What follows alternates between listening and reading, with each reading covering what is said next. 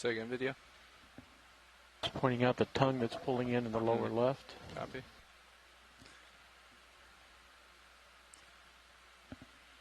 While we're waiting for setup, you're welcome to come on in on that if you like.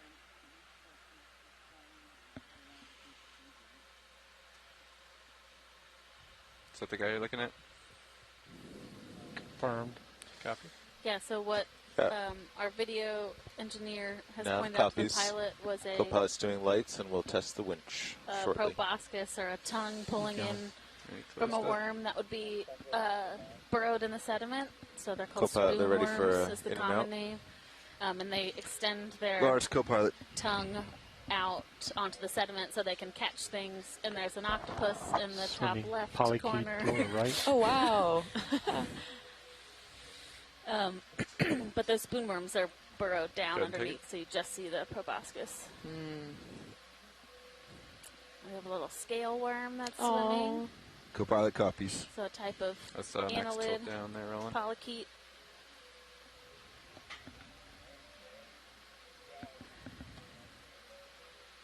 All right. Good here.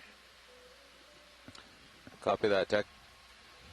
I really love how we settle on these muddy bottoms, and it looks very blank, and then we just sit still for a moment and start looking around and seeing so many little, small things on the water column, on the seafloor.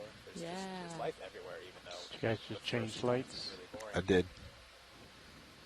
Full Yeah, and I light. think this Thanks, it video. speaks to the productivity of this region. So there are certain places where Swimming you jelly really just don't right of even center. see Copy that. Stand by. much. I'm gonna inquire There's definitely what we things need to do living with, in the sediment, but you Fernando don't here. always see things that Standing are by. on top of it, All right, now, crawling around. Normally, do we anything need to that's bring living Fernando in on for- the sediment He just wanted us to check visually, ingesting so nutrients Okay. from the sediment If, in some way. So we're happy with the that's how they altimeter feed, performing, which or means that are there's you a talking lot about on of DVL? nutrients and carbon no, and just for energy the, that's just compasses. stored in Okay, that compasses. seafloor yeah. sediment. So if you go to sensors, that those animals are able to utilize. Got compass. yeah. Got a little swimming sea cucumber on the right So why side, don't- flapping around. I guess just align due north. Roger. Yeah. Somebody Is that a We'll have shrimp? him I don't know. align That due north. It's moving fast. Yeah.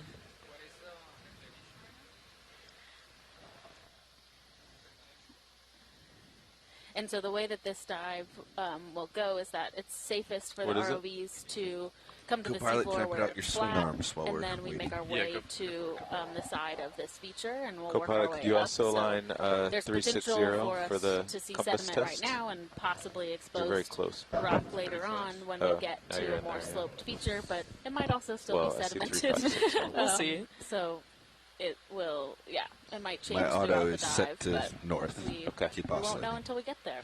Yeah, I think the nav pilot said it's about a 35-degree slope, which Okay. is, the steepest that we've been at along this expedition.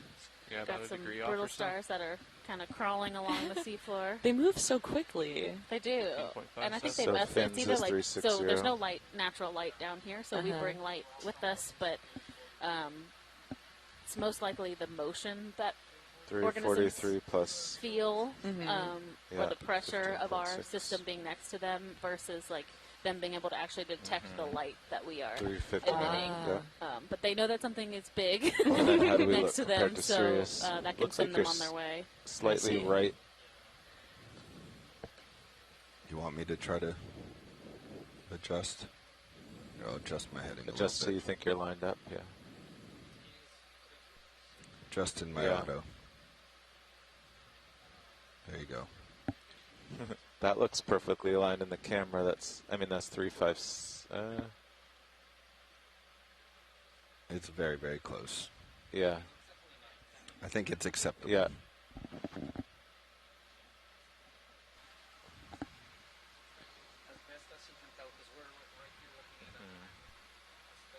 Yeah.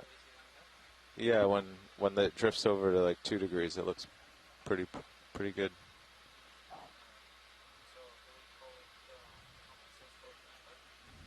Do pilots think compasses are done? Within tolerance.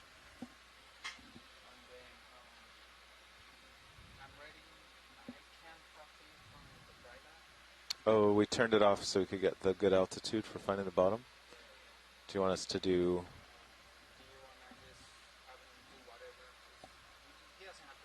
Yeah. Yeah. Okay. So we'll turn off altitude, turn on. Okay. Yep. Are you ready for that now? Turn off altimeter, turn on Nortec. Okay. Yeah. And then just don't set down. You can do whatever, but don't set down for a few minutes. Okay. And Fernando will give us the thumbs up. Sounds good. Altimeter disengaged. DVL on. Should we, do you want to look around here or start with a ship move? You can take a quick glance around. Yeah. Roger that.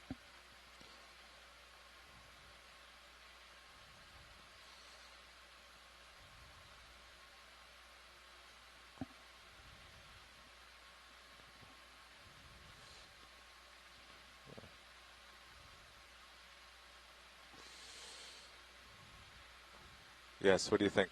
Ship move or look around? We can probably get a ship move in if Copilot's comfortable with it. Yeah. Comfortable. Want to do 40 meters to the north? Works for me. If you lift up Mini Zeus, we can scan out there too. Maybe find a rock or something. Mini Zeus coming up.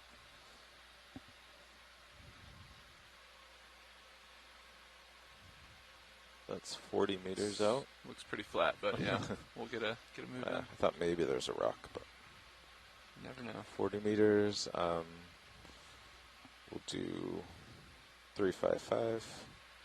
Just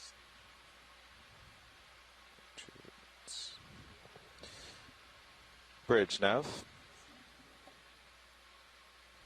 Drawers now retracted.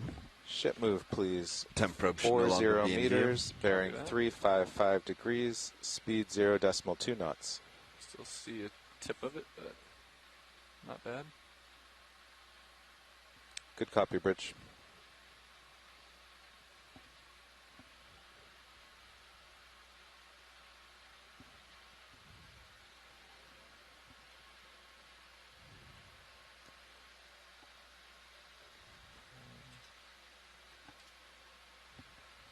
Was that move due north, Nav? I did 355. Copy that. Copilot, or Nav, how's the HP working in cold and deep these days? Did we I believe, modify that system so that it I comes believe on? it's never had trouble starting up. Since when? Video, you Like, can what take was the this change? if you want while we're waiting for Sirius to start We moving. got a bigger pump and motor. Okay. Yeah. So, Since 2 years ago, so as since, far as I know. since the bigger pump and Yeah. motor, we're now good. And actually, Looks like it's got some sediment on it. the not too. starting up might have been traced to Yeah, so not a very Joybuck's button thing fast too. little guy. But so they likely just Okay. have accumulated I don't sediment remember because what there's just a the outcome of continuous all that flow of debugging sediment was. down Yeah. this feature. But at one point, we were I'm starting trying to to look leave through our HP guide, on see if I can low find full a time. more refined Yeah. ID than Holothorian, but I think during the shakedown last year, we Has some ran interesting, normally. like, Then the last hour of the spikes on dive its turned it back, off, which are- let it get haven't seen down to in a 3 degrees cucumber C, and yet. turned it back on. Yeah. I love that We rich could purple ask color. people who are out in the Azores if they had any trouble. But Okay. You want to slide lower right to the white Like our item? chief It's pilot possible here, John. coral, Copy that. Possible. Oh, it you looks see like the smaller little sea yeah. pigs next to Two it. shot. Copy. Got a little more tilt for you. So the sea pigs are cool because you can see through. So they're transparent. So in the center, you can Kicking see the up a little digestive sediment. tract. Apologize. So what they do is they just suck up sediment and they absorb the nutrients out of it, and then they release that sediment. But it gives you a real clear view of what's happening inside. Sounds kind of like worms of the sea, you know, recycling sediment. Yeah. Okay, Yeah. pulling out. Roger. They're so small. Thanks for that shot video. That was pretty.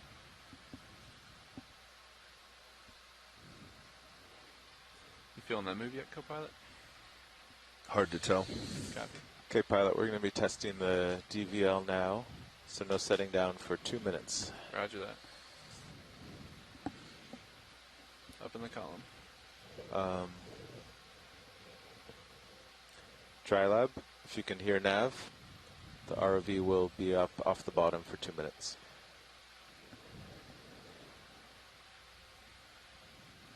Any particular depth, just not on the bottom? Yeah, just not zeroed out. But and you can anywhere, half meter to meter and a half, Roger that. drive around, We whatever. should be feeling that move here in a second. Yeah. Anyways, so that works good. Yeah, if you're listening to the pilots, they're going to be doing a test for a couple minutes off the bottom, so we'll just be hanging out. Yeah, looking at this lively water column.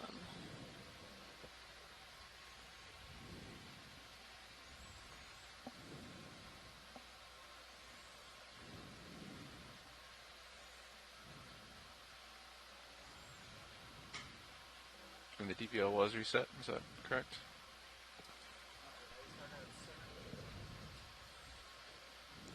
Okay. All right, yeah, the 2 minutes started 15 seconds ago.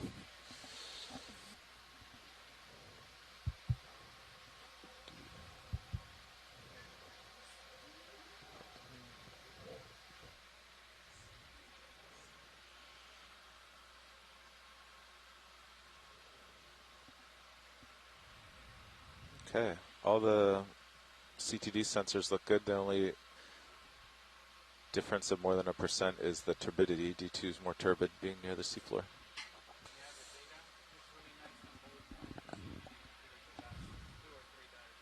Nice. Oh, did you check it today?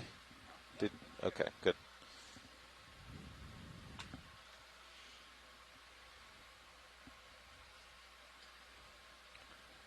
That position move was at a bearing of 355, is that correct now? 355. Yep. Copy that. Co-pilot, if you'd like to bring your heading over to that, you're welcome to. Just a little bit. Perfect.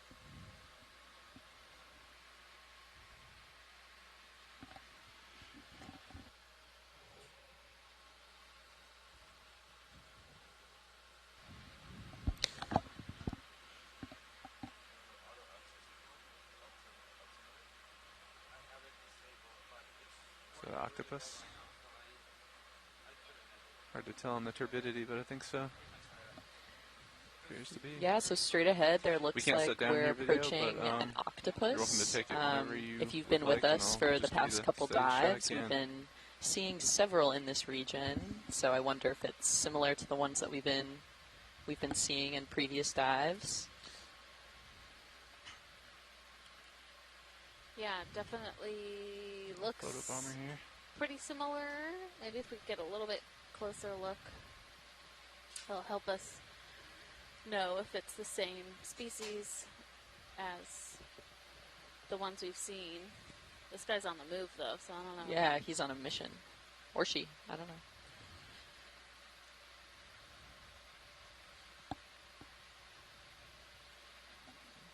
Okay, that DVL test is over, so you can sit down if you'd like. Or, Roger that.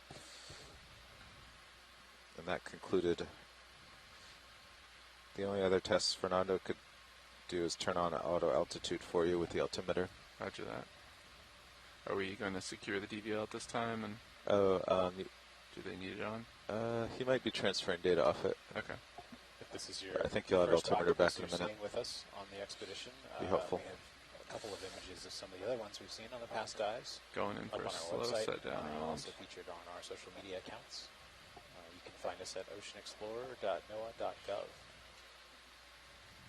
I think that thing in the lower left, maybe another tongue. When that octopus touches it, it'll probably pull in.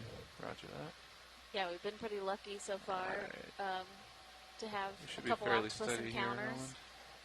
exhibiting very different behavior. Some Let's of go ahead them and seem lead to the just sit octopus there bit. and let us Roger. image them. Others, like this one, are really Go active. ahead, and Birch. whether they're on the move Copy because that, we're Birch. here or he's Ship looking move for is food, we complete. can't really know. Yeah. Careful, yeah, looks like there's he's reaching a for a weapon spoonworm there. right there, so we'll see if that proboscis retracts once this octopus makes contact. Species interactions. There seems to be several sea pigs. Are Yes. those the translucent ones? Cool. Yeah. And Sirius is catching up, so if you want me to move closer, I can go for that as well. I think my altitude is Oh, hitting the getting football. close. This is suspense is killing me. Or the What's tether. gonna happen? Do we need to take a look and assess that? Oh, Kind of surprised that the proboscis Tether all isn't looks just good. retracting because it You can see yeah. that? This feels is some type of Interesting. water movement. directly Look how long below it's me. stretching. wow. So do you think That's the octopus gorgeous. is aware of it? Because like I don't think the octopus is very aware of Would you it. like me to no. push out a because little it bit, looked like Pilot, or there was almost this deliberate attempt to Indifferent. avoid it. Oh, Yeah. Indifferent. copy that? I I'll don't tilt know. down I for you. can't- Just I let don't me think know that if they there's would anything have the you want to capacity do as far as the altitude to goes. know that something like that was there. I'm going to lift up ever so slightly. I think roll, they're and pretty push towards it. Copy. Pulling out as you high go. up on the, I'm not going to say food chain, but they're pretty active, so other animals will probably get out of their way. Holding. Yeah. Copy. Yeah. Creep Especially towards just it. the size alone. Yeah. Rolling. We're getting music. It's really interesting how it's walking, or like seemingly walking, with like Yeah. its back tentacles just hoisting it up and then leading with its front. It's really cool. Yeah, so they normally Cobra, wouldn't can you have light repeat down that? here, so it might be a We were way getting of music kind in of our feeling it ears. out Yeah. before, I was getting too much myself. before Testing approaching, the phone lines in while case they everything happen else to is come going across on. something they don't want to be in contact with. It also looks like the tentacle in like the middle is short, so it's Kind of want to possibly been. pirouette Oh. into its face. Would you be able to Yeah, it looks like turn it's like chopped slightly off or Yeah, above something. me, may have Co-pilot, gotten in if a you feel little bit of a comfortable? fight with somebody. I've seen, because so octopus like to Fernando walk and Dry Lab, crustaceans, this is so Nav. crabs, Oh.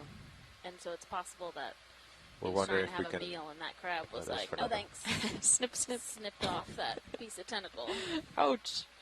And do they don't grow back on octopus, do they? I don't know. I cannot Let get me a know when I'm definitive turning too answer much, on that. Co-pilot. I can straighten out.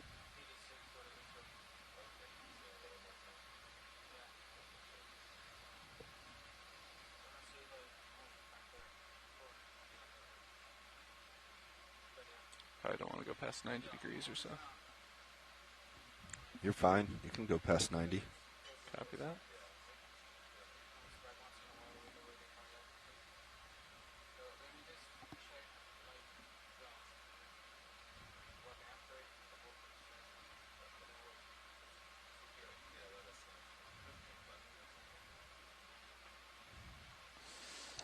Okay, pilot. Hey, John, is the there any Betty way team getting just needs closer? a few more minutes I'll with push the in a little bit. altimeter. And then I'll need to straighten out probably after we go in for a shot here. Hey, John, is there any way you can get any closer for stills? Yeah, I'm pushing in, Art. Thank you. Yep. Let me know if I need to adjust the camera for you.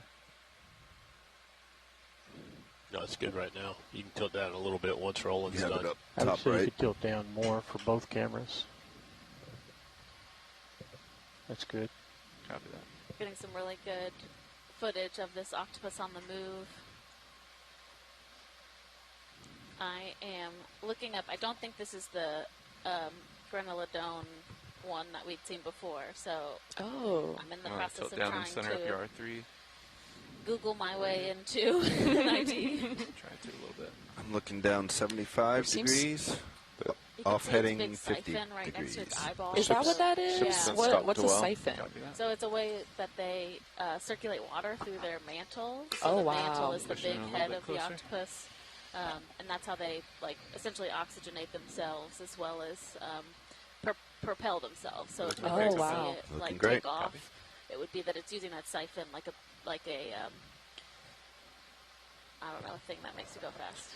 Pushing into the siphon. Yeah, Roger. that's really neat. Jet intake. Yes. there you Ah, go. yeah. I know. I'm an engineer, so. Thanks, Thomas. Yeah.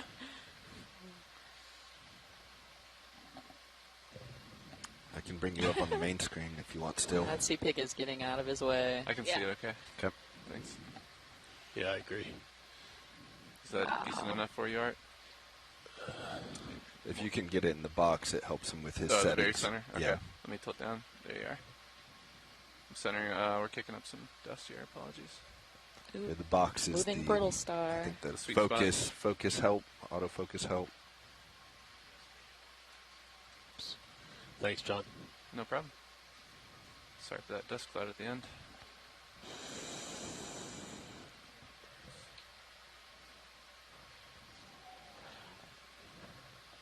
think I'd like to request a primary camera power cycle to try to alleviate this iris issue. Roger that. Did we get all the footage we wanted this for now? We did. Copy that. Let me send her back up with Copilot, and we can get that power cycle for you. Picking up. And while we're not always able to ID Thanks, John. fully on the ship, we Nice do work. have an annotation system that other scientists can access. He does not seem and too so bothered by us. we do our best, but really our main objective here is to record All right, the I'm gonna information, push and then back to we center can with go you, back Copilot, to it and later you on can shore. bounce the Zeus. So it's just the really good close-ups that the video is able to get are really helpful, and then also if we can collect physical samples of certain we can work our way specimens, back over that to is 355. extremely Now I'm helpful for heading. species Copy. identification. So we do our best, we make our observations while we're out here, but there's a lot of work that goes into finalizing the Getting data the about what is on the config here and seafloor when we get back to shore. Bounce the Zeus. Yeah, and while we only have 2 scientists on the ship, Alexis and I, we are also Thanks for following. communicating with many scientists over many disciplines on a science chat on board, and so they're able to chat us online and kind of talk to us in real time about what's going Cameras at on 65. at depth, which is a really neat Ready way for some of rocks? 50 meter connecting. move to the north? Yeah, to let's bounce onshore the science. Zeus real quick if everybody's ready for that. And even Video's though ready. it's a weekend, You ready? some people still like to tune Power in cycling Zeus now. and provide that input. Yeah, we really appreciate our Scientists. We're cycling a camera, so that is Zeus coming expected back for it to online. go black like that. Yeah. Oh, okay. Thanks, Roland. Yeah, like we mentioned before, this is a ROV shakedown dive, so the ROV pilots will be focusing on their engineering objectives, but we'll also get the chance to look at some cool science stuff in the meantime. Good. But yeah, they're working with All right. really complex Bridge systems, now. and they do a great job of operating the ROV. Could we have another ship But this move? just gives them a chance 50 to set up meters, the bearing 355 ROV degrees, for the speed upcoming 0.2 expeditions knots. for this year.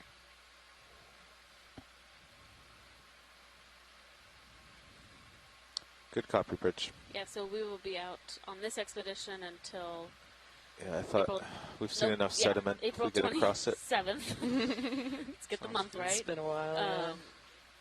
And then Do a there will be a quick mapping zoom on this expedition one, and or then whenever you're ready. future ROV expeditions into this season. So, okay. Ooh, So here we have, is that a stenophore? it might be, but what it's all growing on is an acrorax shell. So it's a Probably type little of cross bivalve here, that stand burrows, but this is a dead one.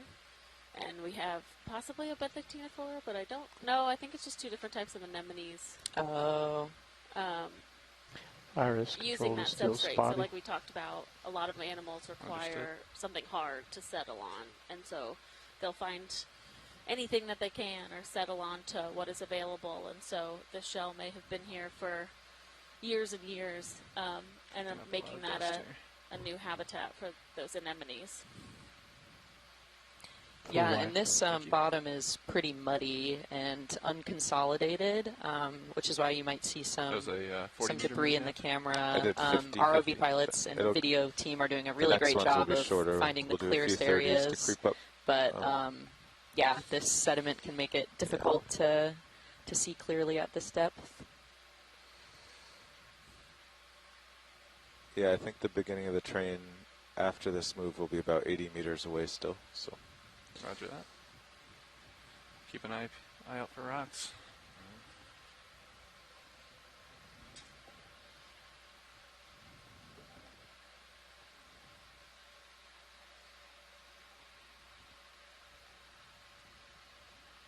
Nothing on blue view at the moment.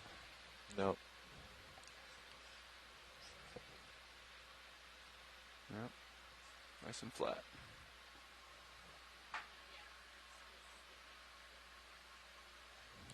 The starboard lower is so bouncy. You're barely even moving and it's bouncing. Yeah, and we Checked it. Yep. checked it good this morning.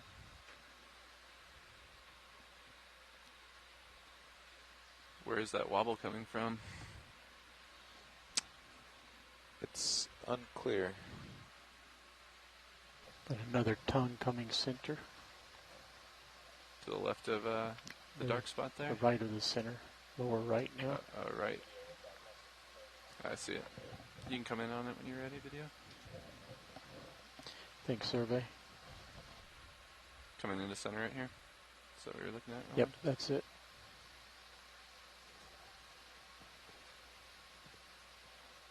Ooh, here's another tongue.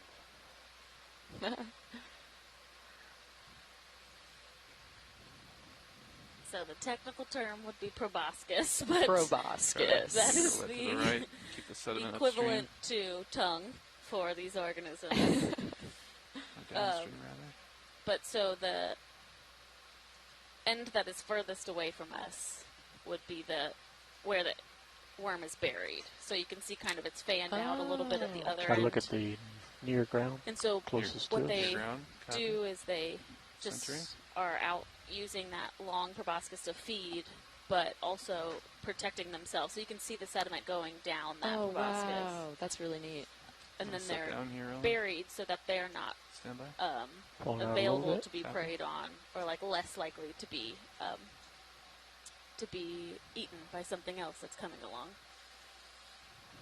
We've seen these a Alright, couple take it. times so far on this expedition, Yeah. and I don't think they're incredibly well studied, but they are. I think some of the knowledge about how they feed would have only been acquired when we were able to get eyes on the seafloor like this. In the past, it would have been dredging or box cores or some way Are you of in good shape collecting here, sediment Papa? in Yep. order to study Camera's them, down but at when you bring them 70. to the surface, they look completely different than they do on the seafloor, and they would never extend their proboscis like this because they would be really nervous about being out of their home. Yeah, I Just love the watch a little bit zoom-ins of that the front camera end here, reveals. then Like we'll you can see rotate all up their little to motions on down the the. shaft. Roger that. You got Would that still be Little time considered here, the little time proboscis? That Yeah. like top portion. I think the whole thing is, and it might have like micro terms for parts of Right. it, Go ahead but and the whole start your thing would be the rotate. proboscis. It's kind of similar. A lot of people might know the term proboscis from butterflies. Oh. So they have a proboscis that they unwind to get nectar out of a flower, and so it's a similar Oh, apparatus. Hold there. Yeah. That's super neat.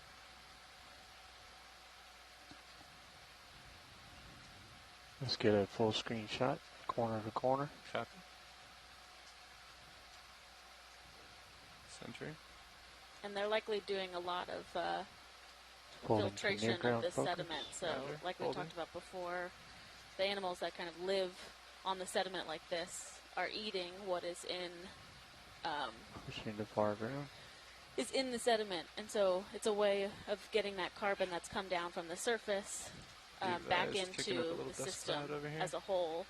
And so once these organisms acquire Okay, that carbon, video's then clear. they might be eaten Copy by that. another Or out. organism, and it works its way back up Looking down into 80. the water column Copy that. in that Pushing way. ahead. So whether it's a fish or a skate or some other type of animal that might be more mobile, they would eat something that is less think that's mobile, an and then that interesting object there. energy is transferred back up into the water To the column in left, the system. or were you looking Just a Ellen? full circle. Yeah. Left. One big connected system. Yeah. I need to push ahead so we don't have too much time here. Copy. It's another one of those darker holothurians. Mhm. Looks like another one of Full those life. purple sea Copy, thank you. cucumbers we just Nice work. passed over. Some more moving brittle stars. So Bob Carney has Pushing out. talked to us in the chat saying that spoonworms have a distinct trace when viewed from above. So essentially like where they've inhabited, Nothing in you'd be able to blue see view yet? pretty well. And that there are shallow water species that have been pretty well studied. So that's one thing that is kind of a Camera at theme with 50. deep sea Copy. biology is there's 50. often counterparts. So relatives that are in the shallow water that we know a lot more about their biology because we're able to access them a lot more Copy. easily. And then when we discover them in the deep sea, we can kind of do comparisons and see if they are Ship have the move still same types underway? of biology or if there's that new correct? adaptations for being able to live in the deep. Yeah, right now we're at about 2,500 meters below the surface, which is super deep for offshore Cascadia. So yeah, it's neat to see these creatures and be able to look at them in more detail.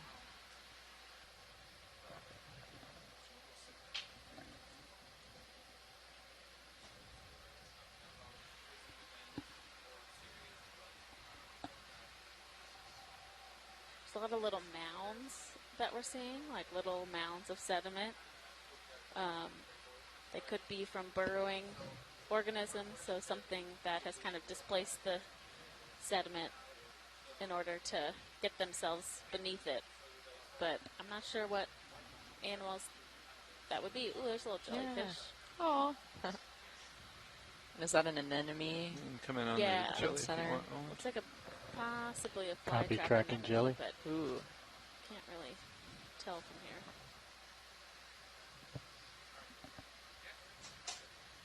Oh, wow. Have we seen this guy yet? I don't know. Jellyfish are a little tough to ID. Yeah.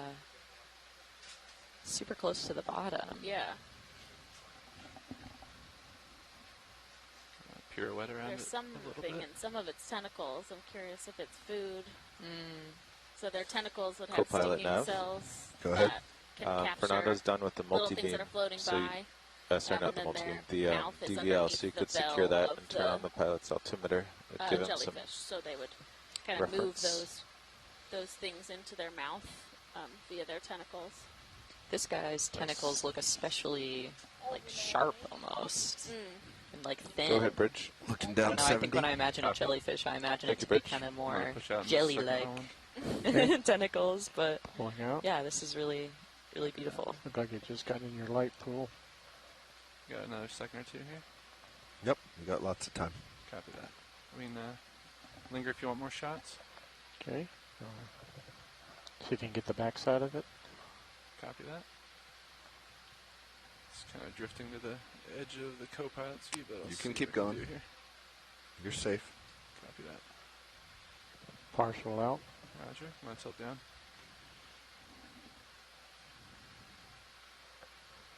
Push it in.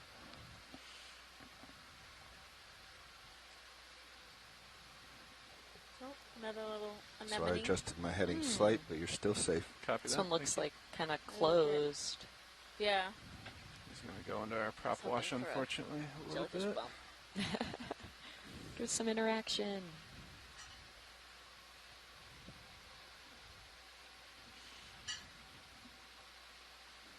All right, now I think it's probably time to let it go. Copy that. Letting it go. The ship Full just wide. stopped, but Sirius Oh, will and swing there for a goes- couple more minutes. That's the cucumber taking off. Oh my gosh! Yeah. See if we can That's such a funny motion. track him as we go back to the direction we're Makes going sense, but Yeah. yeah, It's a pretty cool adaptation to be able to get up into the water column like Yeah. that when, for the most part, we think of sea cucumbers as kind of lumps on the sediment. right. But these ones can really get moving when they need to.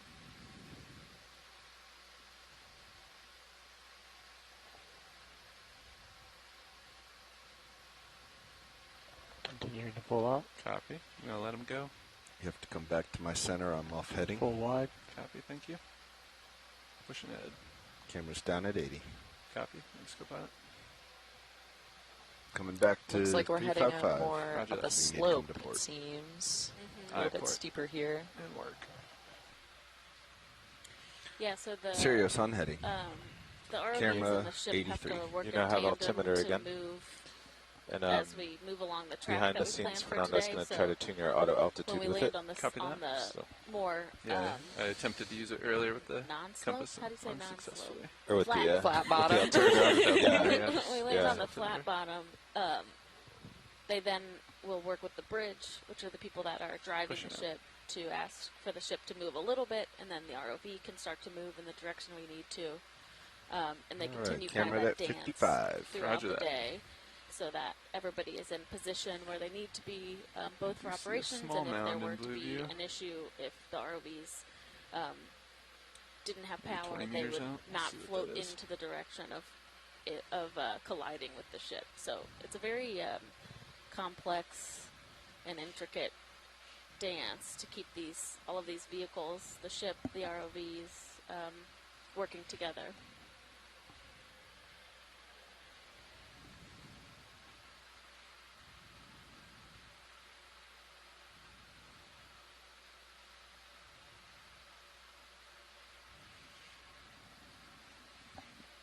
Looks like we have another anemone. Hello. Oh, a little fish is down there. Oh, over on Just the to right. the left Oh. of the Oh, anemone. I see. Go for a quick zoom if you like, Roland.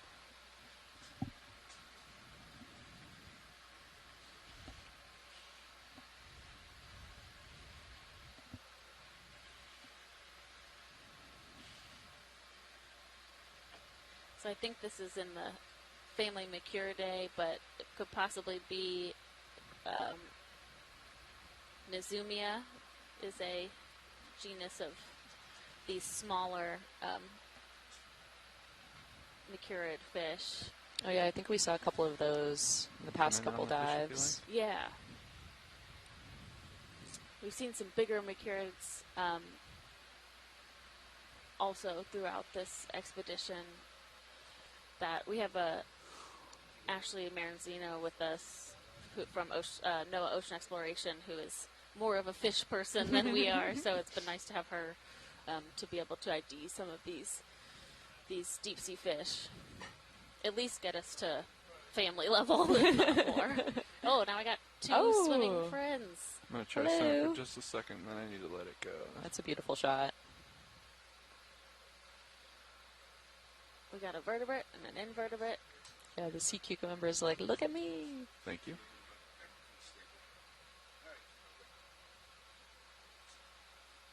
Pushing out. Now, pilot, are we still underway? The ship stopped a few minutes ago. Okay, so we're settling. I bet Sirius will settle, yeah. Copy that, thank you. Sonars are clear, and actually maybe there's a fish straight ahead of you. About 15 meters out. Roger something big. And according to HYPAC, Sirius is now about still 70 meters from even the base of any terrain. Okay. So we might do a 40 next. Yeah. Make sure it settles out. Roger that. I think I'm good with that at any time. We're in a nice configuration here. Co-pilot. Hey, pilot. Hey, video. This is what. Can I ask you a question? Absolutely. So right now you're just driving by the altimeter. If you go to if you try to engage auto alt right now, what happens? Does not engage. Okay, thanks. Does not engage. All right. Would you press it again? Okay, so it kicks you out. Yep, that's what I was expecting. I didn't. Did you want me to try it? Yeah. Go ahead. Nothing. All right. Yeah, that's what I was expecting. All right. Cool. Thank you. Thank you for all your work behind the scenes. Pilot, I overheard a request for lasers. Lasers, roger that, coming on. Thank you. No problem. Lasers are engaged. Where are they? Let's see where they are, but let me get down to the bottom here and we'll see. Yeah, so right now the ROV pilots are turning on these lasers that we can use to measure things on the seafloor. So you can see those two red dots that are approaching that sea pig. And so the two red dots are about 10 centimeters apart. So it looks like that little critter is about exactly pretty much 10 centimeters. It looks like maybe a little bit more. But that helps us to get a perception of how large these things are that we're observing. Get the move in now. All right, calling move. Let's do it. It's going to take a little while. So we'll do 40, and then we should be within sonar range of something. Copy that. What? Copy, thank you. Nav here's dry lab. Stretched out right now, co-pilot, or do you think I can push up a little bit? I kind of want to get eyes on that at some point. I think it's the mountains you see right in front of you.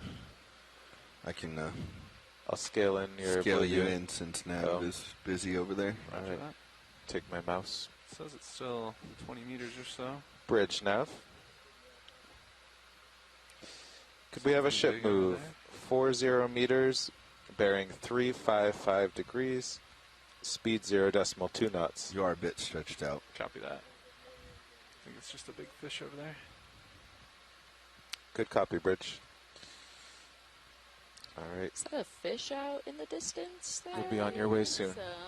Copy that. Thank you, Nav. Oh, so was it the fish that was the bright spot in the sonar? I don't think so, Acrorac shell but on maybe. the bottom. Oh, yeah, some no, anemones. 10 meters I out. think that's just one of these swimming sea cucumbers. Is your mini Zeus kind centered? of Yeah, it settling looks like it. down. Here, I can what's moving try kind to of paint it a down little into bit. the water column in the center. That's the mini Zeus having pan makes. Sometimes you find a target and head for it, but it's actually 45 degrees the other way because the mini Zeus was on your craft or something. Mm. But it looks good. Yeah, try not to move the pan too much if Yeah. possible. Well, we're pretty stretched at the moment, so we'll see what we can find around us for a moment.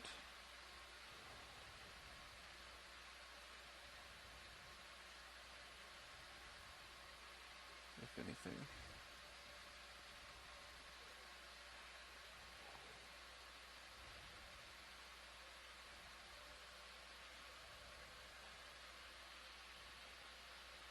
Not seeing much out here.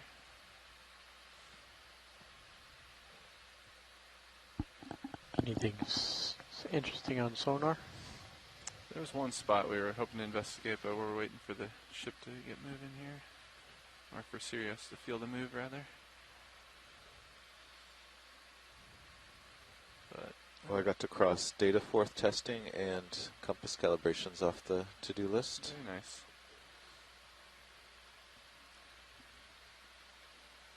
This altimeter seems pretty reliable too. Yeah, I've been enjoying having accurate altitude readings. It's refreshing. Helps with the mud stirring up.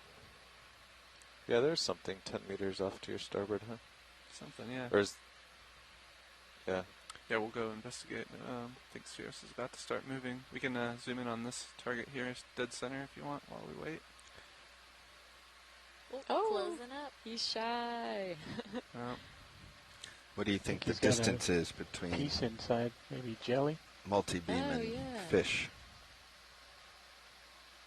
I think there's just two Slant range. anemones. One is in the foreground, one is in the background. But yeah, definitely Just started to asking close in out its loud. tentacles. So maybe when anemones are 7 meters. like disturbed, I guess they And the fish will is close about up 7 meters like a out. big Yeah. ball. I think So that they may pull be all their that big tentacles fish. in. Is that like a protection? Yeah, I guess so. Nice shot. Corals are the same way, so they're all cnidarians, but when they're touched or disturbed, they just kind of scrunch up, and it must be a way of saying, don't hurt me. Closed for business. Stay away. Yeah, so because their mouth is right in the center of that disc, and so everything that's important is essentially down in the inside the mouth and in the stalk of those organisms. So it's the easiest way for them to protect themselves. Just upper left from that anemone is a white thing below that black shape. You're open to take it? Right next to the lasers now. Oh, I see it. If you need me to move up closer to it, I can. I think I got a few feet. It's another one of these guys, holothurians. Yeah. Yep, another one of these sea cucumbers that we see a lot of here in this area.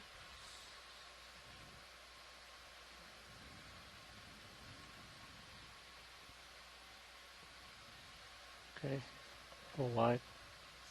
Sure. Absolutely, yeah, we got plenty of time here. Would you like me to get closer to it for you, Art? Copy that. Let me scooch a little bit forward. Hopefully he won't close too much by the time we get over there.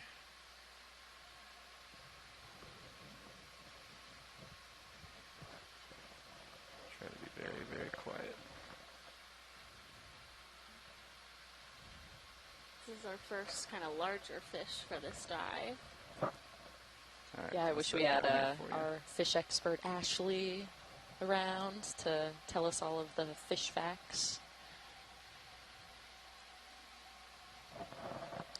Centering for the R3. And so That's actually as far down as I our can video tilt. team has requested that we Okay. look at this anemone again. Copy it So back we up if you have need a really great crew of videographers who take stills from the footage that we find in the deep sea and are able to make it look as beautiful as possible and distribute it for everybody to see, these creatures. No problem.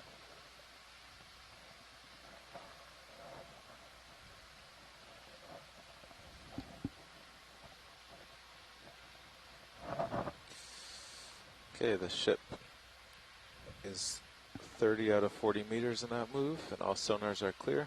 Roger that. We do think that lump in the blue view was the fish. It's now gone. It's too close to see. Copy that. Seeing another mark 20 meters out to the port. Might be another fish though. They seem to be plentiful here. This guy might be camera shy.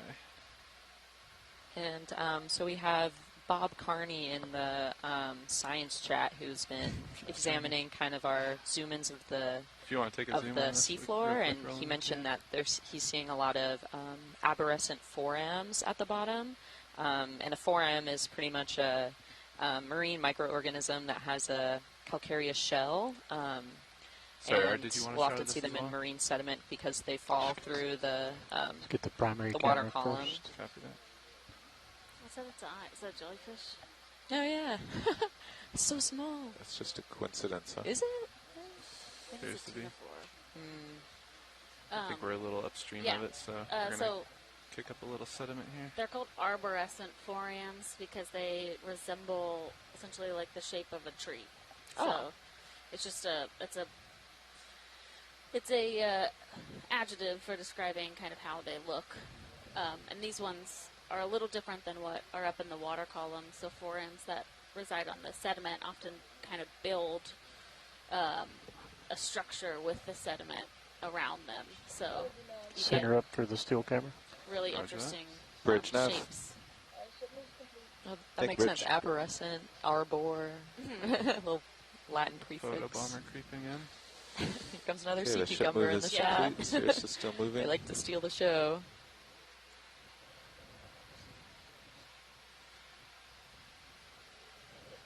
No problem.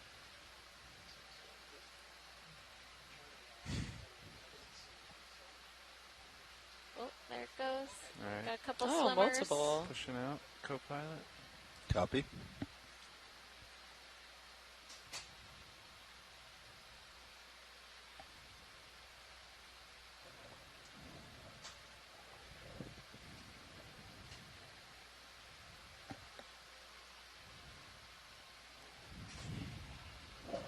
I'm going to zoom out your sonar pilot.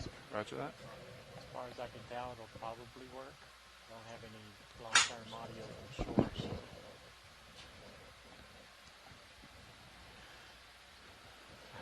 I saw I sent an email. I haven't read it though.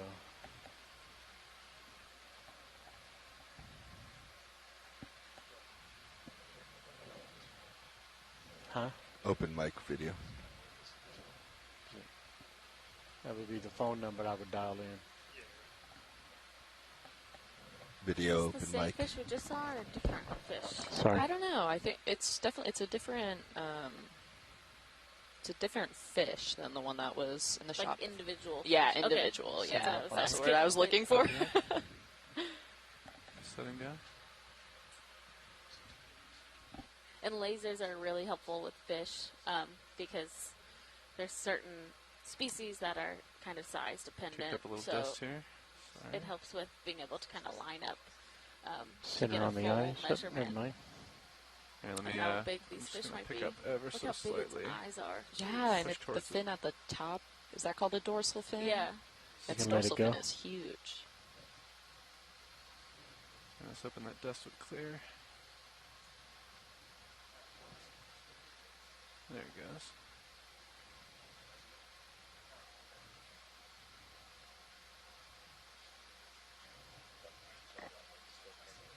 Coming down. Yep. Dust is clearing if you give it a few seconds. In video, if you guys want to get beauty shots, feel free to turn the lasers off for a minute. I'll turn them off just for a second. Feel free to let me know if you need them back signs. Will do. No problem. Yeah, one more video side profile. Bridge, are we now? Yeah, there is an odd That's good. protrusion kind of behind the fish. It's kind of hard to see, but yeah, right behind the dorsal fin, it looks like a Copy that, Bridge. Could we maybe cylindrical sneak sort in of one more move before that? thing. Not sure what that is. Oh. Okay, stand by. Pilot, if you jump out ahead, we could scan and do one more ship move. Then the bridge wants to do a heading change. Roger that. Oh, I like that plan. Let's try to sneak it in if we can. Yeah.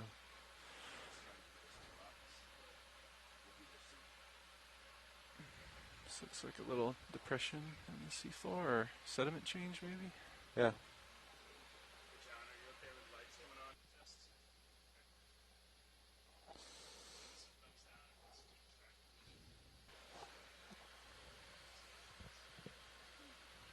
Okay. All right, pilots. D2 stretched out. Are you good for maybe a 30-meter move this way? Camera's at 40. I'm good. Works for me. Okay. Thanks. Bridge, nav. Can we have a ship move? 30 meters, bearing 355 degrees, speed 0.2 knots. So we are making our way over to the side of this feature. You can hear the Good copy, ROV Bridge. nav communicate with the bridge, asking for them to move the ship so that we can continue to move the ROVs in that direction. Your video's off, offline at the moment. Copy that. Just trying to see what we had here. All right, so after this move, I anticipate we'll see things on sonar. Sounds good.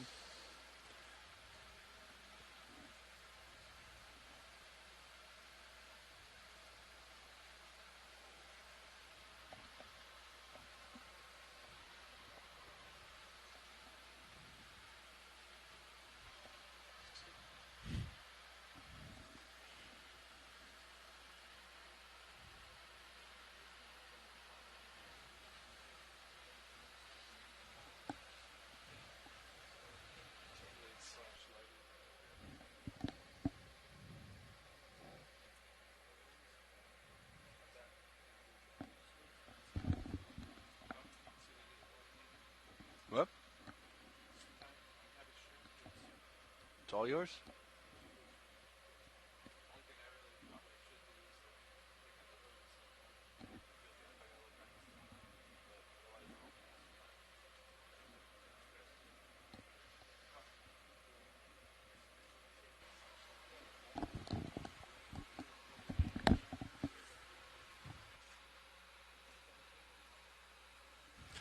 That ship move was at 355 again, is that right, Nav? Yeah, and it's underway now. Copy that. Yeah, it's about 10 meters in. What's that below my feet? Interesting color. Just anemone, most likely. Yeah, it looks like an anemone. Thought it might have been something slightly different.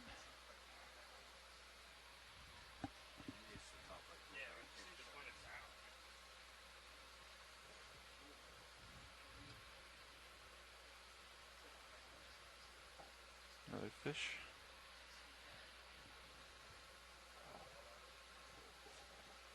So we hope that you've been able to tune in with us on other dives for this expedition, but if you are just joining us, this is the EX2301 expedition. This is our first expedition for the 2023 season. So the majority of the ROV dives have been dedicated to what we call ROV Shakedown dive. So it's making sure that the ROV is able to function and perform the way that we need it to for the rest of the season. So our GFOE, the Global Foundation for Ocean Exploration team, has been working hard. Say again, video. Ensuring that all the systems are operating as they should be. So like. We haven't had as many science collections. Do you want more of a head-on shot or side profile? Nice side profile to start with, and throw we're lasers starting on to kind of initially. ramp up, starting hopefully for the rest of the dives for this expedition to be able to I don't want to get too far in do a front bit of more its face scientific because I think that's the observation upstream direction. as we continue to Don't see lasers on yet. Lasers achieve coming these on. ROV objectives. Sweep across the body. This is a nice Mercurid fish. And You kill can see those lasers. two Big guy. lasers are 10 centimeters apart, so that allows for a measurement of the fish And for just slowly go to biologists to the be able to eye. use later, which can help determine species ID. It looks like its dorsal fin possibly has been chomped. They're normally a bit more angular, and so this one seems to be pretty short, but we're getting a great view of this fish's face right now.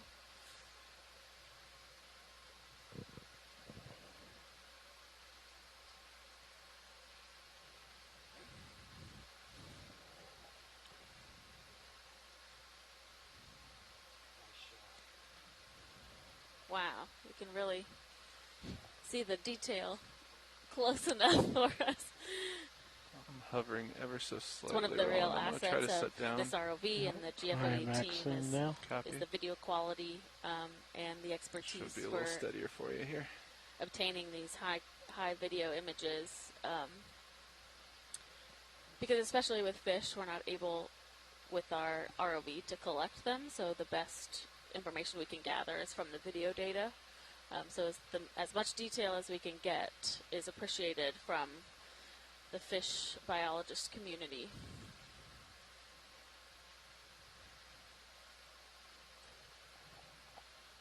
Read my mind, Joe. We've got a nice sea pig right in front of him. It's like we've done this before. Yeah. Scotoplanes.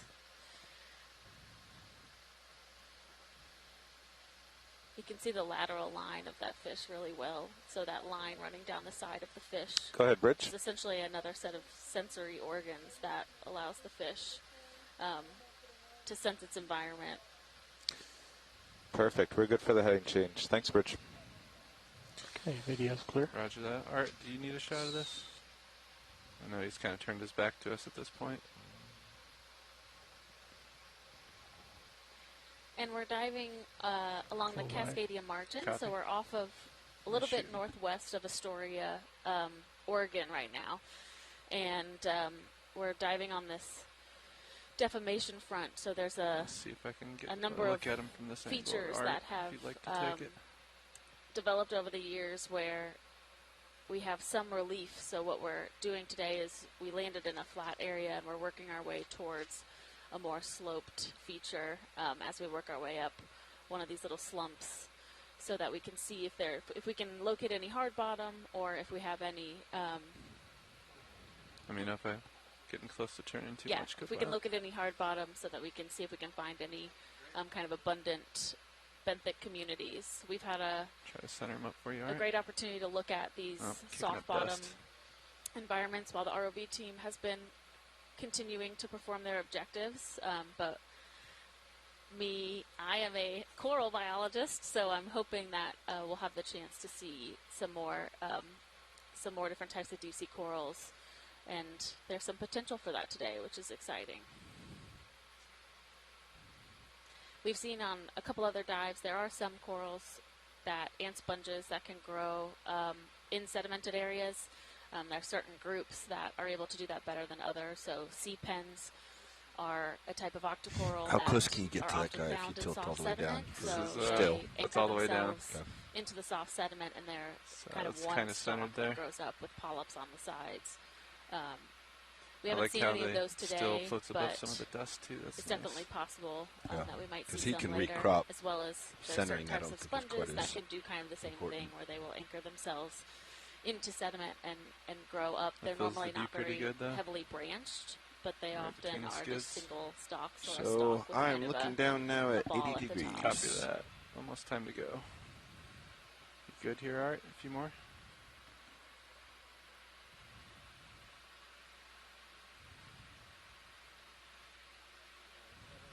Alright. We're going to push out, Art, if that's okay.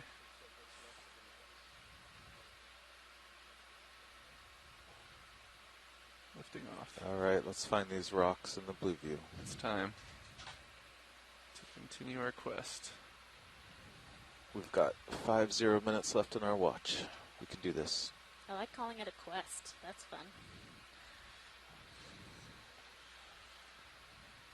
Have to find our mystical rock.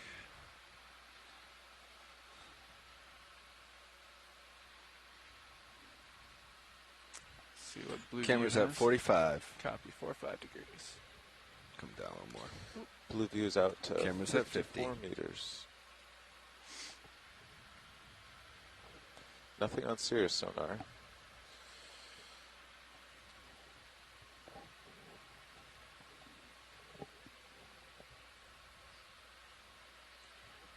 So there have been a number of dives in this region with different types of vehicles. One of the main assets of bringing D2, the Deep Discoverer vehicle, out here is that we can dive to pretty deep depths. And so WOW Express, which is a campaign that involves a number of federal I think agencies, that might be your first rock. like NOAA and USGS Going with and fish. BOEM, as well Long as academic and partners. Tapers at the end. It's a big fish.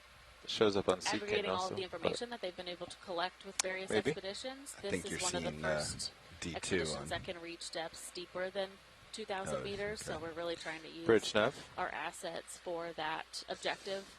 So today we're currently at Excellent. around Thanks, Bridge. 2,500 meters, Keep but another move earlier in going the with expedition we co-pilots. were able to Good go for to you. Yeah, deeper do you than want to do 4,000 3-0? meters. Co-pilots This go allows first. us just to get Okay. eyes on the seafloor at these Nav. depths where This heading, or do you other want to vehicles turn a might little not right have to that find that capacity. object out there? He can reach it, I think, from here. There's a number of these dead Or at least get Athabasca eyes on them. shells, It's 30 meters ahead which is still. interesting. I Okay, wonder- so we'll makes stick me with wonder 255. how, Yeah. those Sounds good. communities might Okay. be, how I think dense those co-pilot or communities might pilot be has under enough to the get Bridge eyes on. nav. sediment. Can we have another ship move? 30 meters, Feel free to come down bearing a tad. 355 As you're degrees, comfortable. speed 0.2 knots.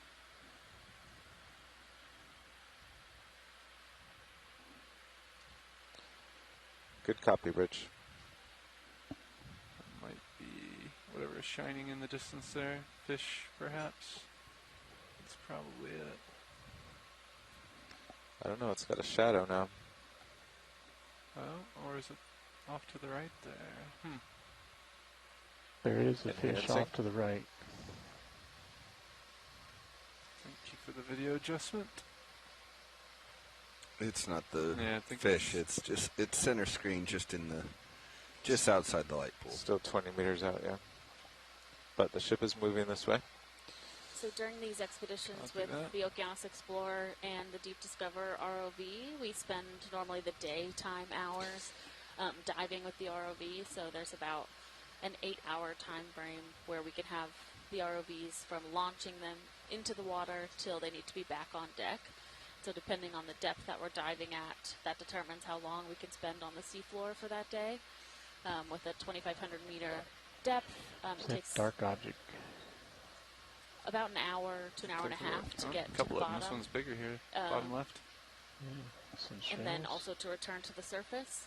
And so with the time on the seafloor, we try and cover about 1 kilometer of distance, depending on how quickly we're able to move and how interesting what we're seeing is, whether we want to stop and look at a whole lot Feel of free things. to come in. But that allows us just to try and get as much ground covered as possible. We have more of these dead shells, but you can see that it looks like anemones that are kind of, one of them is closed up on the left, the other one is open on the right. Use this as a habitat to settle on, so they use that as hard bottom. And then you have a little crinoid, it's a little feather star that's hanging out on that shell as well, which is a type of echinoderm, so related to the holothorians that we're seeing, the sea cucumbers, and Video's clear. the brittle stars, but they're really delicate animals, and when they decide to, they can also swim with those arms, so they'll pulse the arms through the water, and they're able to move themselves, at least these ones that are not stalked.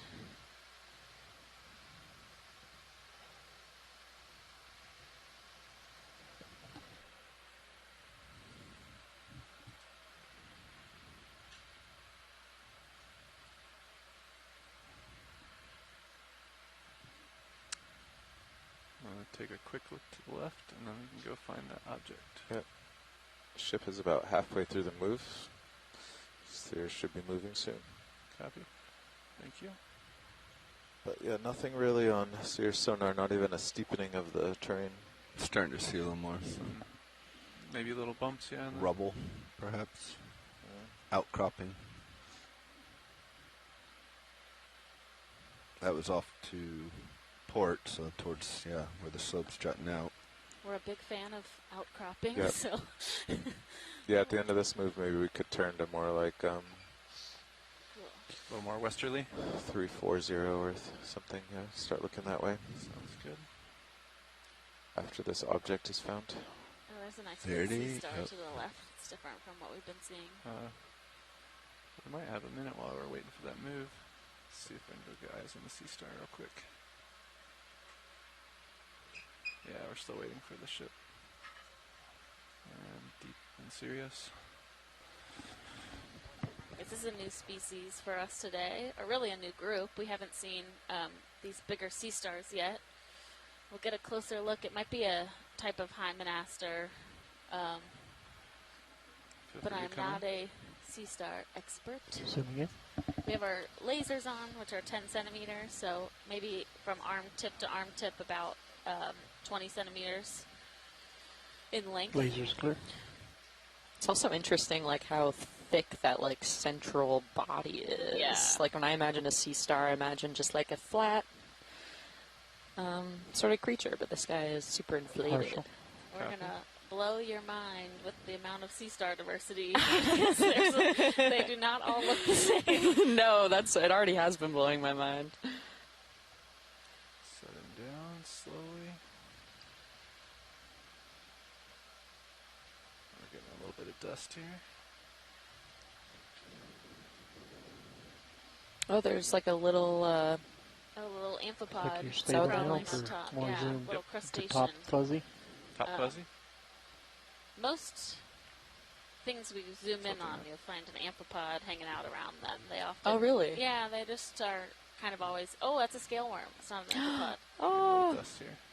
So it's just a little polychaete.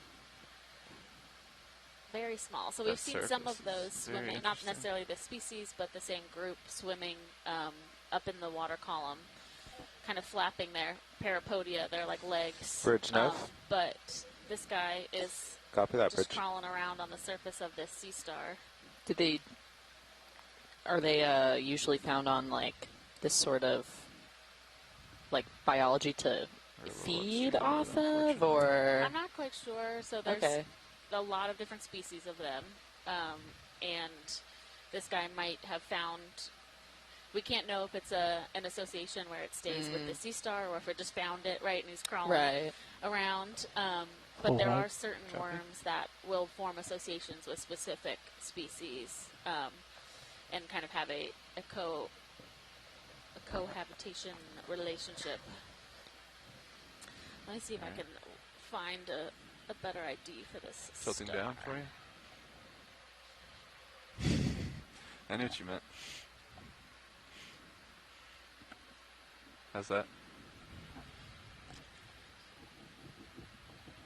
Yeah, so Bob Carney also kind of commented on the expanse of dead Acrorax shells. And Bob, if you're listening and you can type in, I'd be curious, like, your opinion on why Dust we might is be seeing slowly those, clearing. or if there's anything interesting about those being in this habitat. I've seen them before, and I've collected one or two with a push core.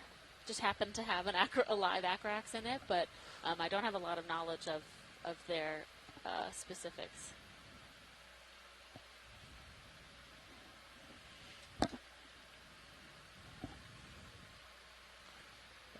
Closer up to it? Is that what you got? Yeah. Let me, How far down can you tilt? this is max tilt down. So that's about as close as you can get. I can put it in the bottom of Art's frame and move a little closer if you like. That's about what I can give you, Art. Do you need more light, Art? We're going to zoom on a primary camera. Copy. I'm also starting to move, pilot. Copy So that. You got tethered to your object.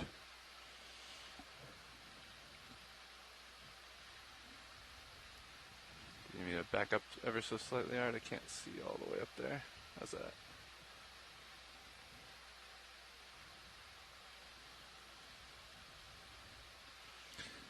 You want any additional light? Good. Yeah, so this is what I Copy. was curious about that Bob Alright. has responded with is that acaraks are known to be in areas where there's high sulfides in the sediment, and so there's some type of Camera's at 60. Roger that. Pushing out to object. not hydrothermal. What's the word? The methane seeps? Yeah. So there's some type of seepage in the sediment that would be diffuse follow you seepage over. in the Copy sediment that. would be allowing these organisms to live in this area. But because we're seeing them dead, there's probably no longer 10 that meters seepage straight happening ahead. here. So at some point, that Roger would have that. subsided from this There it is, area, that and it octopus. doesn't. Oh yeah, an octopus. Oh, look, Oh, rocks! oh my gosh! Doubted our navigator. Hooray! Boom. Octopus and rocks. Navigated to What an rocks. amazing What would shot. we like to take a look at here? There you go, Paige. Hooray! If you've been following us for Be this advised, expedition, about we've 80 been degrees off, surfaced on a lot of Roger that, 80 muddy, sort of flat Shipment's bottoms, Just and we stop. haven't been able to see a lot of But sort of think if larger we rock turn- structures. I mean, we But could look at this, but right if we now turn we're just to looking at 322, we'll a be at the base of protrusion the through the actual sediment. cliff. Roger that. So no, co-pilot, or you're down pretty far actually. Yeah. Sounds good. If you could stretch out here without moving the ship, that'd be good. So, I'm going to hop off for a minute, but before I do, I'm going to look at this rock. for Please some biology. stay. Yeah, there looks to be like a lot of organisms that have attached to this rock. Yeah, so Co-pilot, like should we've we- talked about before, pilot, do we you think haven't we had a should chance move over to here? see it yet. A lot of benthic organisms. Co-pilot does not. Okay. Like If co-pilot's need somewhere to comfortable, settle, we'll so they just need a hang hard bottom to Yep. settle to. Co-pilot thinks we and should so we head can for the see slope. there's We'll see more. two what look like Pilot corallimorphs, concurs. so a type of what's I called can like a also come false down and give you coral. some more, but your Roger. tether Which looks is a fine at the specific moment. group of Copy that. cnidarians, so they have those balls on the tips of their tentacles. Are those like Right on the left purplish edge of that white? Yeah. Roger that. The ones that have their long tentacles out. And Right then down bottom right screen? in front of Yep. us on the rock, Roger there's that. that white, what looks kind of First fluffy. rock of Yeah, the Growing expedition. edge. along. Yeah. That's probably a stoloniferan, so it's a different type of octocoral. So I'm going to keep you off that screen slightly. crawls. Copy that. So it doesn't Oh, grow wow. on You its have own more tether? stalk. They just grow on a surface like this, and so when we have the chance to zoom in, you'll see that they Can you have the come on 8 in, Nolan? tentacles on each polyp, but they don't Slowly have sitting down. like a branching system or a stalk. They just grow on a surface like this. Oh, there's also a sea star. Oh, is that a We have is that a sea star on the bottom? Oh, yeah. I It thought that was looks a like crab, It's but on like a sponge, Oh, yeah. possibly. It could be live or dead. That sponge doesn't look Huh. too great. oh yeah, I'm seeing those polyps that you were mentioning. Yeah, so this is a close-up of these stoloniferan octocorals. So octocorals are a group of corals that have 8, what we call pennate tentacles, where they have those projections coming off of each tentacle.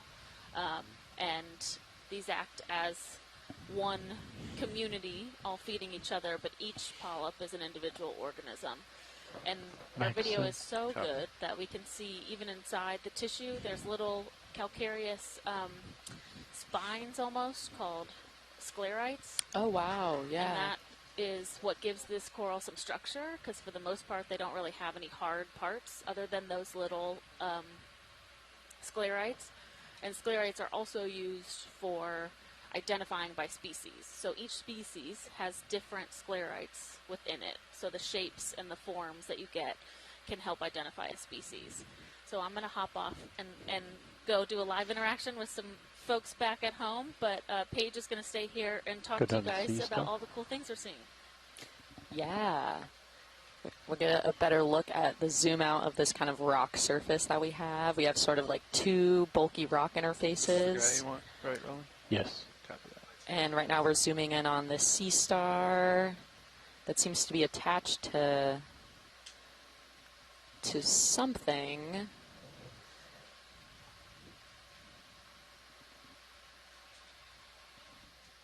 Can't quite tell with my geology background, but I'll try my best to talk Fog's about coming on. some of the biology that we're seeing on this interface.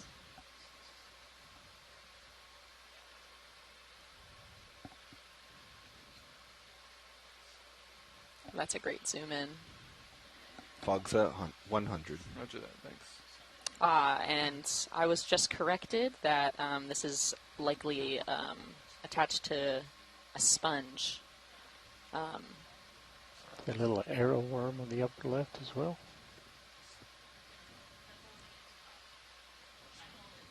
Seems to be stuck. Getting a little dust here. Coming down on fogs. And so when we're seeing these like these rock masses that protrude from the surface, Shall we turn one to of the things that we try to look for is to see if it's a precipitate of some kind, which means that there's some sort of chemical that's being brought up from beneath the ocean floor and is precipitating on the ocean surface.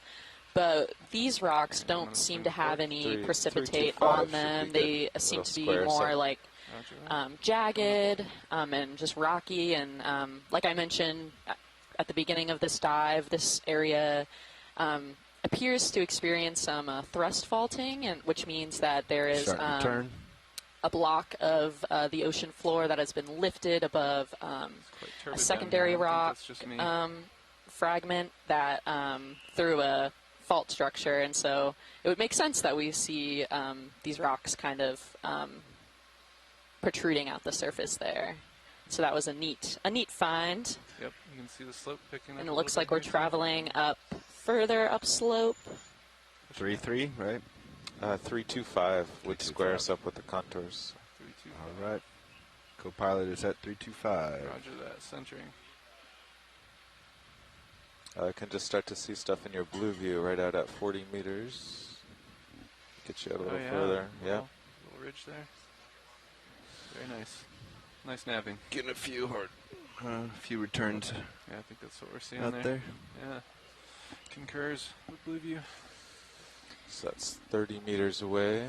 And so, like Alexis mentioned before she left, she's participating in a live interaction. And so, the cool thing about while we do these dives out in the middle of the Pacific Ocean is that we're able to host a telepresence line where we can essentially host a Zoom call with a group that's on land. And this is pretty unique because there's not a lot of still reception out here in the middle of the Pacific, so it's really cool that we're able to connect with these groups online. We have a ship move 30 meters, bearing 325 degrees. Students at schools and speed kids in elementary school to more established organizations like the USGS, which is who Alexis is talking to today. So, yeah, right now she's on live. Good copy, Bridge.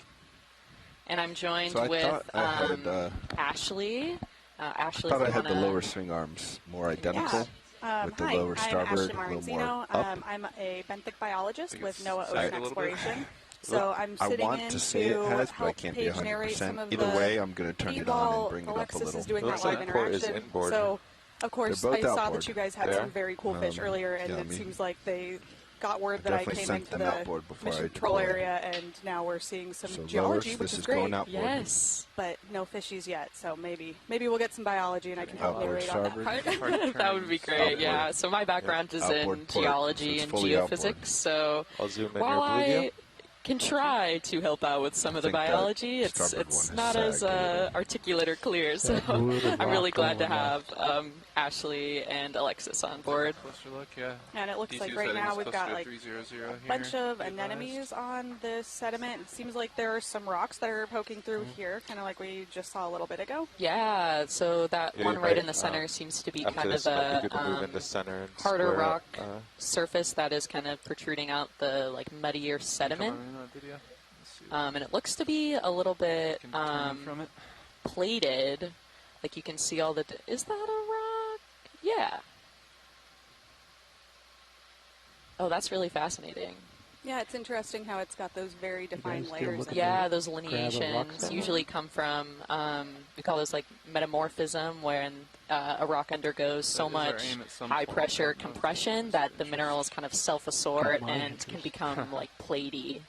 There seems to be some creatures who have adapted to this hard substrate. Yeah, a lot of the benthic organisms we'll see, so benthic just being on the bottom, a lot of them really like to attach to some sort of hard feature, so I imagine that they're really going to take advantage anytime there's one of these rock outcroppings kind of breaking up the softer sediment. So we have, it looks like maybe some sponges. We've got some tube-dwelling worms in there. But yeah, a lot of life surrounding that one small little rock area. Yeah, and what's interesting about this change in slope is that there seems to be larger cobbles, and a cobble is just like pretty much just like a larger accumulation of rock sediment, and you can kind of see those nodules around surrounding those. I'm guessing are anemones, those orange. Yes, those all look to be anemones to me. Very cool. Yeah.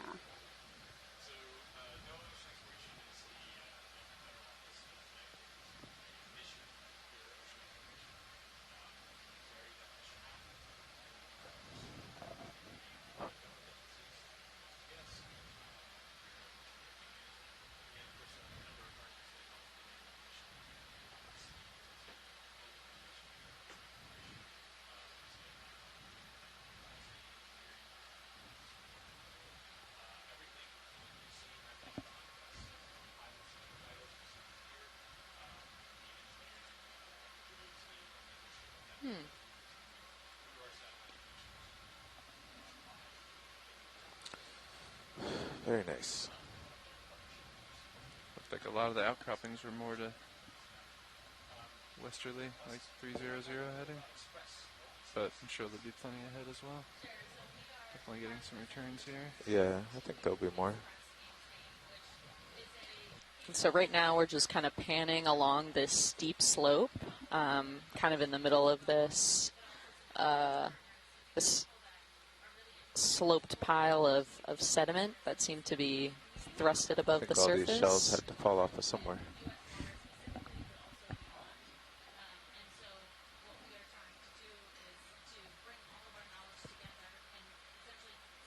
Yeah, with all of these anemones and there are a bunch of different types of sea cucumbers here. Imagine that this is a pretty productive area that they're able to get a lot of marine snow to feed off of. But hopefully we'll find some larger rocky outcroppings that have even more life on them. Yeah, it seems promising given the cobbles that are found here. Whenever we see rock, the first thought is, where did this come from? And so if we're seeing large cobbles, it must have come from some sort of hard rock slope, which would be really exciting to see.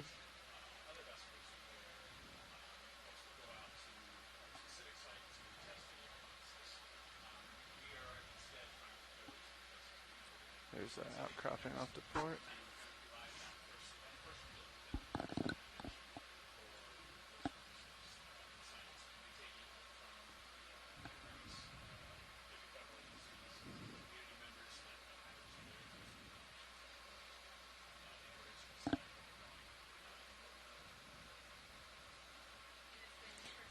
And just as a reminder, if you just are tuning in, this is EX2301, and right now we are north of Astoria Canyon at about 2,500 meters of depth, and Astoria Canyon's right off of the Central Oregon coast. And right now we're exploring the Cascadia deformation zone, which is an area where the oceanic Juan de Fuca plate has been kind of mashed up due to the tectonics in this region and formed these series of parallel thrust faults. And right now we're kind of at a region of uplifted sediment. If you find something good out here. Yeah, sounds good. And yeah, it looks like a little crab is. Yeah, there's a crab, and then it looks like there's another one of those small the ship just stopped, corids or rat tails. Co-pilot will go behind it. That little co-pilot's still ready. Oh, is that right that fish? Yeah. We'll give it a few minutes. And then we'll see what we've got for the crab here. A bunch of brittle stars are coming into view as we get closer. I think Sirius might end up slightly upslope of these rocks. We might have to turn and find new ones, but we can see. Oh, I lied. That's a little snailfish. Oh, they're so cute.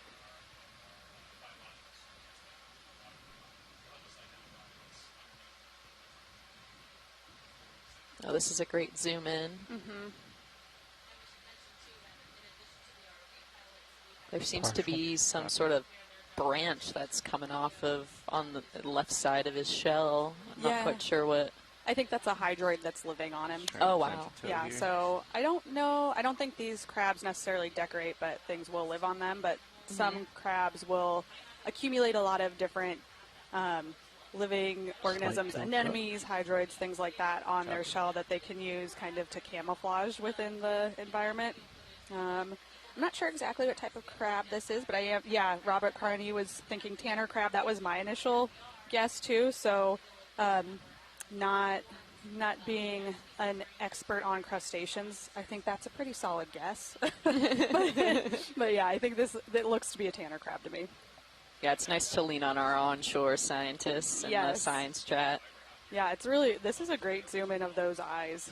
Yeah, well, do you know what those little like pinchers are in the center in between his eyes? I'm curious what. So I think those are appendages that are used for feeding, so that they can kind of, I think. But again, not a crustacean expert, so if any of the scientists on shore know better, please do correct me in the chat. We'll update the viewers.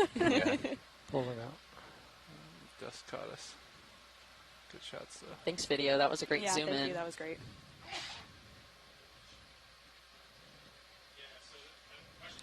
Dust made me sneeze. Alright, how are we feeling here, co-pilot? You caught up to me a little bit? So what did you say that small fish was? Or you said it was a sea snail? Push out. Just a snail fish. Oh, a snail fish. Yeah, there are sea snails, but they are a type of gastropod. Okay, and there on it is. On the bottom, yes. Edge of review here. You're getting some bioterm, and I love it. But Great. yeah, I'm trying my best. there are a lot of confusing names in biology. Yeah. But yeah. So right now we're looking at a really, really beautiful rock outcrop, it seems. You can see the linear foliations here. Yeah, and this is a pretty gigantic boulder. And there seems to be a couple anemones that are growing on the side of it.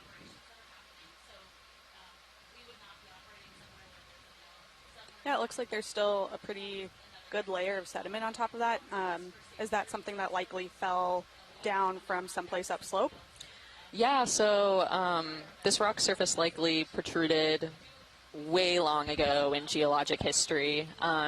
And that type of sediment that we see on top, that sort of muddier, siltier sediment, is likely both probably fell down from upslope, but then also just accumulated from should be able to keep this heading, the water column and sediments kind of descending from the water column, which sometimes we've seen in creatures that are just sitting on the ocean floor that just have a pile of sediment kind of on their back. I would imagine it's a little bit of the same sort of process.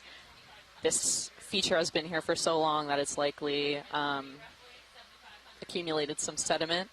Mm-hmm. Yeah, and so that sediment is usually called, the ones coming out of the water column is usually called marine snow, and it's particulate matter that is falling down from the upper waters, and it's very nutrient-rich. So that's what a lot of the organisms down here are feeding on, either collecting that marine snow from the water column, or like for those sea cucumbers and that spoonworm that we were seeing earlier, actually collecting it off of the benthos once it's fallen down. Get a little camera tilt up to look out into the distance. So exciting seeing our first rocky bottom. Oh man, I am so ecstatic. I wish you all could see me on camera. I'm just having a great time.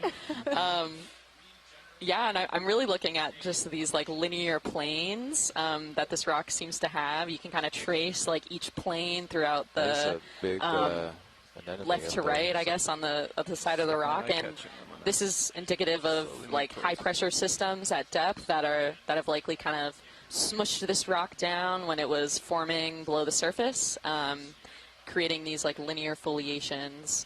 And it looks like we're zooming in on a Alexis mentioned this earlier, and I totally forgot the name. It's some sort of Coramorphalia. Mm-hmm. Coramorphalia. Yeah, let me wrap my mouth around that scientific name. There's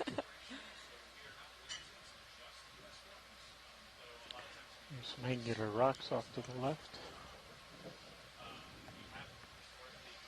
There also seem to be some rocks that are just Are we zoomed in right now? that are not cemented into the slope, and I would be curious if maybe we'll be able to grab some of those rocks, but we'll see as we keep heading up slope. Ship is stationary now?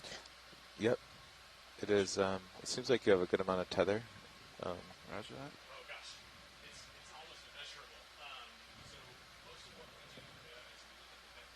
Would you like to zoom on this video? Yes. Have at it. That's a nice color. You finally get to set down without stirring up huge sediment. This is such a good zoom. So this is in that group of cnidarians, so it's related to other anemones and like corals. So this is that's going to be where all of the food goes in, and everything else comes out. So it's kind of like its mouth, it seems. Yes, yeah, it's just a really good zoom. And you can see the polyps on him.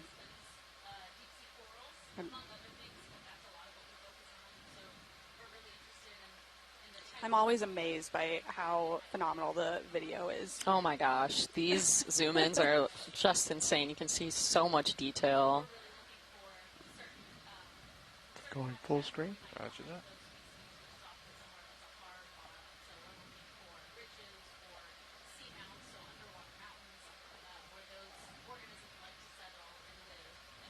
Slight tilt down. Good job.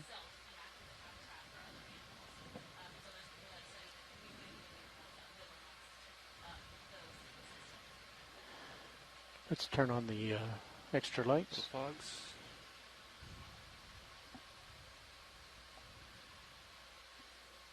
Hold there. It's beautiful to watch those polyps kind of dance in the water. 50. Okay.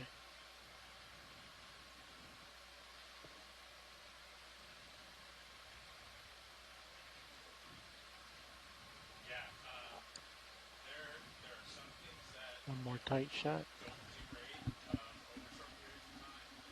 Holding. Would you like me to center them? Orifice? No, that's fine. It's a nice mix.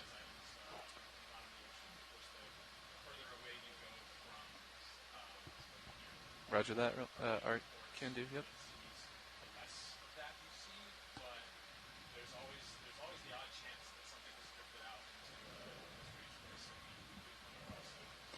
And you go ahead and set for the still camera. Roger that. I'm gonna scoot back just a little bit, Art, and try to move down.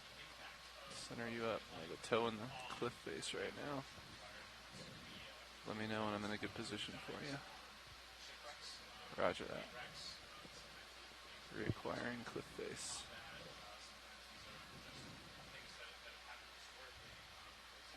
Nice shooting. That looks great. No problem. Full wide. Copy that. There are lots of rocks here.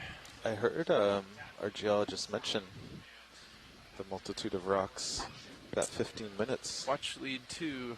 Do I have you? So, Paige, do you think that these rocks are really like part of the bedrock and stable, or does it look like they're maybe smaller pieces of rocks that have tumbled down and might be loose rock piles? Yeah, so this is definitely a loose rock pile, but the laminations on them suggest that they are still a part of the same sort of like basement rock that they're formed out of. So I would say if we're able to get a sample of one of these, that would be great. Hey, watch but lead 2. if not, this is Pilot, can you hear me? Oh, okay, sorry.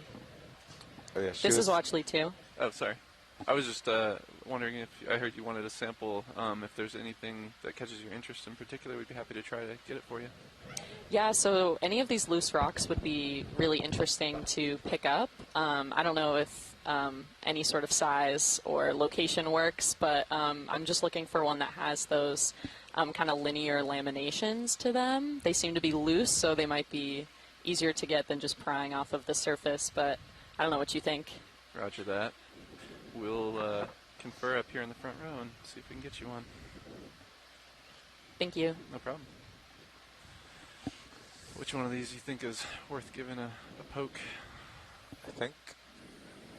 Do you have the lasers on? Lasers coming on. Oh, that helps. That one closest, like closest I can do to the this enemy, if you want to just do to the right of the lasers now. I see. Centering on it. I mean, that looks a little small, but it looks loose and definitely doable. That's true. What do you think, co-pilot? Too small? No, it looks fine. Don't see any other slightly larger ones in the near reaches. I say we give it a shot. Watch lead 2? This is pilot? Yeah, this is watch lead 2. I think we're going to go ahead and give the one that I'm centering up on the lasers with a poke. It's a little small, but it seems to be loose and a viable candidate. Yeah, that one looks great. Roger that. Hopefully this isn't just clay with a coating on it. Mm-hmm.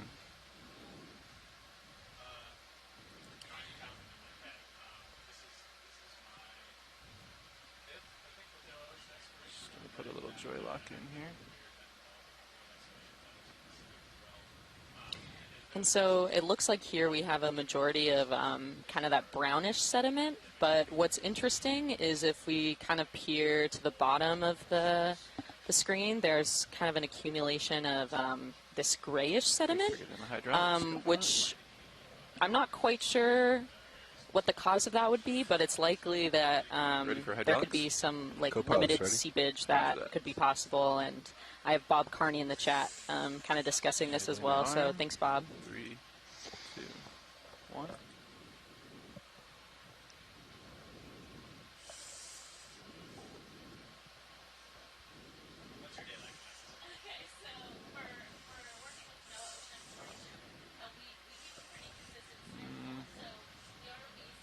Do not have arm control at the moment. Let's see.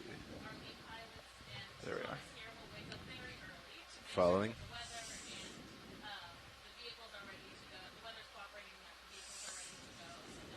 You want tilt up on your main HT? Stand by. Starting to move a little bit here. Try to correct this real quick.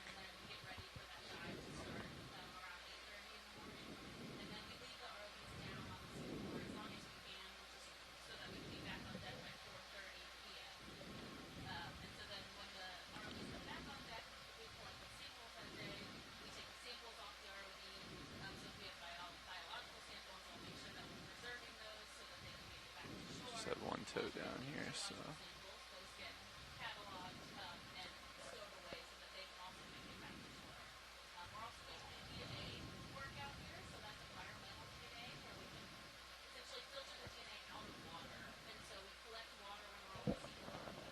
Might be easier if I turn and get 2 toes on it.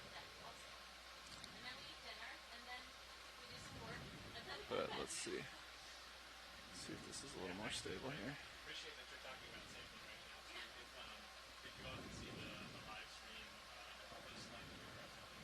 Looks like you're still sliding. Yeah. Yeah, if you sidle to starboard and get 2 toes in. Is my arm okay, or do I need to lift that up? Arm's okay. Yeah. I'm just going to turn to port just a little bit here. See if we can get a better perch.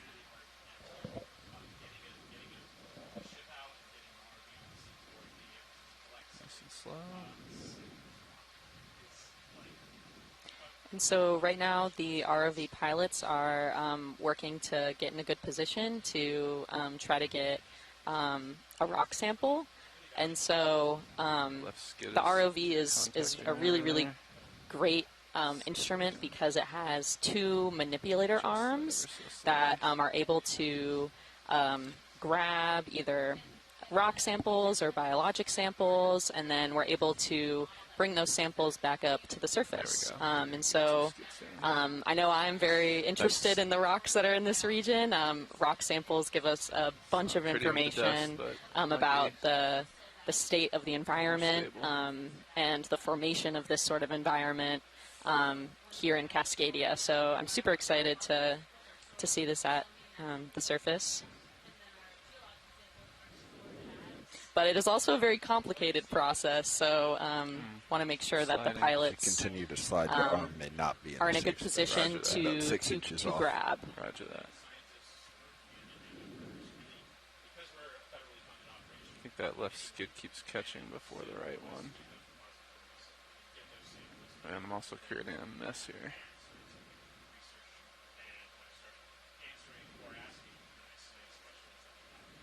Alright, reacquiring. Yeah, just help me keep an eye on that arm if you could. I can move it if I need to.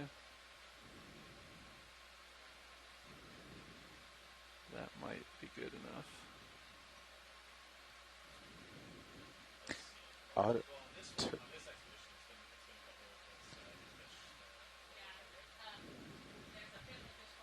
Turning off auto head might help the two skids to contact equally.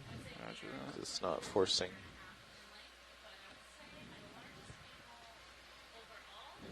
This feels a little more stable here. Yeah, I'm liking the setup here better. Alright. Ready for the arm? Coming live.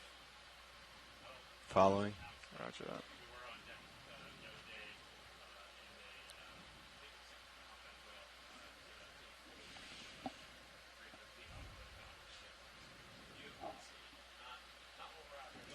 Alright, we'll give it the poke test first.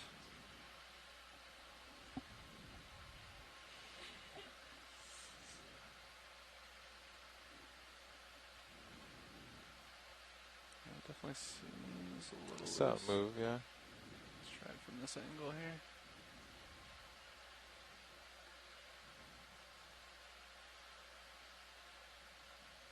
Looks like two rocks, actually. What about the one to the left? If you poke that, is it?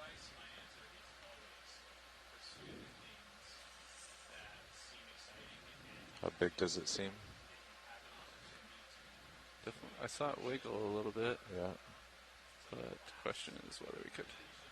Might be a little too long.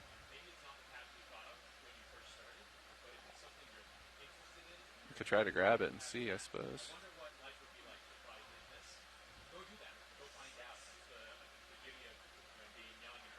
Just want to keep an eye on that box there.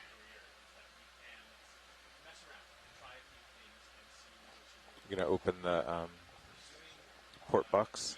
I think so, if we're stable enough here. Yeah. Do you want it winged? Yeah, if you could wing in just a little bit. Winging inboard. At least to open it. Thank you.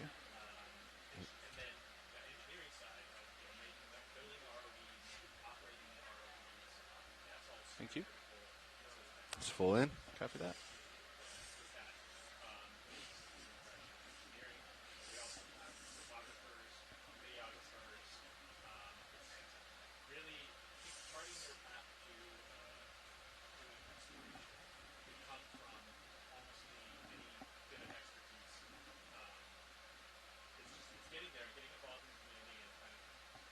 Your ways off. Check mini HD2. Roger that. Yep, moving in.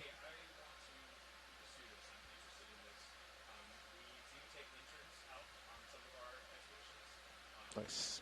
Okay, if you could wing outboard a little bit for me. Copy, winging outboard slow. I'm going to move your mini Zeus first, though. Roger that. So you can watch contact with the shilling. Okay. Arm stable. Winging outboard.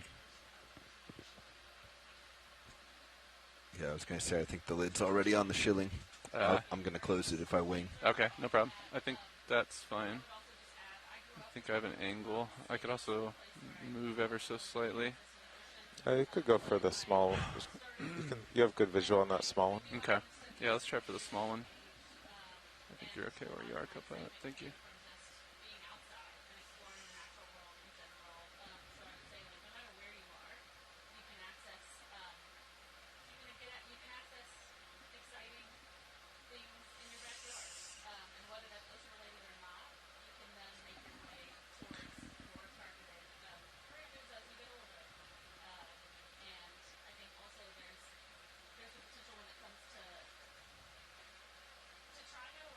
Nice. Oh. Oh, lost a little bit. Oh, it's a little softer than expected. So it's not rock per se. Mm.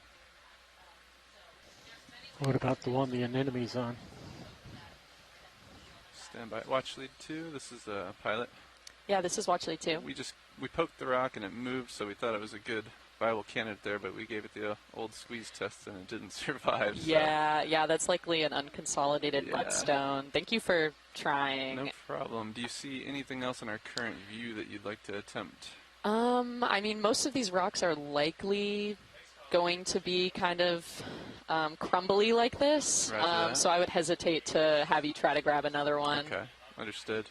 Thank you, though. We'll keep our eyes peeled and just let us know if you see anything else. Thank you so much. Not a problem.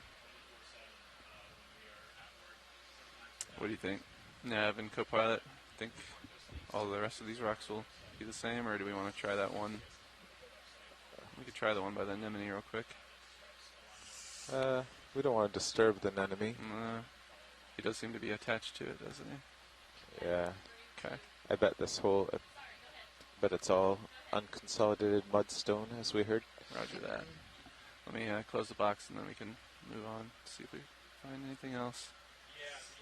The website is oceanexplorer.noaa.gov, but if you go to YouTube and you just search Okeanos Explorer. So as you guys all saw on stream, we just try to pick up a geologic sample, and this sample seemed to be kind of a more unconsolidated mudstone, and unconsolidated means that it's more crumbly and more likely to erode with the grip of the manipulator arms, and so that makes it extremely difficult for us to grab and put in the rock box like you saw up front. And so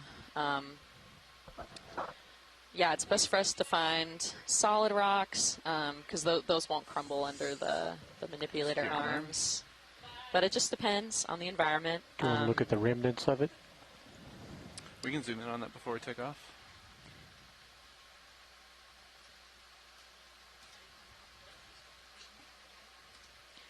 Yeah. Hydraulic secure. Thank you, Oh, that's a great zoom in. Thank you.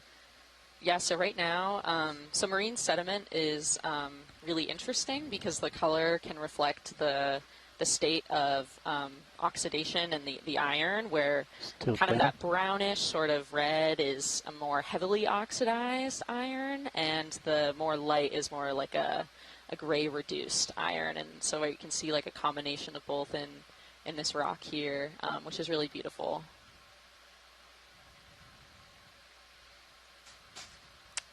Sliding bit, sorry. Blue view at 00, switching your monitor. Clear. Thank you for the zoom in video.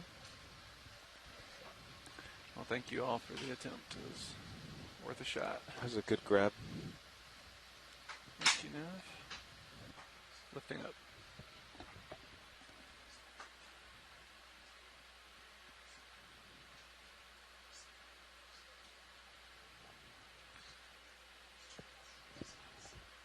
Pushing out. Cameras 5-6. Copy that.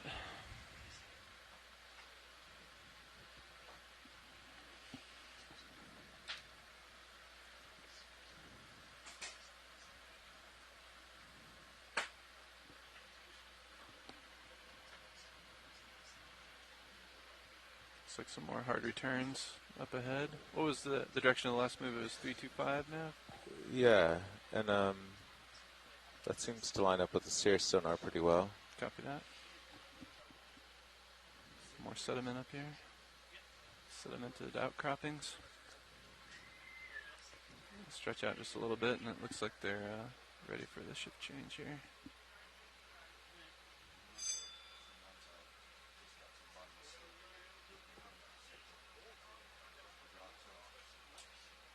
Yeah, I think I'll hold off on a move, but suggest they do another 20 meters this way. Yeah, that sounds good now. Thanks.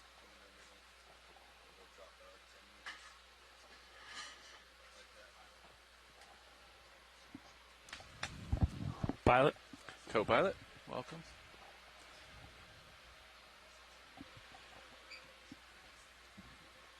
I think we got you guys to some more exciting things here, hopefully. What's the heading of the last move? 325.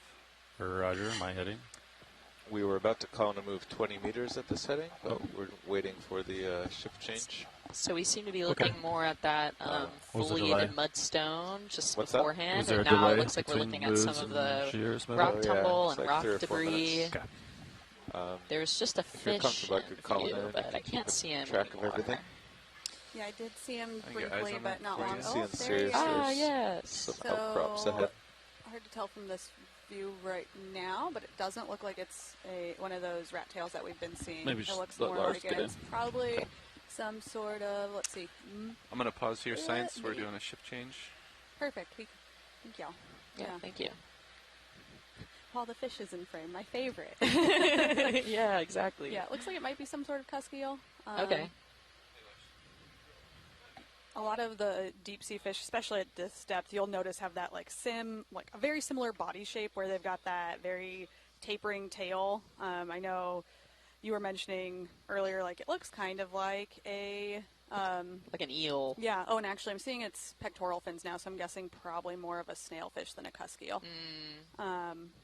Yeah, so since a lot of them have that same coloration and that same tapering body shape, sometimes it's difficult to tell what type we're looking at until we can get a better look at some of the other parts of their bodies. I see. Yeah.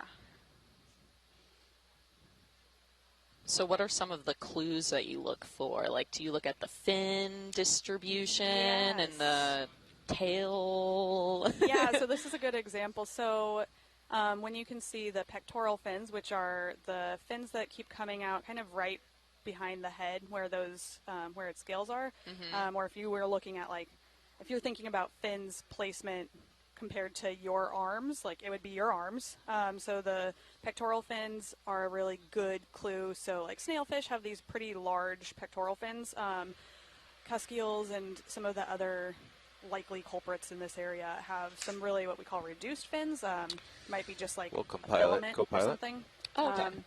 And where they're placed on body is a good tell. Perpendicular to the contours. And then that really, the it will tail fin steepen is up also a bit good ahead tell. to So this guy has, like, if you were to zoom in on the very tip of that tail, there is still a little bit of a caudal fin there compared to like, a lot of the ratfish that we've been seeing. Show something more substantial, like 30 or, well, no, it's what we call confluent. So the dorsal fin goes straight so into the anal fin. Getting a move and there's in not 20 a whole meters lot of, this direction. like a distinct caudal fin.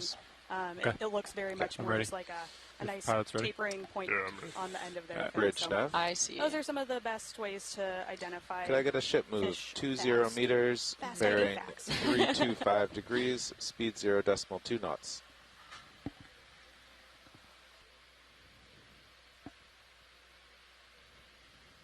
Good copy, bridge. We're seeing a couple more sea cucumbers as well. Oh, sorry about that. Sure, I think it went off here to my starboard.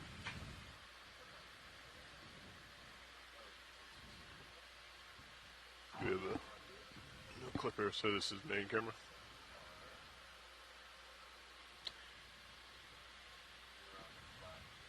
You're looking for this rat tail here?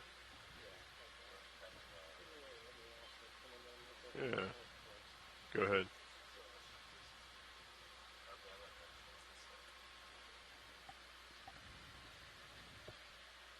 Come down a little.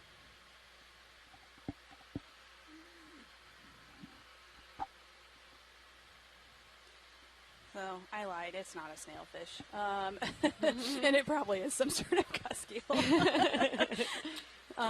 Yeah, so you can tell snailfish have a very. I think of them as like the pugs of the sea to me. They just kind of have like a little bit of a rounder snout too. Yeah. But you can see, so there are the pelvic fins on this guy are right underneath its chin. Do you see those filaments? Yeah, that are so those are still down. a type of fin. I think those are the pelvic fins. I hope other ichthyologists that might be tuning in, sorry for if I'm getting these things wrong really quickly on the fly. Seems to have like two like large nostril looking Yeah, so those are part of the nose, so those will be the nares.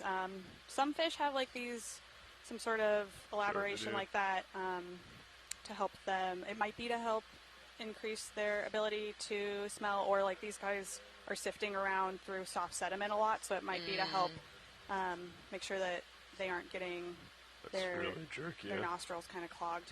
Right. But yeah, fish have rotator. The same sensory systems we do, and they also have an additional sensory system called the lateral line system. So they can also. That's yeah. good. Thanks for the zoom on the fish, guys. I appreciate thank it. you. Looks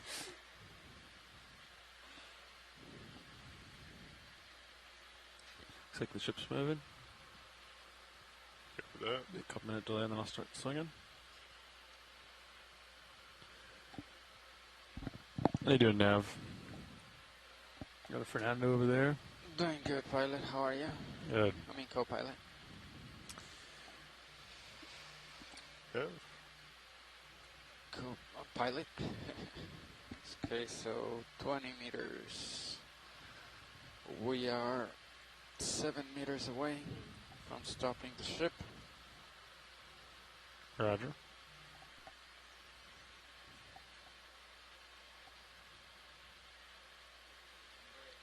I'll do a quick snap on this dark object here. I don't know if that's a loose rock or not. In science, we're trying to secure a rock sample, correct? Yes, that'd be great. How big is it? So this rock looks like another mudstone, and I'd be curious to give it a kick and see if it's unconsolidated, like the one we tried to grab earlier, but unsure just looking at it. Copy that. So this is something that we'd like to go ahead and try and check. Yeah, that'd be great. Full wide, please. Keep in mind we're moving, and I haven't really started moving yet. Copy that. It's just 20 meter move. Yeah. I can just give it a little nudge with my toe. Yeah. Does look pretty solitary out there.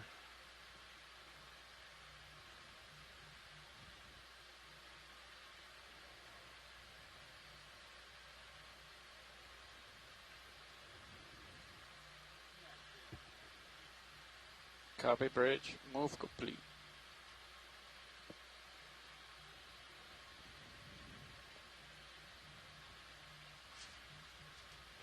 Right, so watch lead. I'm just going to try and nudge it with the toe so we don't need to pull the arm out and get set up where ship is underway.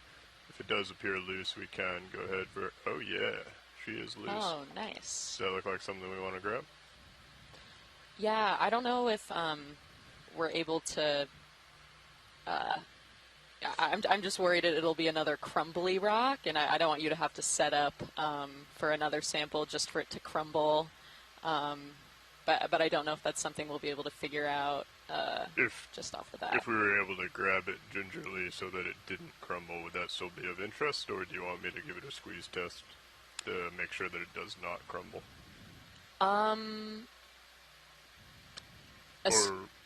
Sorry, go ahead. Oh, no. I guess a squeeze test would be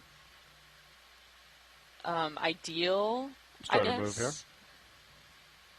Yeah, if you want to do it, you need to do it. All right, go ahead. Quickly. Hydraulics are up. Excellent. I'll get set up. If you do grab it, I would take off. Yep, understood. All right, we're science. We're going to go ahead and give it a go. Okay, sounds good. Thank you. And You got me ramped up. this rock is kind of interesting because it has less sediment kind of appearing on the top, meaning that it likely just recently kind of fell from some surface. Okay, arms coming live. Arms out. And we're going to try to grab it with the manipulator arm. Again, try to see if it's going to be another crumbly one. Just do a squeeze test, and then we'll move on. Yep. If it looks good, we'll grab it. If it doesn't, Sounds good. Thank you. we'll leave it.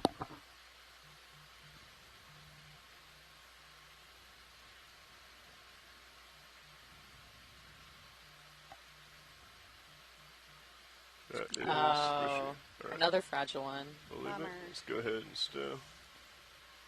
Thank you for trying, pilot. Of course. That's good. Stowed. Still a good view on Sirius. Hydraulic secure. Alright. Let's push up and out. Coming out of joy lock. And so the reason that we're probably seeing these rocks crumble is because mudstone is just a type of sedimentary rock that is just composed of, as you could imagine, mud, mud-sized sediment particles. And so due to that sort of orientation, or that sort of compaction, it's a lot looser. And especially deep in the ocean floor, we'll see a lot of these crumbly mudstones at the surface that have been more weathered by the environment around it. A little bit more. Roger. We can see that feature coming up. Copy. Looking good.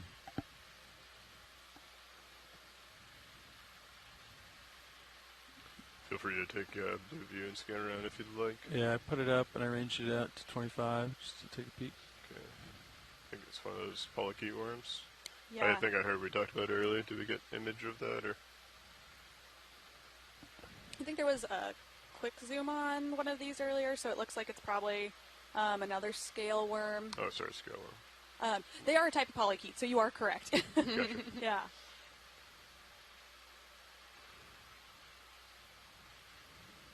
We'll leave it for now, get in a good position.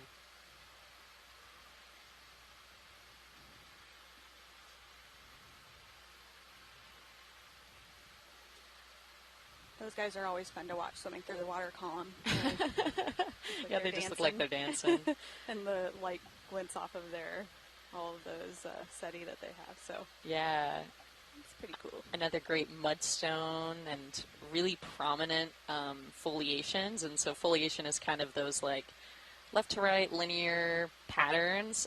This one's kind of interesting. There seems to be a sort of like fracture in the center, and I'm not sure whether that was due to active tectonics or just the breaking apart of this kind of looser sort of mudstone column. I can't quite tell, but it's really neat to look at. And you can see some of the oxidation, the darker kind of looking rock outcropped forward. That's just due to weathering in the water column. Really, really beautiful. So, Paige, will this unconsolidated mudstone eventually, like geological time, become consolidated and become a hard rock, or will likely? It not do that? Yeah. So likely, since this is already at the surface, it'll likely do the opposite and just kind of weather away and erode. No. I'm if this was something at depth, it would probably consolidate, because what's required for consolidation is high pressure, high temperature, which it won't experience when it's at the surface. But yeah, great question.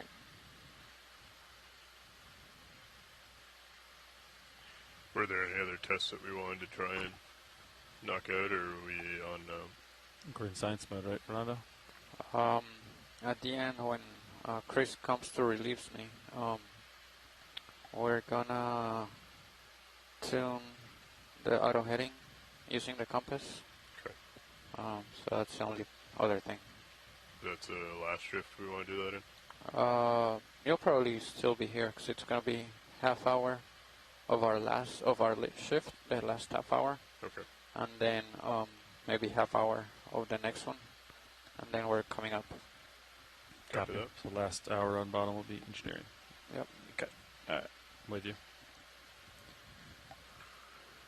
Right. Oh, is that a little shrimp? Yeah, looks like it. Coming into view. Oh, yeah. And swimming out. Bye. There's this dark rock a little bit further up, close to lasers now. Does that look a little bit more sturdy? Yeah, it's likely darker due to just the oxidation, but I would be curious to give it a little poke if that's okay. Of course. I don't know if we've been able to get you a rock sample yet this cruise, so. We have not. Yeah, this would be the first one, so it'd be really exciting. Sure I appreciate that. Thank you. Right. Am I doing a quick zoom on this rock here? Oh, I'm curious, is there something living on it? Yeah, it looks like some sort of anemone. Ah. And that might be cemented.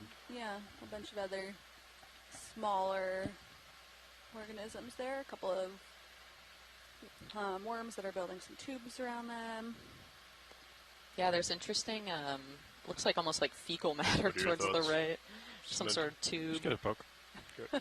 The jaws yeah, so closed, those are the tubes that the worms will build. Just drag your jaws out. And it see is if it a bunch of the sediment around them. Moving. Yeah. Worth a shot. I see. It's nice to get a sense of what is firm, what is not. Yeah. And if you get the associate. Yeah, come full wide. We'll go ahead and we'll give it a nudge. Chances are it's cemented, but we'll give it a shot. Yeah, thank you. Hydraulics are ready to go. Also, where there is an associate on it, is this something that would be beneficial for biology as well, where we'd put it in a bio box, or?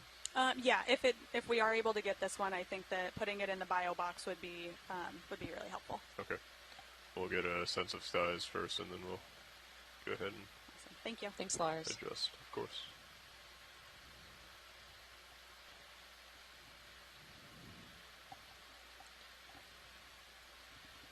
To get a 2-for-1 a biology, geology sample. Multidisciplinary. Yes. so much science. Roger. Alright, hydraulics coming on. Arm is live. Arm's coming out.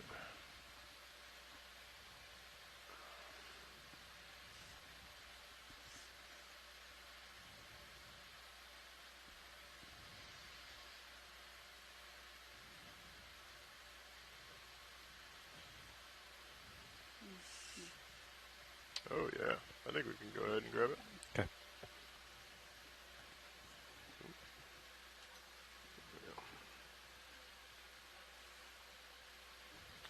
What thinking port? Wow. Yeah. Okay. Yep. Okay.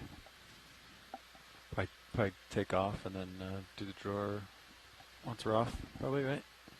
Ooh, why? Oh, yes. Yep. Drawer out of strike the ground, I think. Good copy.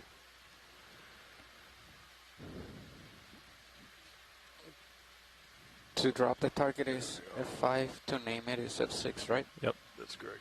Okay. Looks like that anemone has retreated. ROV is main vessel. Yep. Yeah, it's not too... That's an expected response. Mm-hmm. It's like, what are you doing? Yeah.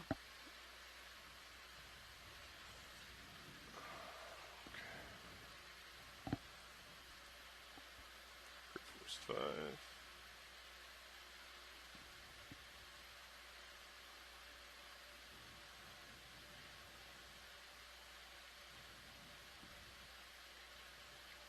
Yeah, it's possible this one also might crush, but I guess we'll find out.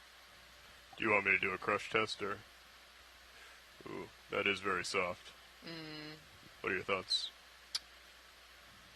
I don't know. I would hate to destroy its home that it has, but it already came apart a little bit when you did the first initial sort of crush. Yeah, I can attempt to feather it if you want and try and keep it whole so that we would get the anemone. Yeah, that would be great. However, if we have to pull off, I'm going to be feathering while pulling off. Okay. Give it a go. If they want it, we can get it. Yeah, it would be something that we're interested in if you're able to. Yeah. All right. Grip force. A lot less. Okay. I'm going to... Yeah, it might just crumble when you get it out, but we'll see. Yeah, I'll give it a go.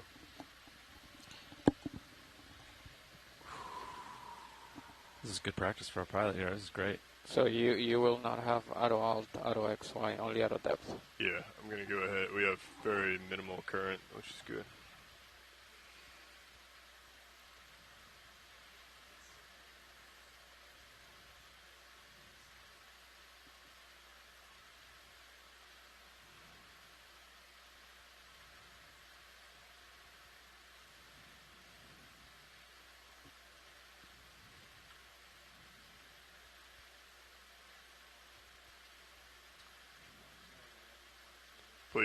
Please do not.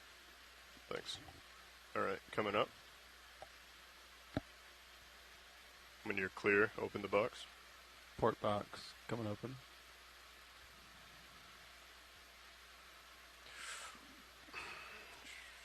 I'll close it. Thanks. Sorry. Watch lead. That was a very nice attempt. Thank you. Yeah, thank you for trying. Yeah. I'm sorry that didn't work. That's my mistake. Very crumbly. Just gonna try and clean off the draws a bit. Close them with a higher grip force. Yeah, I'm starting to think that a lot of these... Oh, sorry. They're faster. I'm starting to think that a lot of these mudstones are likely unconsolidated at the surface, so I'll keep an eye out if I see a different rock variation, but yeah, I'll let you guys know. Thanks for trying. You like a little broom so you can like clean out the jaws. All right. Yeah. All right. You good? Yeah, hydraulics secured. Okay. Winding down. And securing hydraulics. Taking my monitor back. Sorry, video, for that quick response.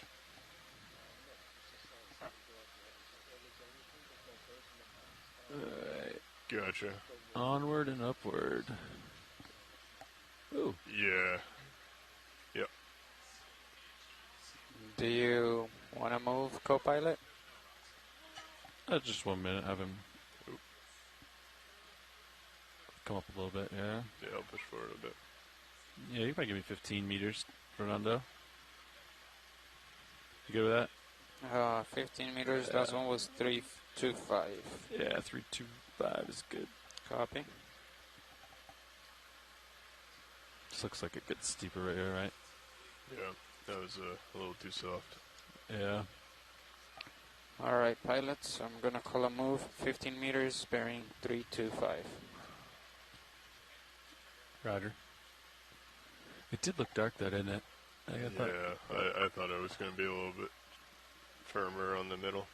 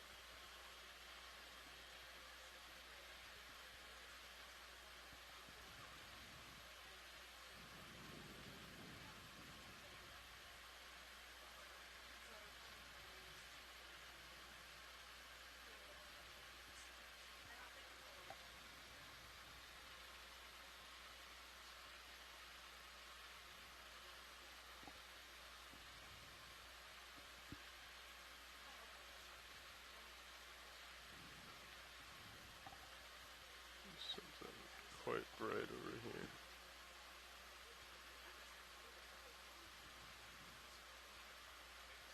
This might just be a shell video if you wouldn't mind doing a quick zoom down here at the bright white. I think it is just a shell. Alright, that's fine. Go ahead and just nice and tight. Yeah, okay. And full white. 5 valve.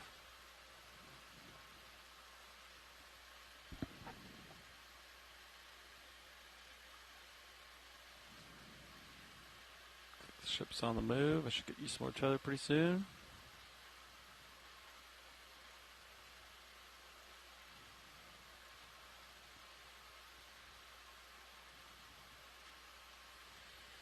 Hi, Paige. Hey, welcome back, Alexis. How was your live interaction? It was very good. So we got to do an interaction with the U.S. Geological Survey Center that I work at, who's doing a in-house Earth Day event for the public today. Ah, neat. Yeah, that was fun. What have you guys been seeing?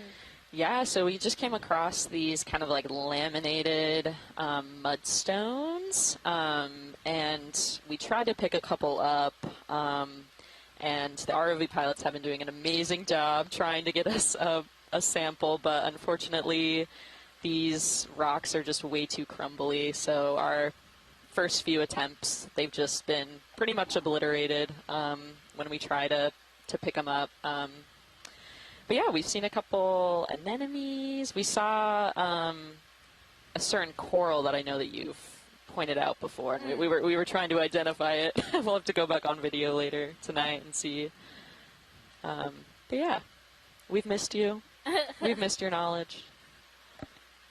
Cool. Well, it's nice that we're up on this slope now, at least, and working our way. Looks like we have a gastropod. Is that shelled guy right there? Yeah, so a buccinid gastropod. So it's a type of snail,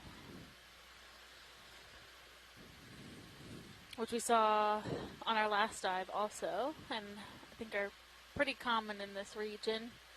Have you guys still been seeing the acroac shells? Yeah, we've been seeing multiple of those kind of scattered around. So can you tell us a bit about the chemosynthetic potential of this area? Yeah, so there's been thousands of what we call methane seeps that are found along the Cascadian margin, and those have just been recently discovered, which is pretty exciting.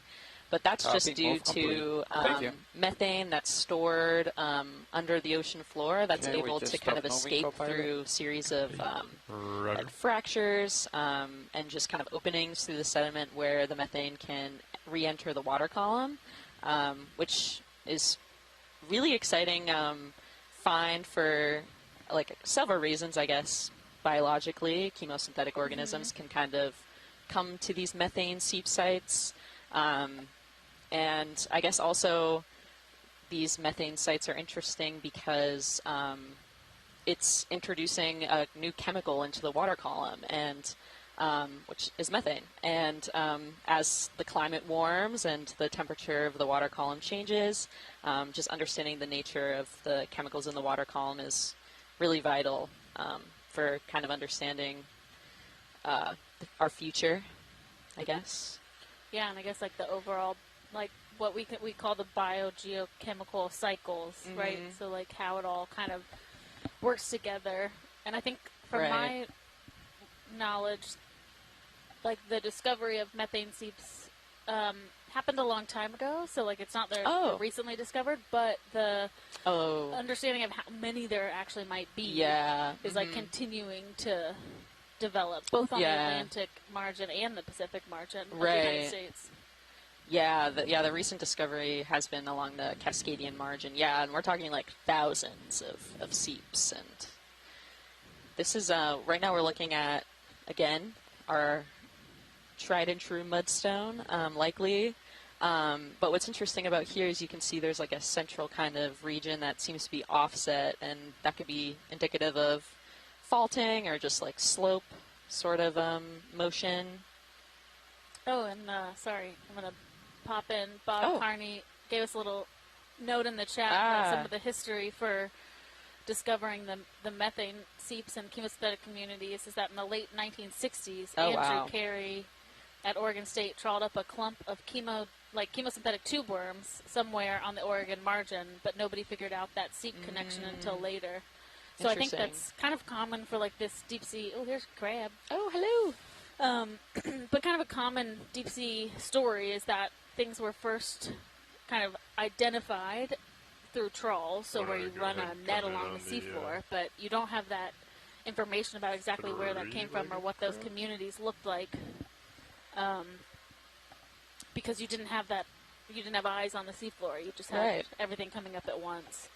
One of my favorite stories is the finding of hydrothermal vents off. Where was it at? The finding of hydrothermal vents. The original ones? Yeah. Galapagos. The Galapagos. That's what I was thinking. I was like, Darwin? Which one?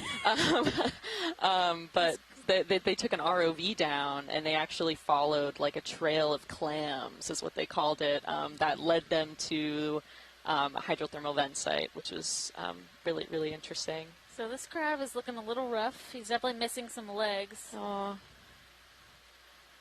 So they normally have their decapods, so they normally have like 10 appendages. And this crab only has 3 walking legs left. Oh no. So it looks like maybe he's been in a fight with somebody. Ouch.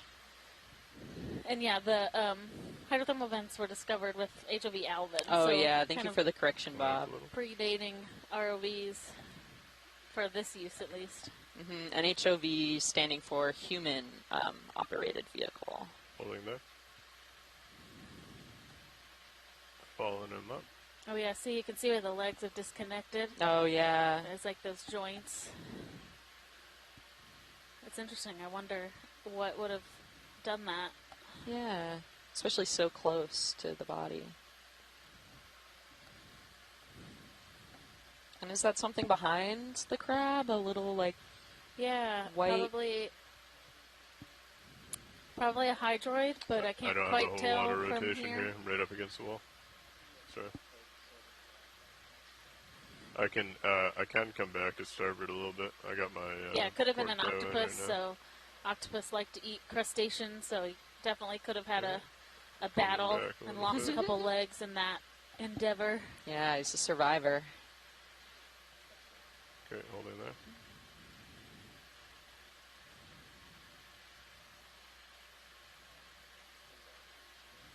Copy. Go ahead. Wow, this level of detail is just so amazing. Mm-hmm.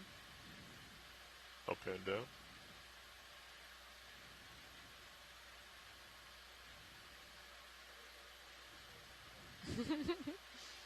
I mean, I think he's, had some encounters before, so he's not trying to lose any more legs. He's ready. Okay. Pilot's clear when video is clear. Copy. It's pretty impressive that they're still able to function, though, without... Oh, is that one of its legs right there? Oh, no! I don't know. Interesting.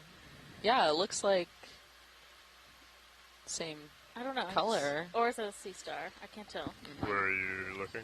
Just orange. Below the legs of the crab, there's like an orange... Go ahead, come in. I just want to know... Copy. See if it's a leg.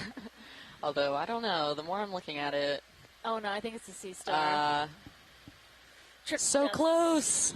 This also gives us a nice look at some of the rock interfaces here. Yeah, so is this more still... compact? Holding that? Yeah, so this is likely still mudstone that's like more weathered at the surface. Go ahead.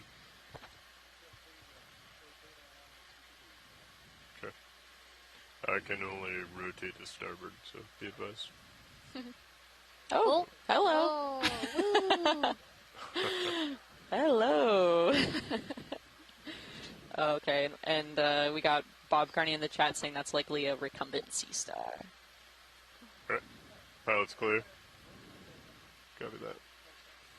Yeah, so one of the real advantages of kind of this type of operation and then the development of ROVs and streaming to shore is that we get pretty instantaneous commentary from scientists on shore, as well as those of us that can be on board. Kind of back in the day, in early deep sea exploration, it was mostly done with HOVs, so human-occupied vehicles, but you could only have however many scientists would fit on board, and then whoever could fit in the HOV itself to make these observations, and now we're able to do this in real time with people on shore. So there's been a lot of developments over even the last just couple decades, really, to make all of this possible, and pretty common now. There's a number of different types of ships that have this capability, and a lot of them are streaming at the same time, so people can hop around and get a glimpse at what's happening in the Northeast Pacific versus what's happening in,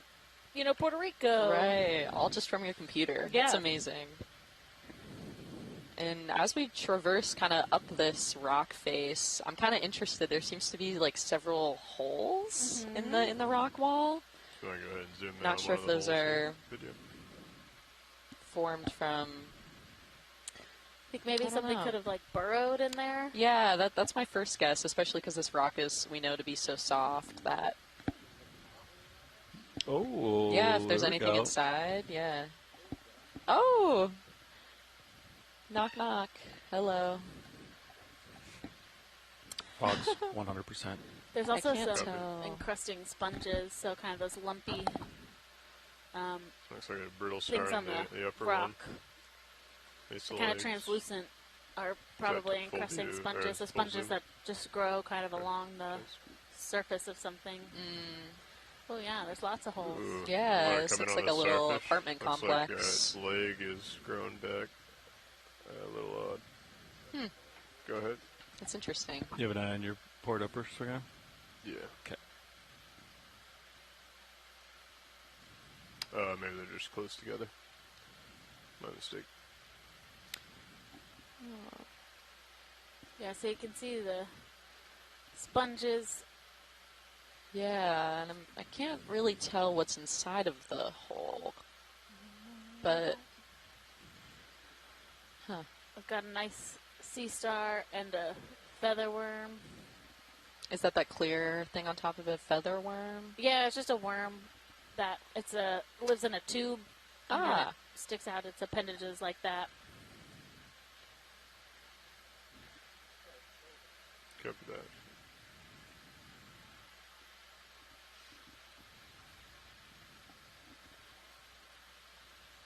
So Bob Carney says he thinks that these holes might have been created by like a burrowing bivalve, so a type of mollusk. Sorry, similar to like the acarax. Their bivalves have the two shells that open, so like a clam or a scallop. I see. But there's types that burrow into surfaces. Oh. But it would have been a long time ago, probably. So Right. not anything that's still living in there. I see. And then those holes are just kind of left behind. Definitely seems biological to me. Yeah, I would be really fascinated if it was a geologic process, but that would be probably not likely.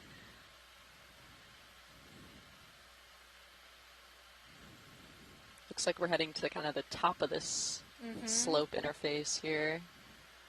Yeah, we're currently at 2,470 meters. We started today around 2,530, so we've worked our way up quite a bit. Yeah, that's amazing. Just gonna take a look down over the side here, video.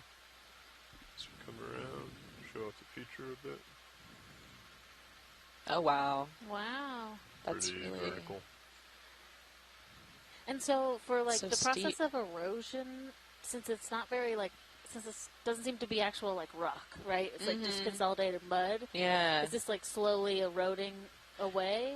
Yeah, likely, yeah, and which we can kind of see in some of the like rock debris that's present like at the top here. There's just like a bunch of rock fragments that are just kind of strewn about, like we're looking at right now, which isn't, indicative of erosional processes.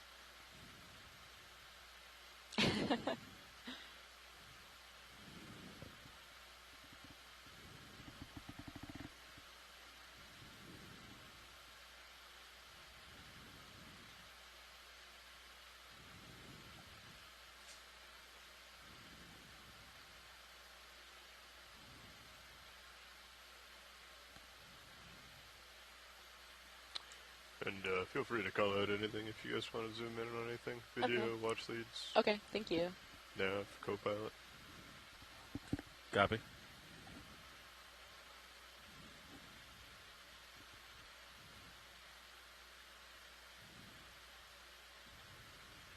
It's interesting to me that we're not seeing the same amount of like echinoderms living in this part. So like even though it's still sedimented, we don't have the sea cucumbers or the brittle stars in the density that we did when we were on the flat kind of plain. Right, yeah. I wonder if maybe the type of nutrients available here is different, or if just the slope is just hard to get to. It's probably like, I don't want to crawl all the way up here. Yeah.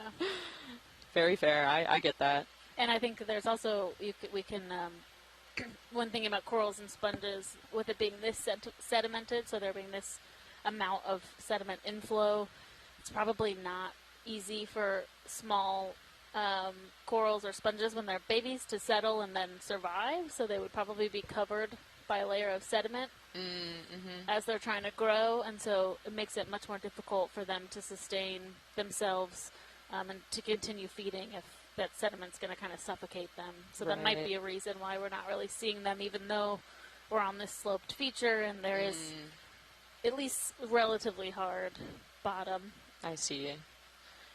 And this rock appears to not be has like not as sharp edges as the one that we were looking at. It looks to be a little bit more globular-ish. I'm not sure if that's just because it has a more sediment on top of it, which is what it appears to be.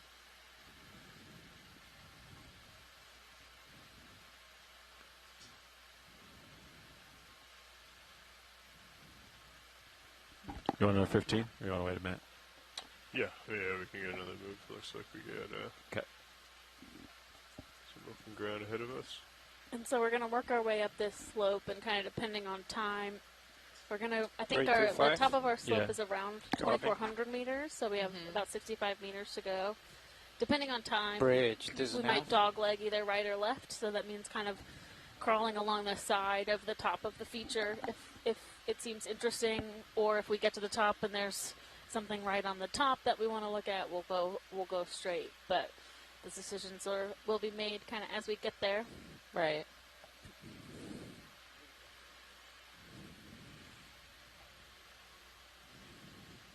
Sonar looks pretty good.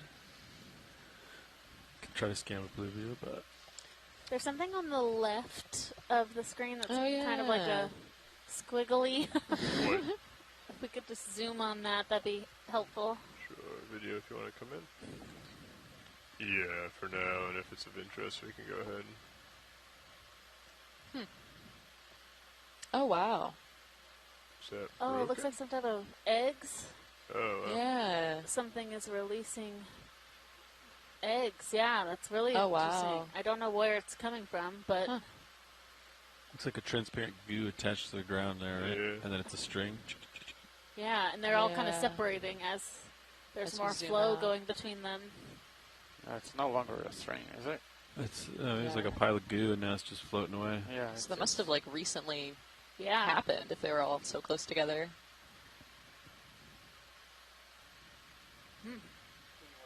Very cool. Yeah. Go ahead.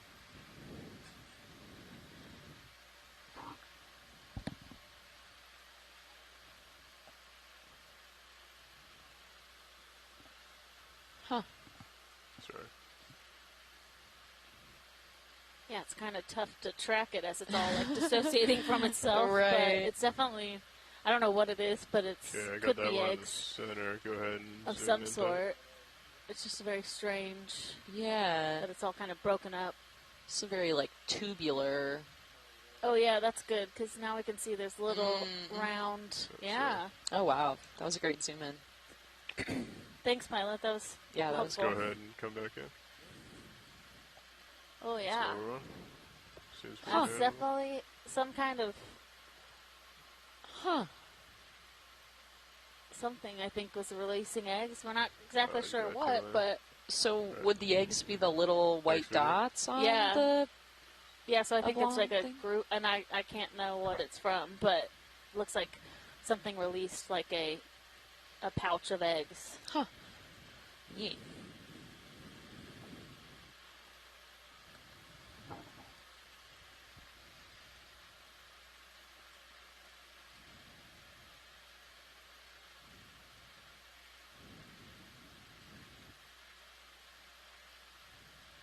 Best of luck to them. Looks to be some more rock fall from this steep slope.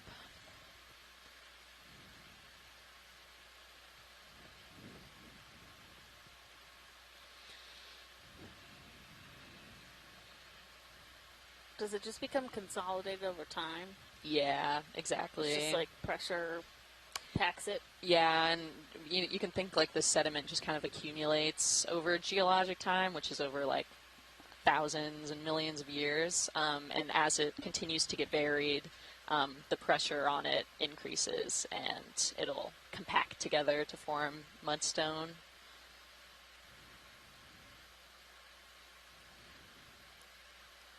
And those holes are really interesting. Looks like some trails on this one too. Yeah. Something was scooting around. Man, the blackish one's really tricky. Like, Yeah. I would assume that is. Yeah, different rock.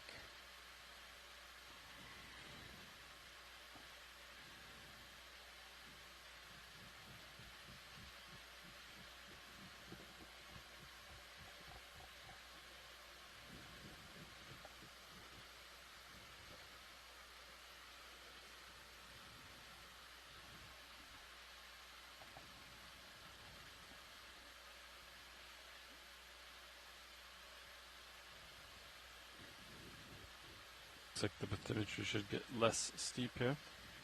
Copy that. Some more of those foliations. You zoom out on high pack a little bit. Fernando, where are we trying to go?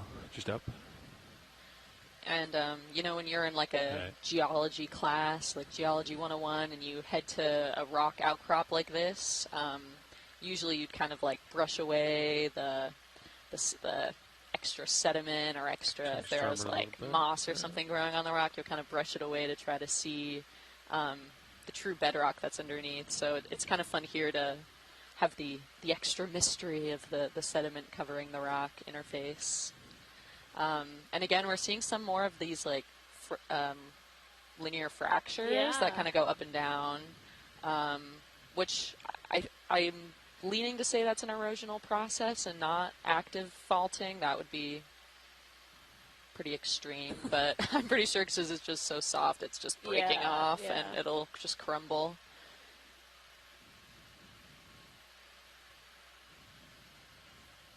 Is the coloration significant in any way? Like the ones that have this darker color, does that mean something? Yeah, so rock minerals have a degree of iron in them, and so when this iron comes in contact with the elements, whether that be like on the surface, it would be like air, but here it's water, and when it comes in contact with that surface, those minerals will change color just based on kind of what's going on, and so that like blackish, reddish color is like full oxidation of the iron, and then the gray is more of a reduced. And so this is actually like a great interface to kind of talk about that, because if we kind of look on the bottom, it looks more of that like darkish, iron-rich rock, but then up on top it seems to be that lighter, like almost and then we can clay work our way sort of thing. So would that be more recently exposed then? Yeah, that's likely what happened. There was probably some rock breakage. Ooh. Are these more worms? Yeah, so we have those worms, those little tube worms on the side, not chemosynthetic ones, but different ones. And then you can really see the dark color of the rock, like Paige was just talking about. Yeah, very and there's jagged. some sponges with those holes at the bottom. Trying to do a smooth video. A little baby crinoid. Ah!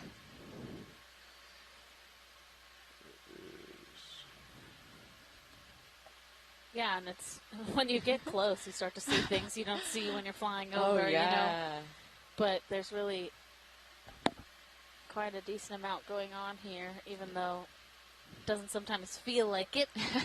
It's also really neat to see the like suspended sediment particles, almost like just grazing off the side of the rock interface. Oh, that's probably a little.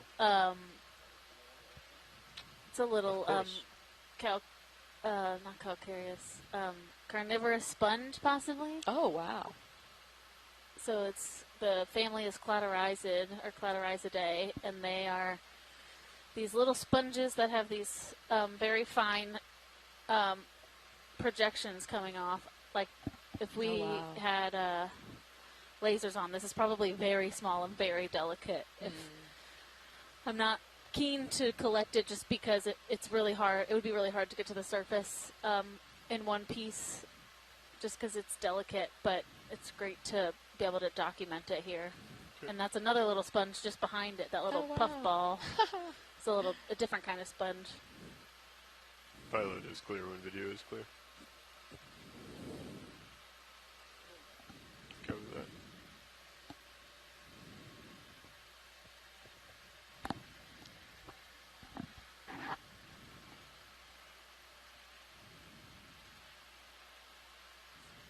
I think I'm starting to move here. Copy. Go ahead, push forward. And we have those two sea stars kind of tucked in that little crevice. Yeah, do sea stars like prefer to be kind of hidden away? I feel like I've seen that tide pooling too. Yeah, I think it's like Sea stars? probably Yeah, go ahead, something. snap. I think it depends on species because we see some of them right there's like right on the sediment, but others definitely seem to want to be snuggled in a little bit. Yeah.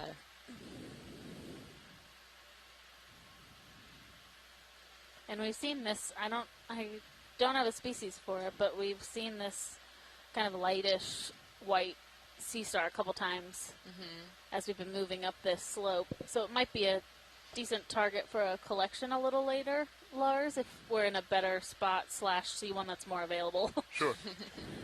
Are these also pretty common in the Atlantic? I feel like I've definitely seen them before. You might have. I'm not sure, but I wouldn't doubt it. Well, or a close relative, at least. Keep an eye open for yeah. them in the future. Oh, I'm just hanging out right on the side. I think it's a different type of sea star. As well, yeah. If you want to do a quick snap on this one as well, video. Oh, yeah, that's a ravioli. Oh, wow. That's a ravioli. That's a ravioli star or a cookie star. Oh, yes. I've always wanted to see one of these. Oh, I hope we'll see more. I think we will. Very cool. They kind of have that crimping on the sides, which I think is what gives them the ravioli feel. But these are pretty ubiquitous across, not this specific species, but the group of them are found kind of all over the world. We don't have Chris Ma with us today, but he would definitely be excited to tell us more about this, so maybe we'll see one on the next dive. Thank you, video. I'll keep pressing on.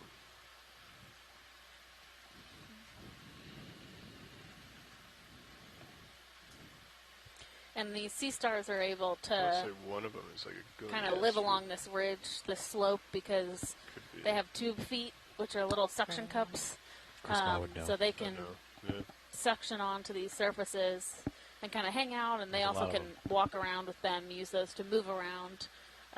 So it makes them really versatile for where they can live.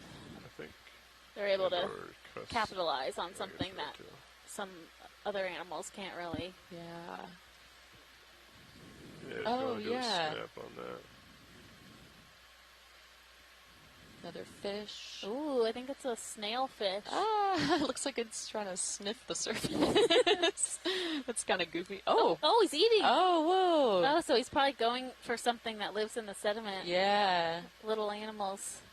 Nice. Cool. I guess it is lunchtime-ish. That's cool to see. Let's see if he does it again. That's neat, yeah. Do it again. Come on. He's like, bah. I don't want the sediment. Oh, look at his jaw. Wow, they're huge. Oh, that's amazing. Snailfish are so cool. They're often like this kind of translucent color. I think one of the deepest fish ever discovered is a type of snailfish. Oh, wow. Has those little like feelers on the bottom too. I think it uses those to kind of reference where the bottom is. Do you know what snailfish eat? No. No. Okay. I mean, I think they eat things in the sediment because they're often found, but I am not sure.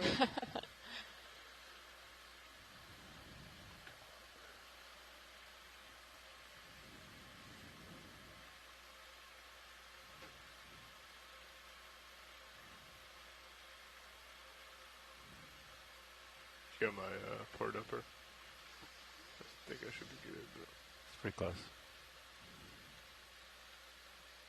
Alright, let's let him go. Port lower's pretty close, Lars.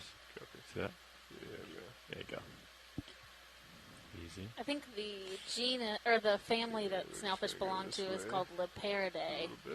Oh, there's something on the right, Lars. Do you see that? Yeah, just right along the edge. This is a beautiful, beautiful rock interface too. I love the zoom out, Art, panning is this out to see something the that full, might be still cam worthy? the full effect. You don't have it, Fernando. Sorry, I can't hear you. If you were saying something, Art. He's in video mode right now. Oh, that rock looks nice. Oh, with the still cam. Excellent. Gotcha. Oh, okay. I gotta find this. This is an anemone. Ooh, I can find it. Lars, that's the still cam. Purpley anemone. It's just in video mode right now. Thank you. I think we're stationary here, so you got time. And I'm really glad that there seems to be a lot of recent surfaces that have been eroded away, allowing us to kind of peer at some fresher rock behind it that's hidden beneath the sediment that we've been seeing. Very cool.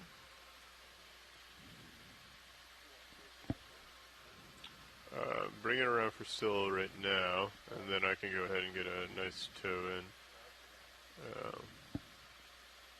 It's back to photo mode. Focusing. Adjusting. Focusing.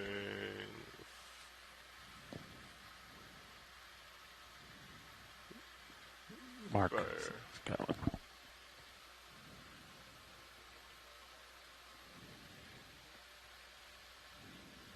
It's going to throw Art for it.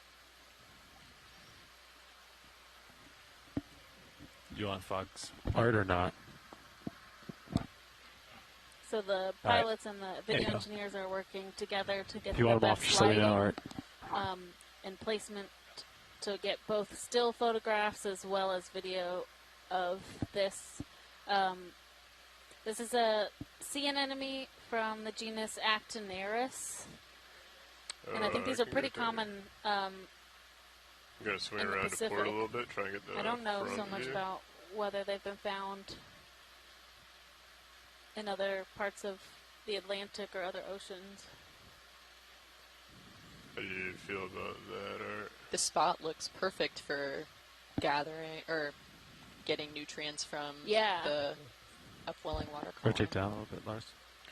Yeah, you often find, like, it's surprising sometimes to me how well, like, these are organisms that start planktonic, so they're in the water column as babies, and then they settle somewhere, and they stick there, and they stay there for the rest of their life. And it's always interesting to me when you find them in kind of like the most opportune space. Yeah. And you're like, this might have been just the lucky one, right? The one yeah, that, like, this one found the perfect spot. Yeah, where it's kind of on this area that seems to have a decent amount of current that would go by it. Yeah, you can even like watch the sediment, the suspended sediment kind of move around. He's just pointed down just for your awareness. Copy. If you could just keep an eye on my swing arms, they should be fine. Yeah, you're good. It's kind of on an outcrop thing. Okay, I'm coming down a little bit. Okay. Alright, video. I'm all yours. What do you want?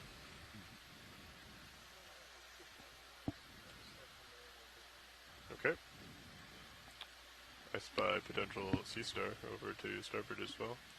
After this, we can check them out.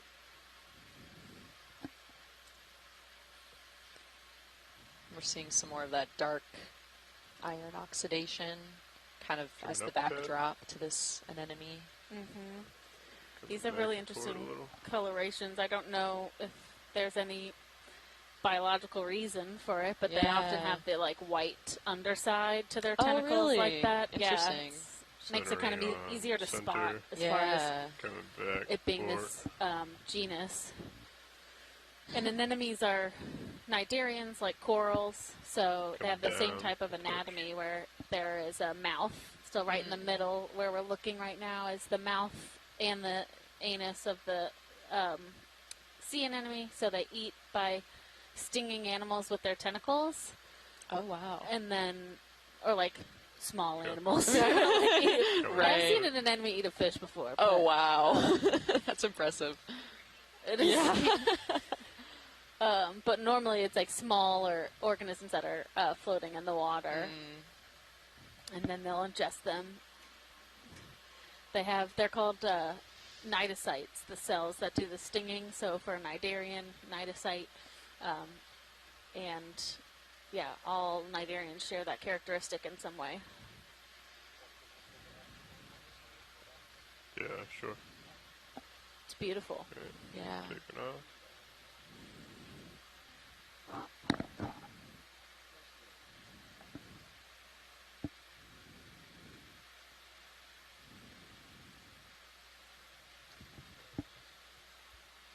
Wow.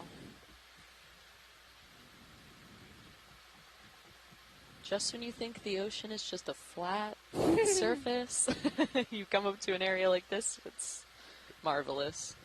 Don't let anybody tell you that. Yeah. The white one to the right. Yeah. Been lucky enough to discover that there's a lot more down in the depths of the ocean than people originally thought there might have been. A hard surface. Might not be able to grab Oh yeah, as there's another sea star. Oh yeah. Another move, co-pilot. Heading's going down. Copy, thank you. Yeah, you want to give me... And something that we're always 15? kind of trying to understand, and all of these 3, exploratory dives help us 4, 0. with, is just how... Oh, there's a corallimorph down in the corner, too. 340. Corallimorph. One of those, a different type of Nidarian. Oh, Okay, nice. coming up, 15340. You guys were looking at one when we were doing the live interaction. Oh, that thing. Yeah. Not a lot of tether. Yeah, we were trying to identify with you here. I mean, he might be small enough for the suction sample. Yeah, there seems to be a lot of sediment that's accumulated on this rock slope. What do you think? Pretty You think big. This is the species you were talking about, right? I think it is, yeah. If we could Verify. take a snap zoom, Yeah. that would be... Do you want to come in, video?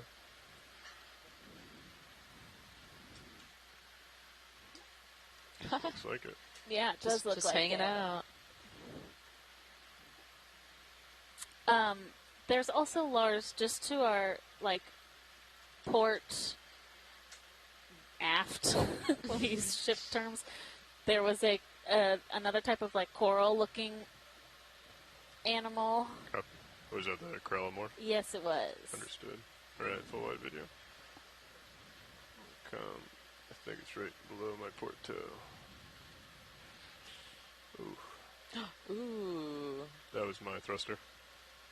Unfortunately, not a fish. Yeah. transparent Oh, one. yeah. We were looking at a couple of these. Yeah, as you do this more and more, you start to see things that seem invisible because you just get used to that they're hard to see. Yeah. And I don't know if this is a place that we could collect, but it would be a primary target for today, that corallimorph. Okay. Yeah. I think we're. Go. Of course, if we're gonna sample this, that's definitely on soft and it is squishy. So let's get all of our video. Yeah. Before we go and attempt any collections. How far are you from? Let's stop the ship, Fernando. Copy. Yeah, so this is a Rich, type just now. of coral let's do an easy stop, that looks a please. lot like an anemone. So they're kind of called false thank you. anemones, but those round balls on the tips Thanks, Fernando. are really characteristic of this group. And we've seen a couple of them today. And so I think this would be a good collection to help us with kind of characterizing Okay, this he just site. moved about 10 And meters. I don't think this is something that we have collected in this area before. And we've seen multiple of them. Yeah, too, which that's is what makes it interesting. like a good target. Yeah. Is that we know that this isn't the only one, right? We know that there's a couple of them around, and that they likely like this habitat. All right, co-pilot. I'm thinking suction sampler. I attempted a sample similar to this a few years back, and Maybe we'll use the bottom of the hose to cut its base that's attached, and then all of its little tentacles either suck in or go down the hose. copy. Thank you, video. Yeah, that's what I'm thinking as well. Do you want me to move your camera over to the suction jar? Because we don't have a jar camera right now. You want to do Yes. this? Sure. Okay. Just to confirm, Watchley, this Yeah. is collection, right? Correct. Okay, excellent. If you could take my starboard swing arms and bring them in as well. I'm going to have to kind of get in an odd angle here to get in there.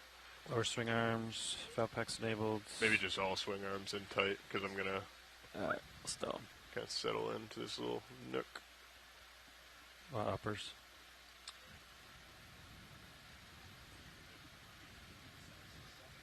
Yes. Yeah, so we're going to have to go ahead and switch the camera as well. I'll do that. I'll handle that. We'll do the uppers. Leave them out for now. At least the port upper, bring it in, please. Upper swing arm stow. I think I'm going to have to get pretty low here.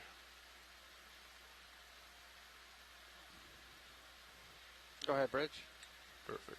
Thank you. Yeah, I'll do that 1 second, Art.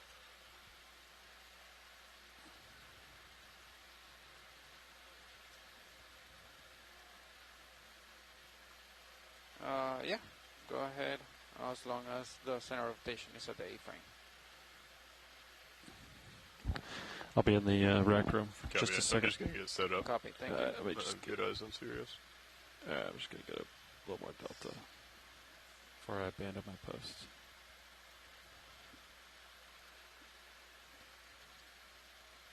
Alright, 1 sec.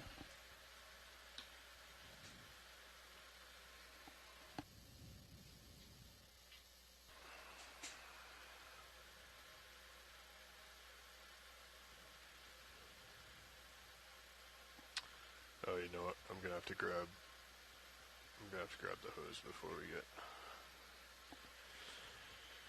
get too far into this, because we're not going to be able to open up the drawer.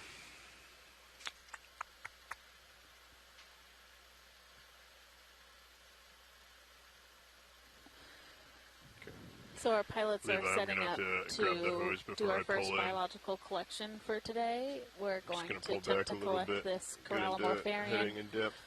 which we've seen a couple times. Now, they're very skilled, but this is very tricky because we're on this slope, so it can take a little bit to get things in the right position and for them to be comfortable to attempt this. Okay. It sounds like Lars, our Feel pilot, pretty is good. going to go for trying to use a suction sampler. So because this is a really fragile, pretty squishy organism, that method can be easier for making sure that it stays intact when we get it to the surface, as opposed to using the hydraulic arm. Copy.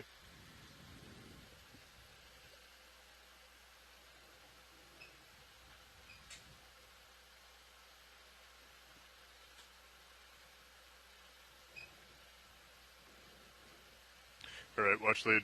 What we're doing now is we had adjusted one of our cameras off of the suction jar cam to a camera that looks back at the hose for engineering purposes as we were testing a new routing system. So what Levi is doing now, our co-pilot is running into the rack room. He's switching those cameras back so we have access to that. And then I will get set up by pulling back off the wall. We'll bring the drawer out to be able to grab the suction nozzle. We will then stow the drawer, and then I'll come in, get set up for it. We'll take our suction sample, pull back off the wall, open the drawer, stow the suction nozzle, close the drawer, continue on with the dive. Sounds great. So that's the little back and forth we have going on here. Yeah, I hear you.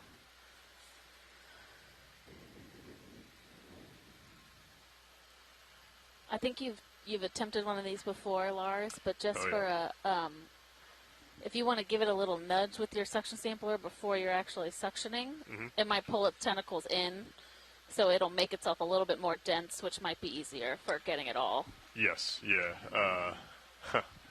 Yes, I've actually, I think the one I tried to sample was similar to the white one that we were just looking at, the colorful and white one. Oh, okay. And it was something similar where as soon as I went to snip it, it retracted, and then by the time I snipped it, it had retracted quite a bit. Yeah, they move very quickly normally. Corallimorphs I haven't really tried to sample. I've done like one, but I think it'll behave the same. Understood. If you could go ahead and bring my drawer out, Levi. Okay, might be doing it blind. We do not have the... Okay. Not right now. He's working on it. Understood. Alright, said retract biopins. And drop.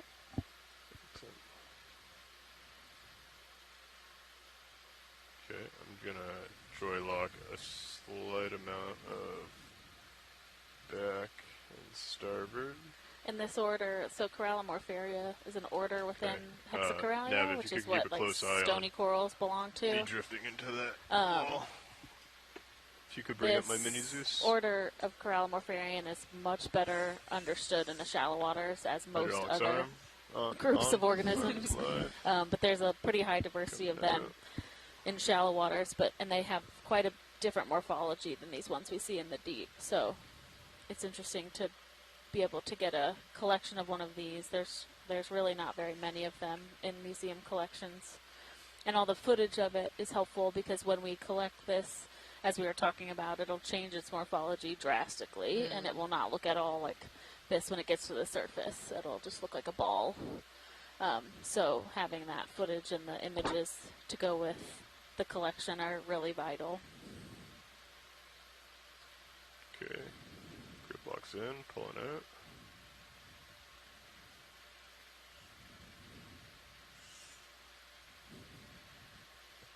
Okay, if you want to go ahead and draw in at this time. Drawers in. Copy. That will be good. Locking it in there. Bringing out joy lock. Bringing us back around. Okay.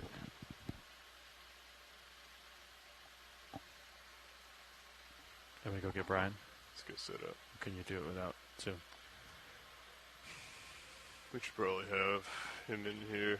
Okay.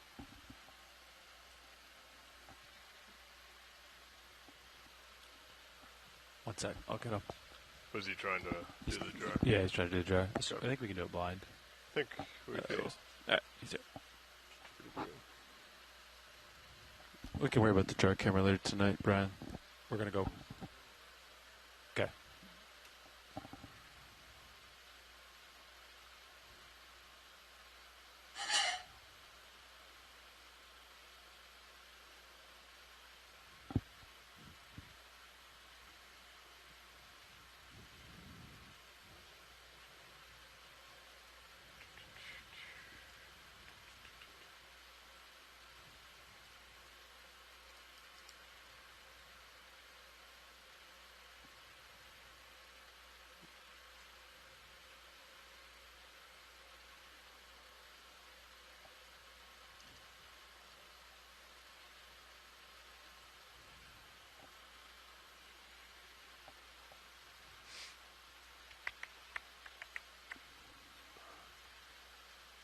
Okay, that little lip is definitely pretty loose.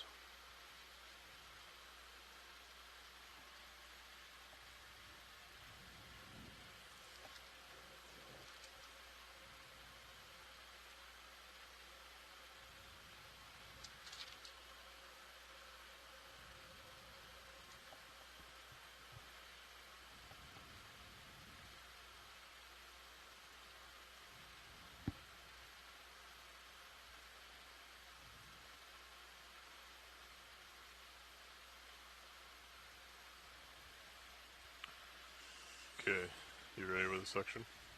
Yep. Standing by. Positive RPM, 900, ready to go. Arms coming live. Gonna come back in and then down.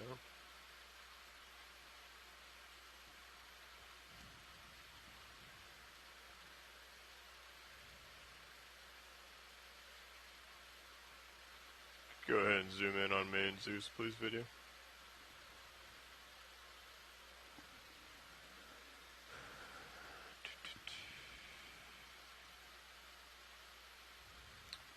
Rocking away. Okay, go ahead and start suction. 900. Copy. 800, aye. Holding that. Alright, we're getting a few arms in. Full suction. Increasing.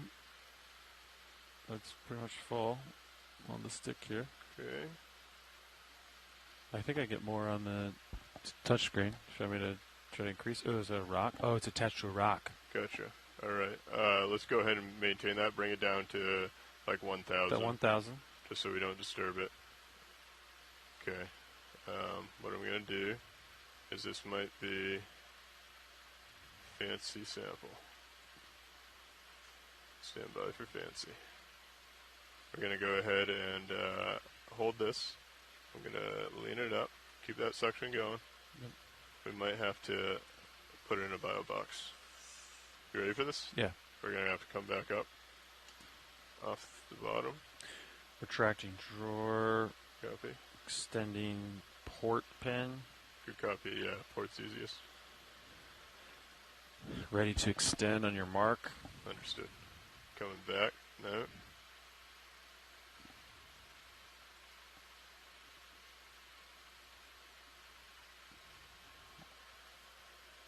Okay, feel pretty good about that. Oh. Interesting. Not ideal.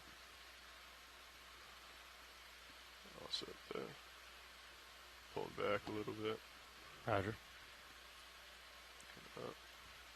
Okay, I'm going to put a little aft and starboard.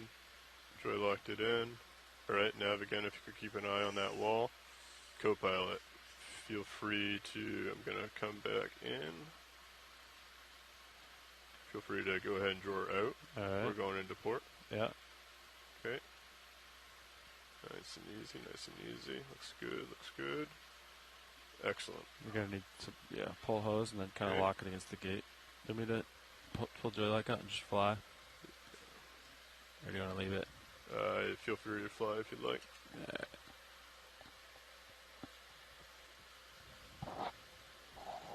You're not auto depth, right? Yeah.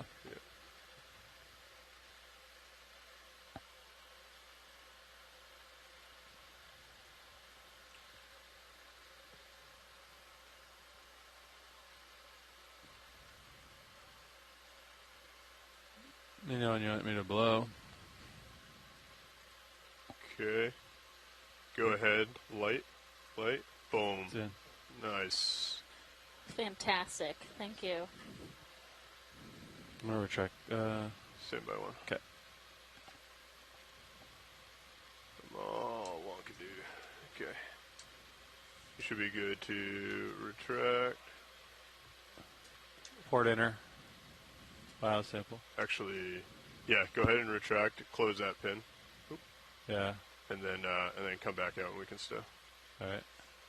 I got the arm. I can go ahead and steer while you do that.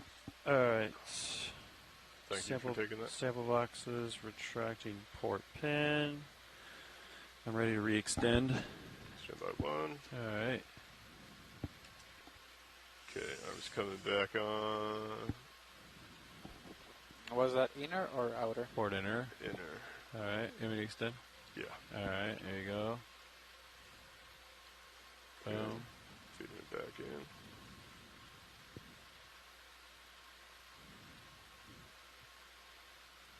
Nice. That's kind of good. Okay, coming out of grip. Opening jaws. Nice sample. Nice. Excellent. Alright, let's do a little inhale, exhale. Nice. That's fun. Nice sample. Excellent practice. Alright. Yeah, great sample. We're back with you. We got a rock and a coral and a crab. Thanks for the rock sample. Of course.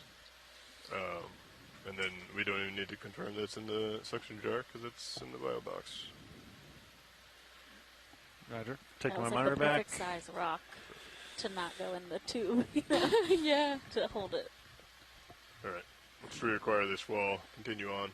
Was there anything in this area that you're interested in? No, I think we can keep going up. Yeah. Copy. Joy lock. That would do it. All right. So we got our first geological sample of the cruise. Yes, I'm so excited. It also makes some sense as far as like that corallomorph morph being there because get they would Right. normally settle on like a muddy surface. Port upper so back up Right. there. It would like that harder Yeah. substrate to Yeah, kind of go latch on. onto. Redo all. And does it kind of have like a suction to it? Okay. yeah, so they have like it's like an anemone where they Okay. have that like Push out a little bit, that come up a bit, and base then, that if you'd is like, essentially you and I suctioned can on, but they're like pretty suctioned on. he's Like they're gotta not do the- going. Two. Okay. Chris is gonna come in. And we get to continue to head What up time is it? slope. I don't know. See what we see. Yeah, in about 40 minutes. Corral She's gonna Morse. come in. I'm going to talk about them a little 40 minutes more. pilot? Do it. Why not? I'll just get you centered back up here and we can rotate. Are an interesting member of this Hexacoralia group that stony corals belong to. So the thought is that most scleractinian corals or hard corals create a calcareous skeleton while they grow, but corallomorphs don't do that. So here. there's some thought that they're there's kind a of like slight this drift. key to figuring out the calcification process and why some corals calcify and then anemones don't calcify. So from a genetic standpoint, they hold a lot of information that can inform that whole group. So why might certain genes be present in scleractinian corals but not in corallomorphs? So there's a lot of potential there in that little collection. Right.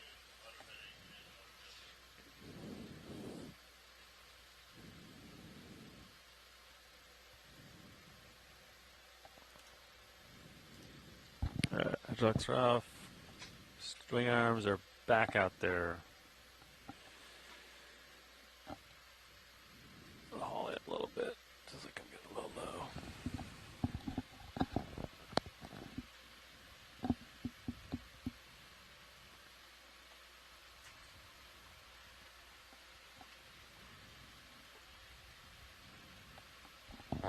Okay, co-pilot, do you hear me? Yeah, I gotcha. Copy, and video, do you hear me? Copy. All right. Rotator 13.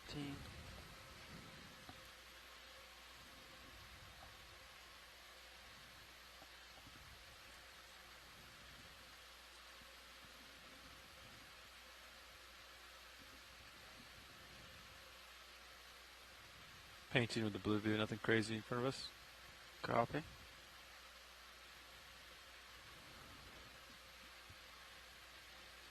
So where do we think that rock might have originated from?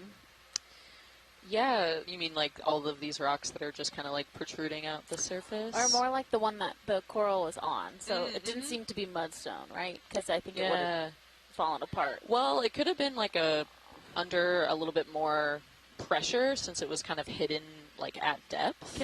So it could have been can we take a zoom from the show on just the base of this rock feature? There's like a couple anemones and then there's some smaller white dots. Copy. All right, let's hold on video. Sorry, I didn't mean to interrupt you. But oh, no, please. Every time there's an exciting bio, I always feel like I'm getting a little bit better at identifying it. I'm like, an anemone, yes. I know that now. Yeah, I learned a lot of what I know just by being in the room. I didn't necessarily study guides or things but for identifying organisms, it's the best practice is just watching dives. Right. And it helps if you have somebody that knows stuff. Not necessarily me, but somebody better than me. I've worked with a lot of really great scientists that have helped me to be able to A little bit of sediment blowing through here. identify even, Let's to family level stuff. Right, yeah. Clears up a little bit. Looks like we'll get a zoom in once the sediment clears.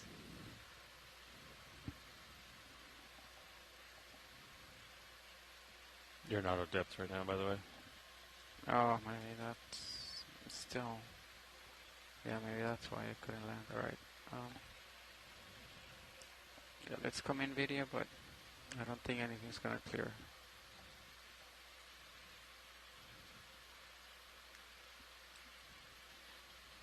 Video, I'm mostly interested in the white that's kind of right in the center between the other two anemones.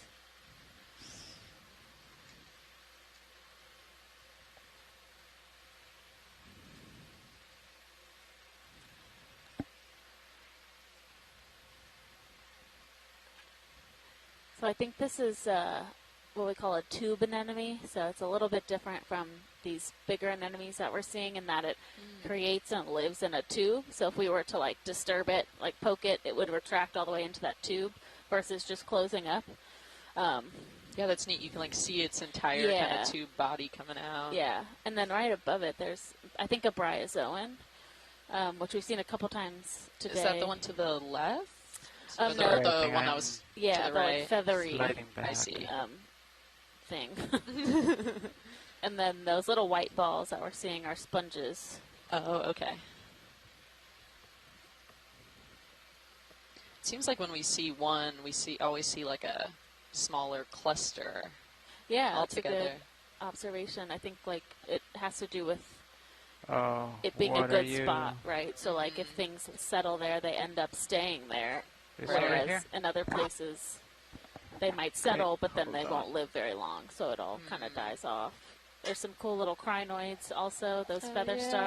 Great, this is RVNF. Oh. I was just wondering if you guys had any squalls let's come out a little bit. around. Yeah, that's great. Thank you. Around the ship, That's on the radar. beautiful. All right. Yeah. So is there let's come something out. about the white one that's different than identifying some of the reddish orange? Just that tube that they live in. Oh, okay. Is what kind of So it makes just so happens to be white also?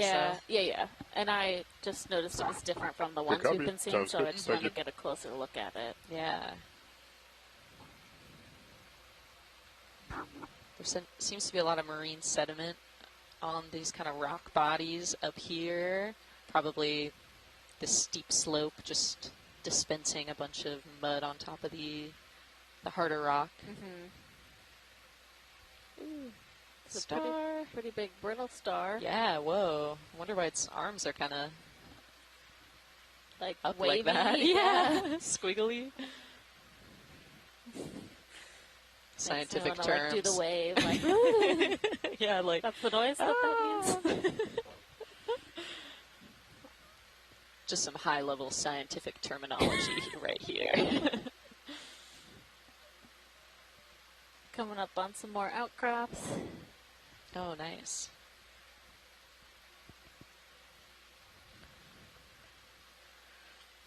Yeah, and this rock does appear to be darker in color. Ooh, look, you can like see how that Oh, broke wow, off. yeah. It's like exact. Yeah. Wow. Like a puzzle piece. Yeah. Very jagged.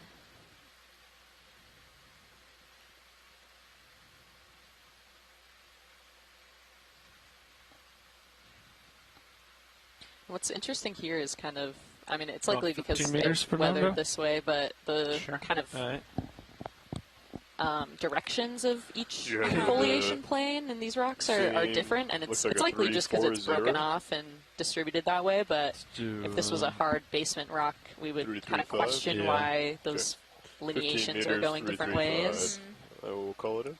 So Okay. would like Gonna move to the middle of your this screen, is also, co-pilot. also a very tectonically active space, Yeah, right? yeah, very much so. Yeah, so we're in the deformation front. So within that front, it just means that this place kind of accumulates a lot of that like Bridge, this is RVNF. pull from the moving Wanda Fuca We have plate a that's move kind when of you're like ready. trying to be Range, pulled towards 1, the 5 continental meters, plate, but is bearing also 3, kind of 3, 5 subducting or degrees, ducking speed beneath 0.2 knots, please. the continental plate, which kind of creates this weird distribution of stress that kind of can create fractures and then subsequent Good copy, Bridge. active Thank you. fault fractures. And so along this deformation zone, we see a lot of thrust that move's faults, underway. which are kind of the scarier kind of faults that can create like tsunamis and like displace massive amounts of water up above it. Yeah, so we're really interested in understanding those faults a lot for tsunami hazard to like local communities.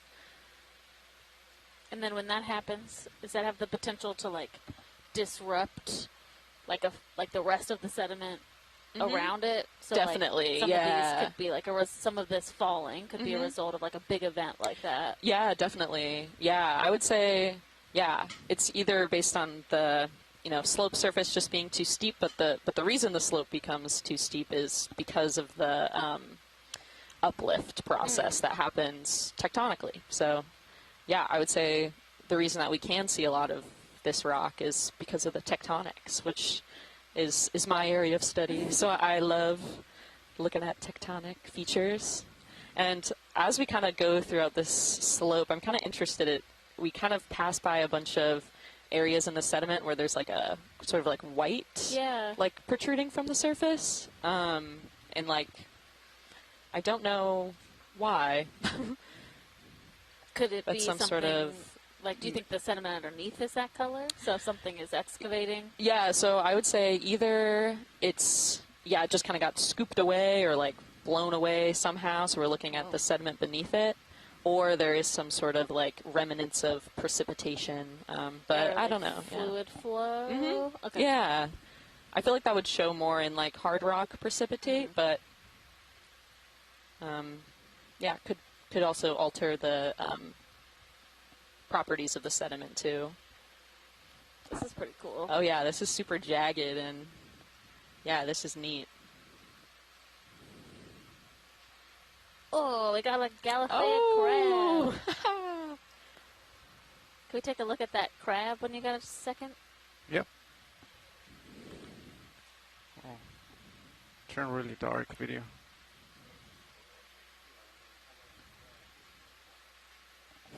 Yeah, it's really like stark against the background. Okay, let's come in slowly, just partial. Hold right there. So these are a type of squat lobster, or they're called squat lobsters, but they're actually crabs. They're not lobsters. But it's a Gallifreyan is the family. And might be Munida. I have to look it up for the genus, but you find these ones with this very like white coloration and relatively big. So like if we have lasers on, they're not super tiny. All right, go ahead. That live on. Come in a little bit closer. That kind of crawl around sedimented areas like this. So interesting. A lot of squat lobsters have prefer a coral habitat, so you'll find little ones that live on a coral, but these guys tend to live on structures like this. You can see these little orange eyes. Yeah, they're kind of creepy. Just looking right into your soul. Okay, I'm floating. So kind of reminds me of. Did you ever read the book? Might not be able to go what was it? It's like about the vampire bunny growing up. The vampire? No, I haven't. There's this book, and it I can't remember the whole story, but it would suck the life out of things, and they would turn white. And I always kind of think about that when I see these. Just a real life squat lobster. Somebody's sucked the life out of them, but he's living happily down there.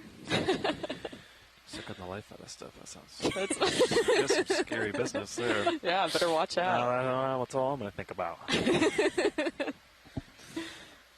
Yeah, and the squat lobsters, there's a lot of different species of them, and it's often like the spines on the sides of their carapace, which is like the back of them, or on their legs that define them. So there's a lot of different characteristics that can be the reason for something be delineated as a species. And so we're not going to collect this one, but it is for crustaceans. It can be really, really helpful to have an actual collection, just because you can't really diagnose some of those characteristics unless you have them on the surface. What sort of things do you look for, like when they're on the surface? Do you turn fogs off? You done? Do you have to have like a microscope? Sometimes, it's like counting the number of spines or like the length of a spine. And I don't do the taxonomy of crustaceans, but I have heard about it, and it's a lot of work. Ooh, there's something on the fluffy left. on the left. Okay. Kind of hidden in the rocks. Right here, just right at down the bottom? a little, down. Okay. I think it's more of these bryozoans. Let me get a little bit closer video.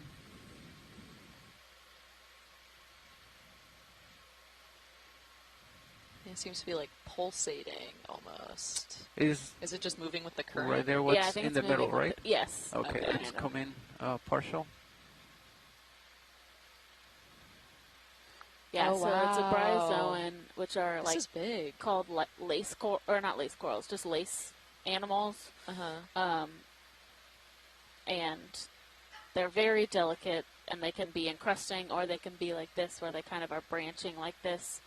But they're not tentacles, but they have like appendages that come out also and feed from each little section.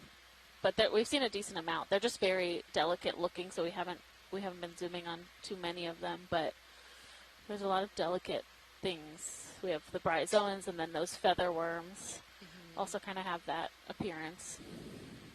Yeah, I like the name lace coral. That seems kind of fitting. Yeah, they're not corals, but lace animal. Sorry, lace animals. Sorry. There is a different one there's a coral called lace coral. Oh, okay. So I just don't want you to be like. Thank you. Yeah. I need to be called out on my biological terminology.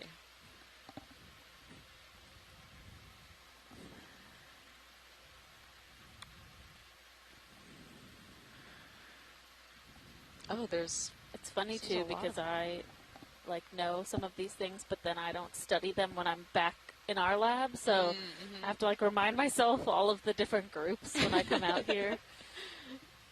Yeah, there seems to be so many, and especially so many levels of taxonomy.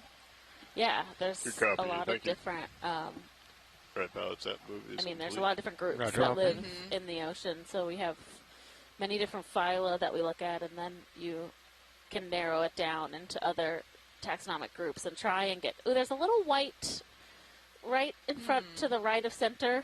If we can do a snap zoom. Partial video. Oh yeah. Just a little gastropod. Yeah. Oh. A little snail. Yeah. I don't know if it's the same. It might be buconid, I think is the group, but it's much smaller than the ones we've been seeing. Yeah, hanging out on some of the harder rock. I can see beneath the sediment there, that darker. They're normally predator-like, so I'm curious what it might be after. Interesting. That's great. Thank you. All right, let's come out video.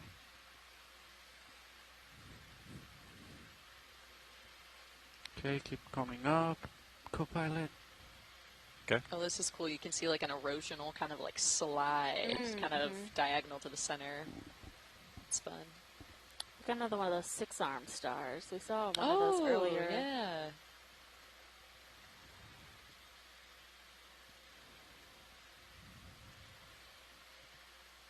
Hey, Nav. This is watch 1. Yeah, go ahead, watch 1. What's our off-bottom time? Stand by 1.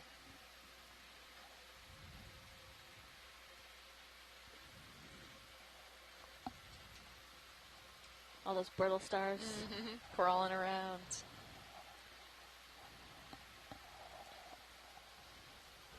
Watch 1, off bottom time, 22:10 UTC. We have roughly 1 hour and 32 minutes before we're off bottom, I believe.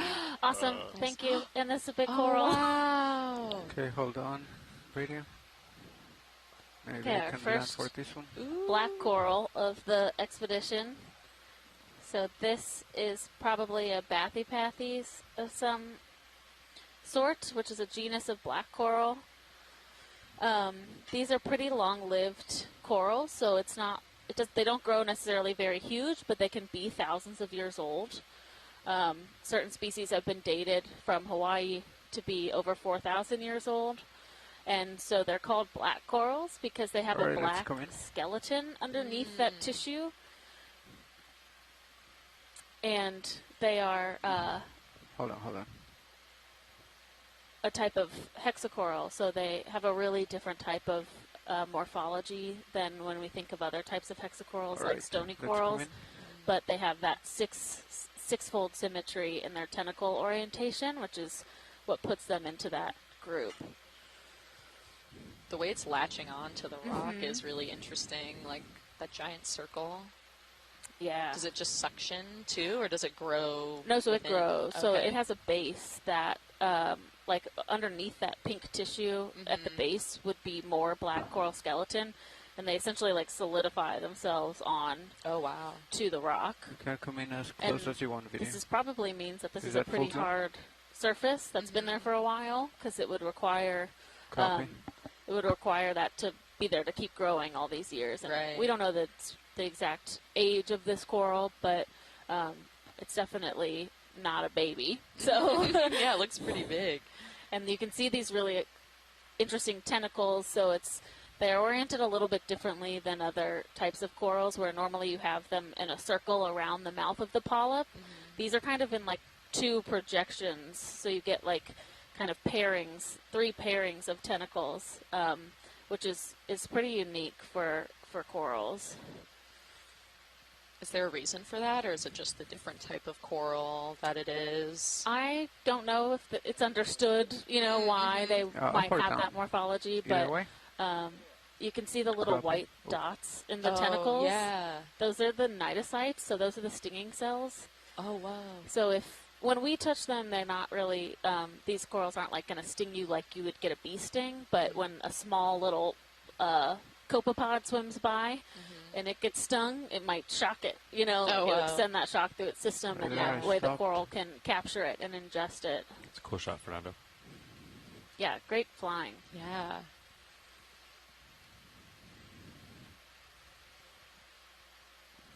So how long do you think this has been growing for based on its size? Is that like an estimate that you can make, or?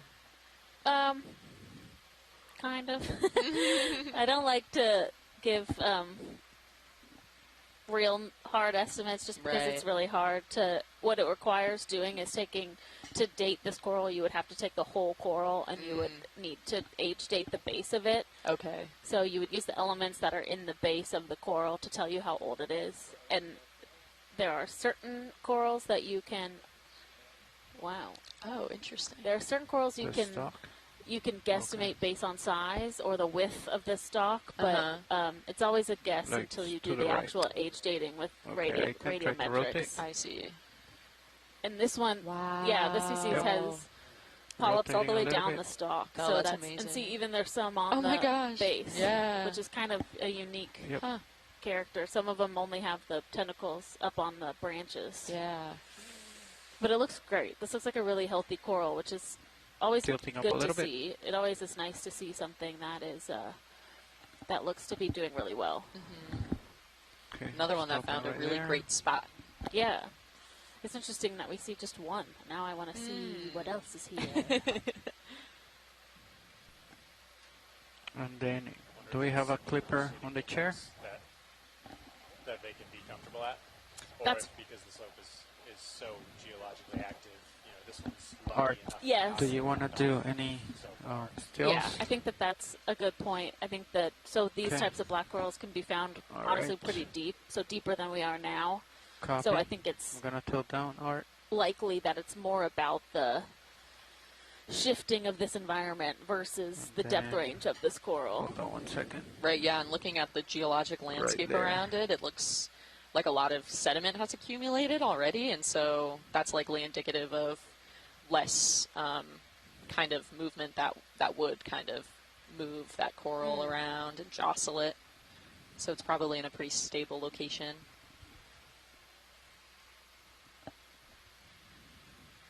Do you want me to hold still, Art, or copy that?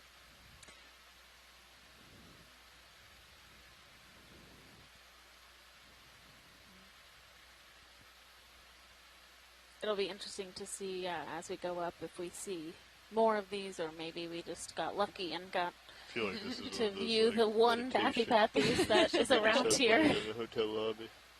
Just like this light. I also love the pink color that it has. Is that characteristic of this type? These ones can be a couple different. They're normally like a hue of pink or reddish, but there's a lot of there's still a lot of work looking into what color means for these animals. Interesting.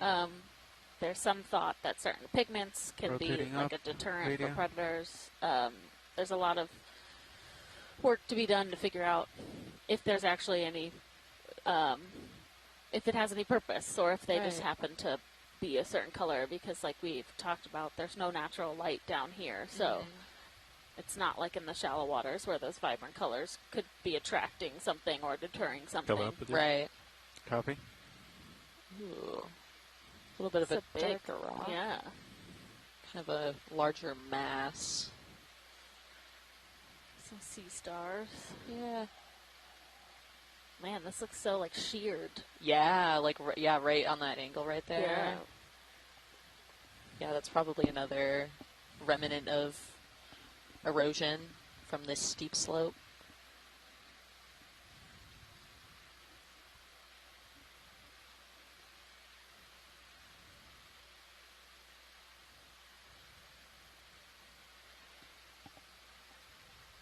Interesting.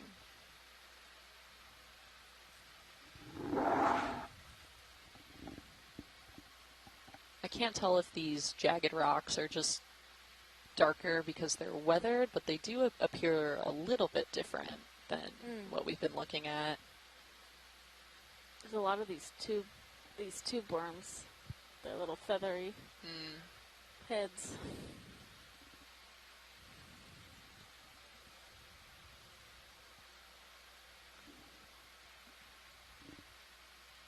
It definitely seems like we're coming up on some the sort top of something. Yeah. Interesting.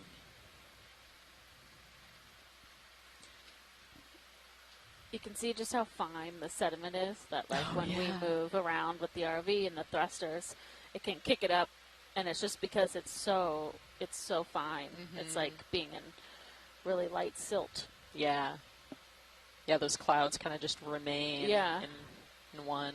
And we're lucky because there is a current, and we are also moving, so we're able to kind of clear that, but sometimes if you don't have a strong current, those can really sit, and you're just kind of stuck in a cloud. Yeah, or like on our first dive, I think it was, there was a bunch of fish that were like kicking up the sediment. Yeah, you have a big sea cucumber. Oh, wow. Well, actually, this is Nav. Yeah, Nav. Just want to let you know or remind you that we will be using the last hour of bottom time to calibrate our compass and DBL in our fins. So when I mentioned an hour and a half, that's more like maybe 15 minutes or so left on bottom for science. That's great. Would you like us to fire the niskins before you start the other objectives? That's a question for pilot. Do you have a preference? We can do it now. Okay. We can go ahead and do it now if we have the clipper in the chair. We don't, but we can get one. Sounds good. But that would be great. What is that shadow coming from? Up above you. It means it's right between. there. Oh, sea right cucumber there. in the sky. There you go. Get it with a still cam, Fernando. There you go. Actually. Well, no, but we don't have a clipper. They're going to grab them. I think. Yeah, they're going to grab them for the sample. Okay.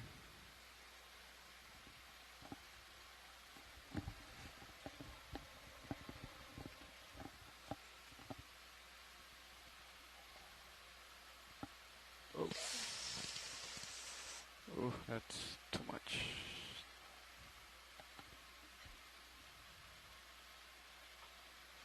Now it's... Well, maybe I could tilt down. There you go. Let's see if we can do this.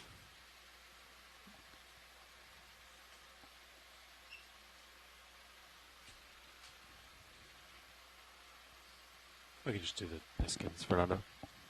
Yeah, I mean... Okay. Yeah, you can fire them whenever you want. Or do you want... No, we still need to wait for... Yeah, we don't have art yet, so... Copy. Do you want to be off the bottom? So like we don't get so much sediment flying around, or... Yeah, I would say if we can come up a little bit, okay. It just seems a little sedimented up here. Yep. Okay, so when we're ready, I'll come up and then... You want to give me 15 meters towards Fernando? Yeah. Still 335? Sure, yeah. Okay. Bridge RV net. We have another move when you're ready. Range 15 meters, bearing 335 degrees, speed 0.2 knots, please. Pilots, we have Clipper back, so when you guys are ready. Art. Good copy. R3, let's see if we can get this. Pilots move underway. Roger. Gonna try to come down a little bit. Right, well, now it's against the sediment, so you can barely see it.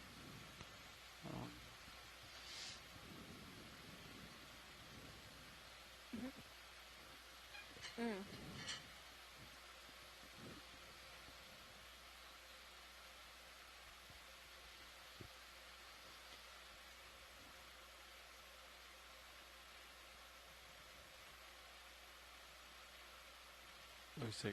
Come on, get some altitude, buddy. All right.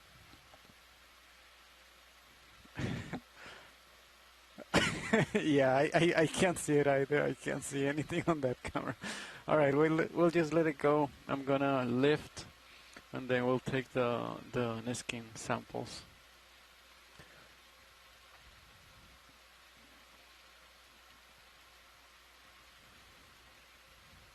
Okay, am I too far? Oh, okay, I'm not gonna move, We have a ship move underway as well. Copy. Yeah, don't go any further away from me. You know what I mean? Yep. You can back up a little bit. Come up and back up. Copy. Yeah.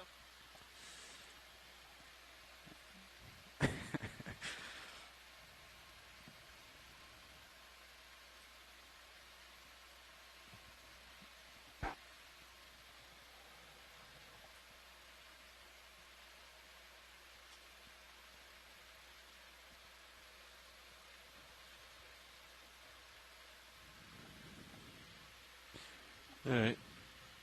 So I think all that dust is in front of you. I don't think it's behind you, right?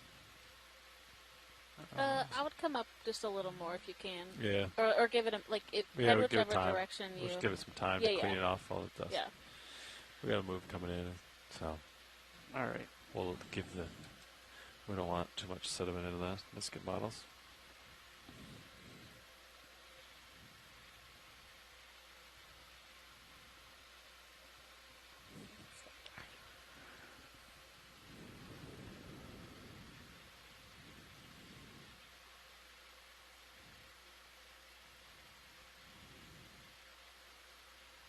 Can come up a little bit more.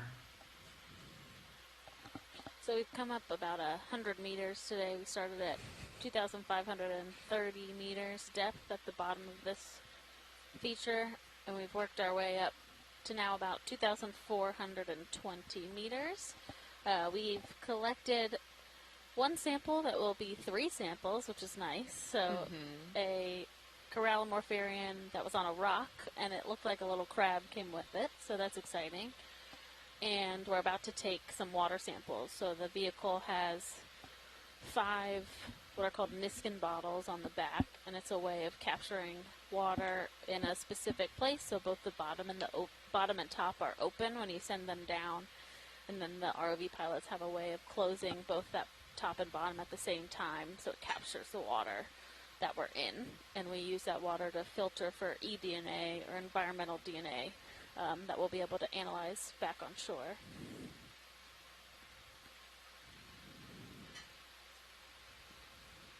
Here's your blue, Fernando. Panning down, or tilting down, tilting up. There you go. Okay. So, 4 meters off the bottom. Let me come up a little bit more.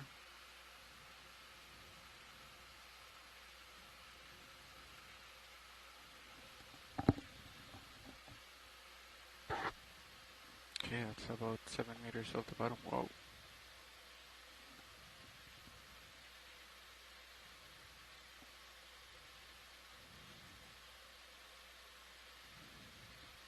Stirred up a little sediment down there. Oh yeah, sediment plume. Oh yeah.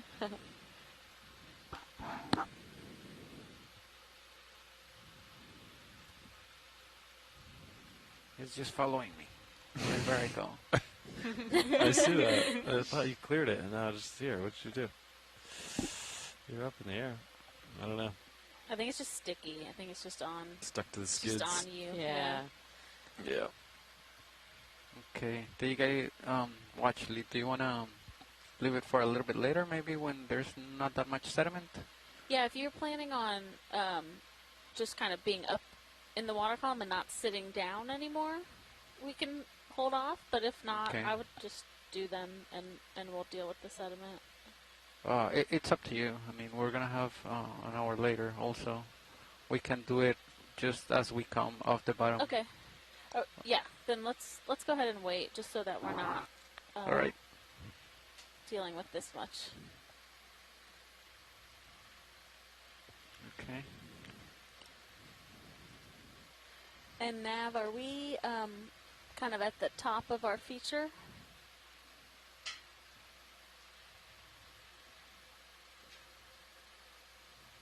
Yeah, it looks like the significant slope is behind us. Okay. For y'all's objectives that you need to do in the next hour, is it better to be on a... Go ahead, Bridge. Oh. Good copy. Thank you. Sorry, Watchley. Go That's ahead. okay. Is it better to be on a less sloped surface or Like, would you guys prefer to keep going forward, or would you prefer to dogleg? It doesn't matter. We're gonna be off the ground, so Okay. Yeah, we'll be in the water column. yeah, doesn't really matter. Ooh, you got a fish up in front of you, relatively large. Can I push out, co-pilot? Yeah, a little bit, Tyler. Ship How much? move just completed. Copy. I can call another one if you'd like. Oh, I don't know. It's up to you, co-pilot. Sure, you can go another way. It's flat. Yeah, it's pretty flat. All right. Whatever you need for your compass tests, Fernando, is what we're going to roll into in 4 minutes. So. Copy. All right, you can partial in video. Pretty high up, so. Oh, that's neat. I feel like All we haven't right seen there. a fish in a while. Oh, this is a different one than we saw earlier also. Oh, yeah, Well, it's gonna rotate up, top fin come is a little bit tighter. different. And yeah, back fin. I Yeah. think this is a blue hake. It's kind of a common name, or a black cod. Oh. Okay, hold right there. Oh, and there's more of those shells, too. Oh, yeah. Interesting. It has that very pointy Let me know if snout, I'm getting this too one. far, co-pilot. All right, come in video. Roger. Yeah, don't go too much further for now. That's it. Copy. All right, let's try to do from here video.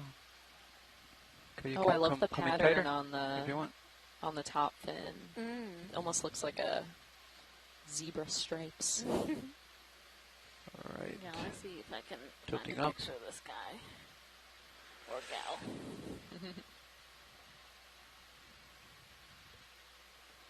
Yeah, it might be too dark already.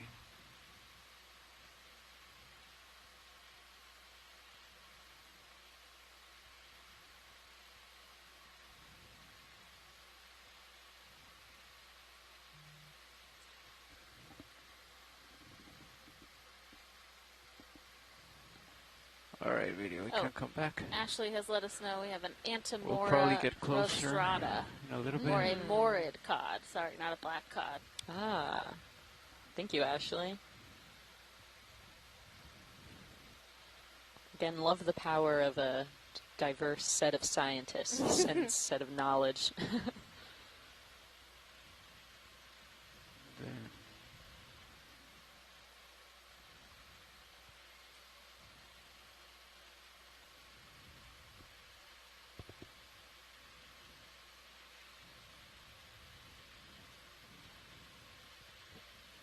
So I have not called in a move yet. Did we want one? Oh, yeah, call it in. Okay.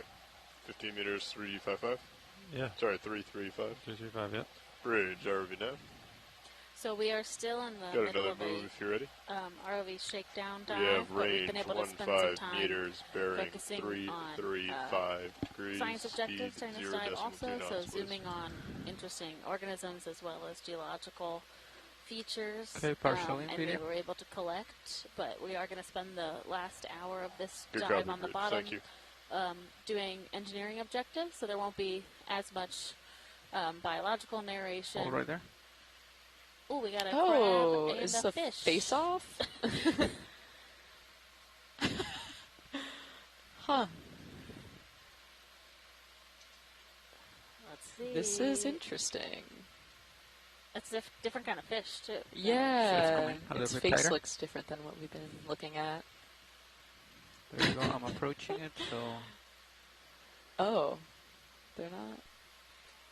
slowing Maybe it's down. not adversarial. Maybe they're just friends They hanging out. Yeah, they actually do just kind of look like they're next to each Go other, ahead, Bridge. hanging out. All right, I'm This coming crab closer. looks like he might be eating video. something. The way his... Yeah.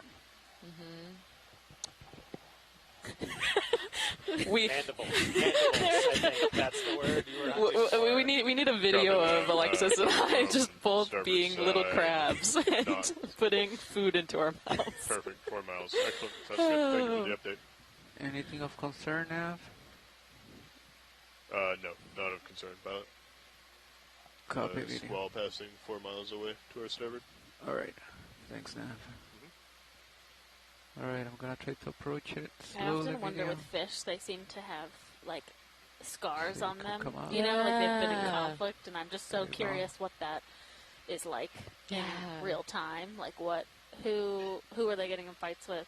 What whales we have a much more large knowledge base about, like, what they eat and what Okay, eats them, rotating and down. all of that. So, like, we know, like, giant squids will fight with sperm whales, but with all these deep sea fish, there's just so many of them. I feel like it's not fully understood, those interactions and what those interactions might be.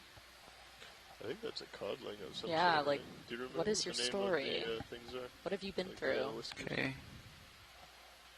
And really not Do you that wanna large of go eyes tight? for this one compared to some of Or those we're Mercurials good we were with seeing this earlier video? with the really large eyes. Yeah, and this one seems to have like that string of like luminescence kind of parallel on the back that Ashley's been talking about. I don't quite remember the name. Lateral. But yeah, you can really see that on this one.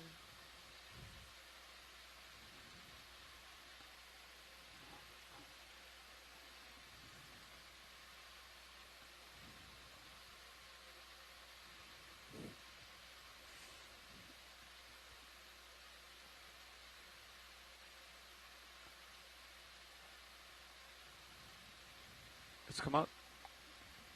Right there. It's a nice close-up. All right. Let me know when you're good, video.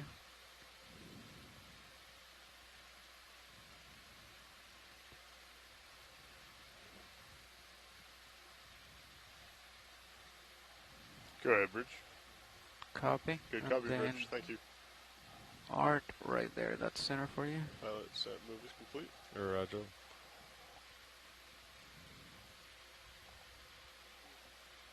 So one of the new developments for D2, the ROV this year, is a new still camera that's we mounted wanna right above test the compass for it to have HD video the camera last that hour. is the So main do we have feed, an hour on bottom?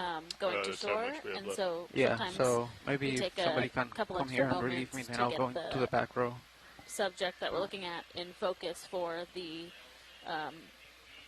still camera. So Okay, copy. we might Thank you. be backing out with the video, but Alright, that's I think because we're good. our video Gonna clipper take off. is working with the still cam to fine-tune that process. Yeah, and we have a great video team on board. And then we had something else, a crab. Who worked to try to get great footage for everybody. Who knows where it is, though? Oh, it's right there. Is that it? Probably not.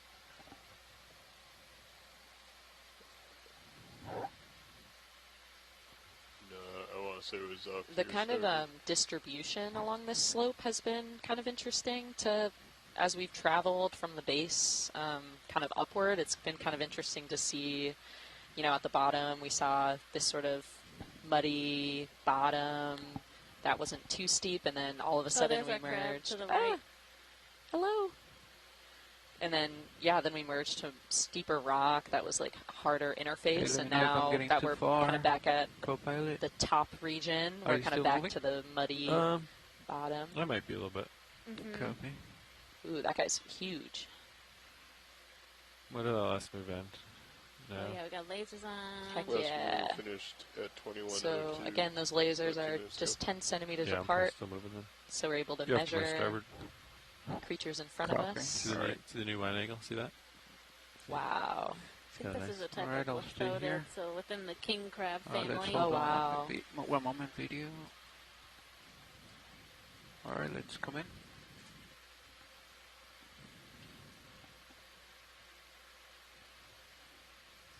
Oh, sorry for that.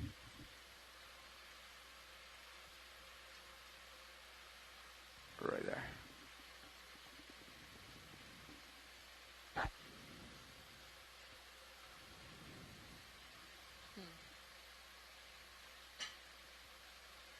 This one has all of its appendages. Oh no, it's missing one leg. Missing the back Yeah. leg. So earlier we saw one of these same types of crabs, but it only had 3 legs left. Yeah, wow. This one is faring a little bit better. It's only lost 1 leg, and it has its pinchers kind of going into the sediment, it looks like, so possibly like filtering out, eating bits out of the sediment. Yeah. Look at those eyes. I'm curious if we'll see it grab something.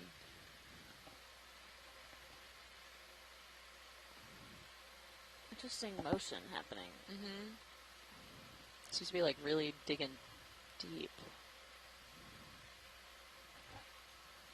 But also using its like whole body. Yeah. Trying to rotate a It's little like bit, video. It's like digging in.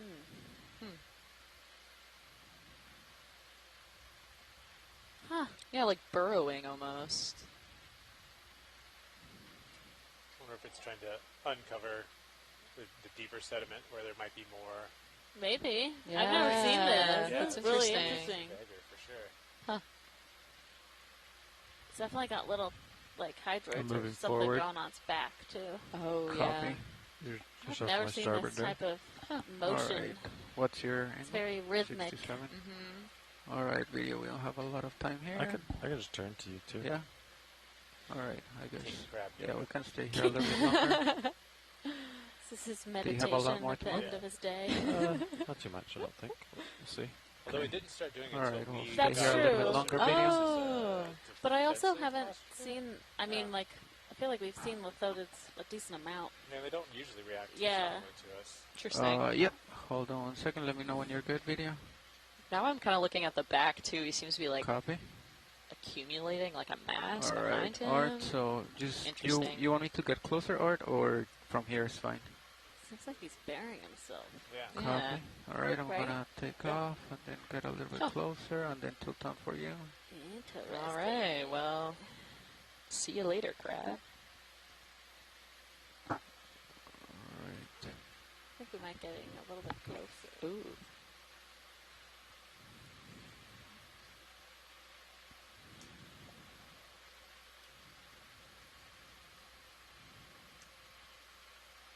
That's as far down as I can go with my tilt, so I'm gonna land right here.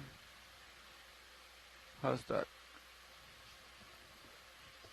Okay. Is that good? Do you want me to stay here a little bit more? Alright. Taking off. And That coming was back to center. Very interesting and Yeah, strange. very strange.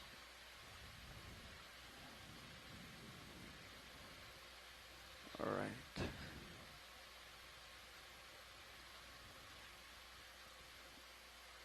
Yeah, what do we have as uphill? You want to select waypoint 2? I think that's probably a good direction, right? So, I don't know. It's hard for me to discern. Maybe due north for now.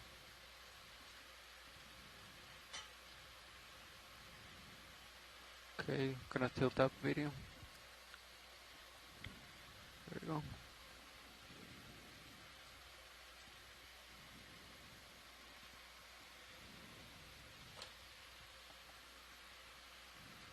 Alright, pilot, we have 1 hour and 2 minutes before we have to come up. Oh, is there... Copy. No. What is that? Just Watch lead? in and out of view. No, it's okay. I just thought I saw a little, sea slug. Sea cucumber. Sea cucumber. Okay. Yeah, we've seen those a couple times. I'll have to check myself on the ID later today. Yeah, there's not a lot going on up here. so- Yeah.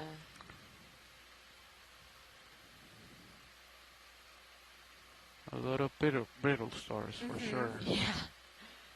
If you have time to take a zoom on one of the brittle stars, that could be helpful. And then if you guys want to transition into your objectives.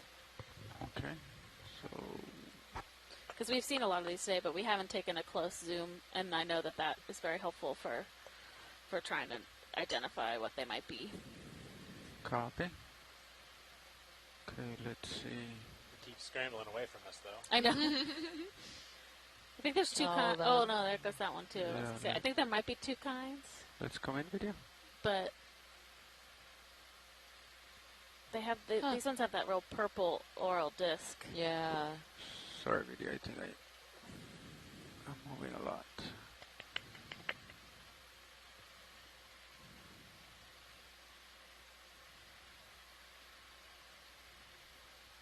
There you go. They're Can so come delicate. in closer if you want. Yeah, they look just Is so that full zoom? thin. Yeah. Well, and that's one of the things that's Copy. historically with collecting them. It's like with a lot of Oh. echinoderms, they just are so brittle that if they were trawled or came up in a Copy. more destructive way, then they are often just in pieces. All right, and watch you lead. can Yeah. This is describe full them zoom. based on the pieces, but it helps a lot to have an intact specimen or the images of what it might have looked like before it was at the surface, because they often look very different. Oh, bye. Oh, there it goes. Oh, everybody's on the move. Very active seafarer. All right. That was great. Thanks, pilot. Sure.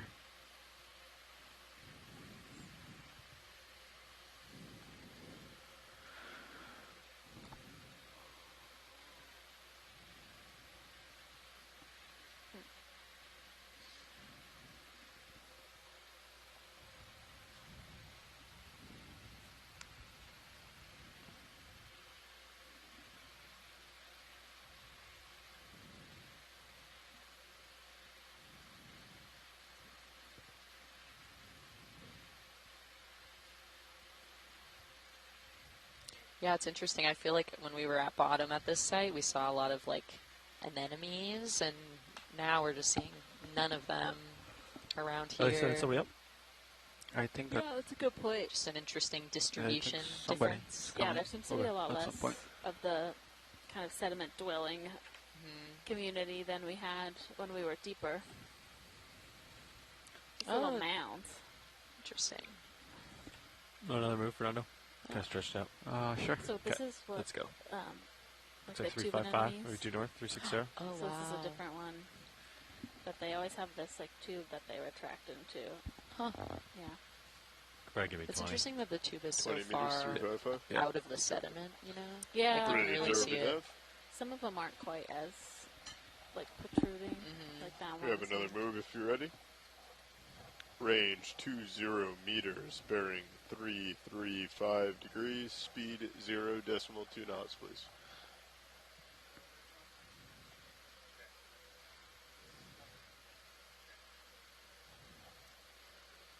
Good copy, Bridge. Thank you.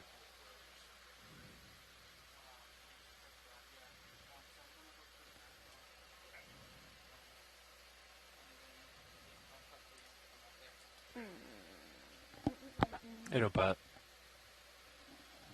Pilot, co-pilot, that move is underway. Mr. Swing Arms. Copy that. What kind of move are we talking about?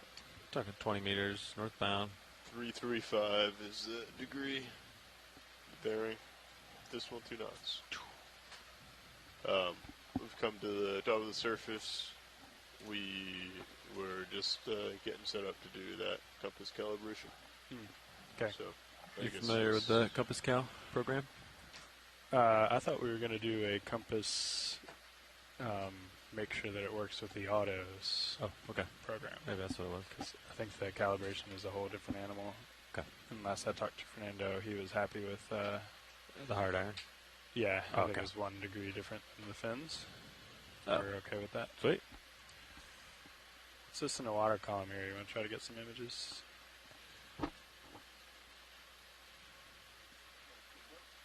Yeah. Ah. Moving fast. Squid? Sorry. No, I don't think so. No, that was me, Brian. Sorry. It's about all the tether you got. Okay. Oh, yep. See those verts going. Yeah, I'm going to let him go. He's got you in auto depth. Goodbye. There he goes, up and away. That's right. Thanks. Actually, I'm going to stay with him, Brian, and see if we can do it in autos here.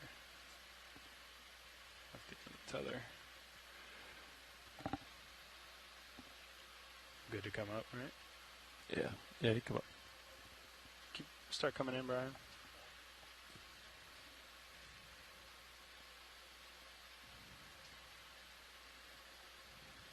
Keep coming.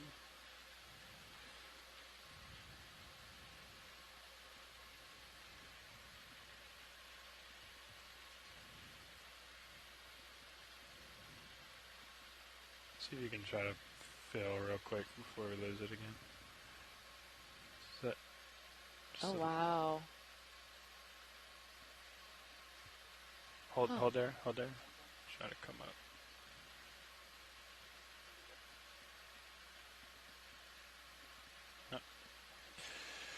Yeah, he's inside. No, that's got him reduced right in front of you as well.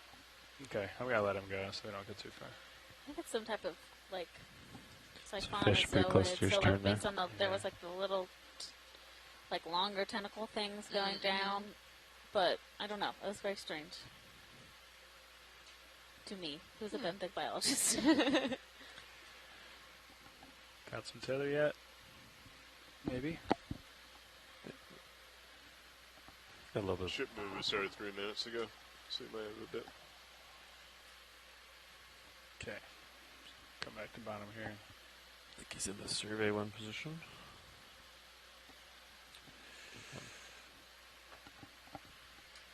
Go ahead, Bridge. Good copy. Move complete. Thank you. Pilot's move is complete. Copy. Copy.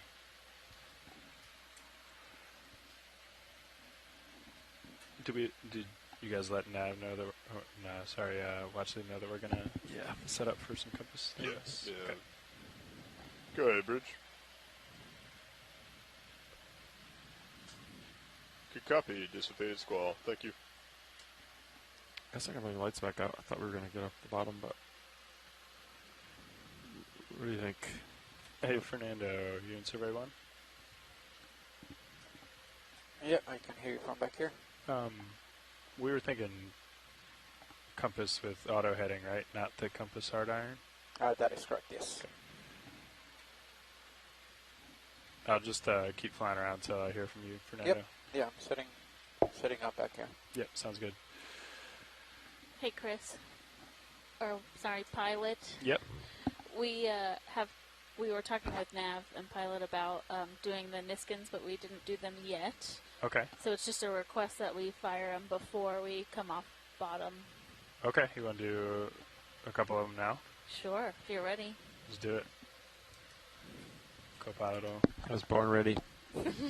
So is Art. I got a thumbs up from my clipper. Water looks clear. Here we go. Resetting. And firing. Boom. Oh. Number 1, collected time 21:18. Depth 24:11. We got hot fingers up there. That was so fast. That was so fast. Copy. I'll stand off. It's okay. You guys some time. Stand down. Okay. It's very exciting.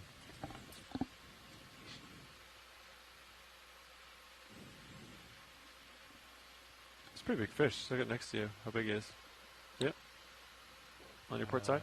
Port side? Probably right by the rock box? Yeah, I mean, from my point of view, it's by the rock box, but it's probably between us a little bit. All right. I don't see it on the rails. I think it's... Oh, it's... Maybe it's way closer to me than it looks. You know what I mean? Yeah. I don't see it in your view anymore. He's above you. It's fine. Oh, yeah. I see that. All right. You want to do Science another one? is ready for Niskin 2. Oh, we were go for Niskin 2. Roger. Resetting number 2. And firing number 2. That's a confirmed fire. 21:19. Depth also 24:11. Awesome.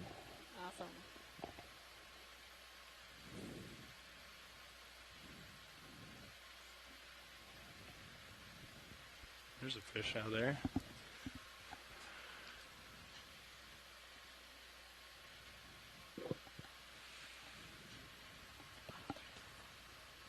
Pilot, you're flying right now with auto heading, right?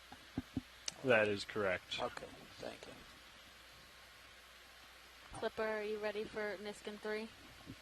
We are ready in the back row for Niskin 3. We are go for Niskin 3. Resetting. And firing. There it is. Number 3, 21:20.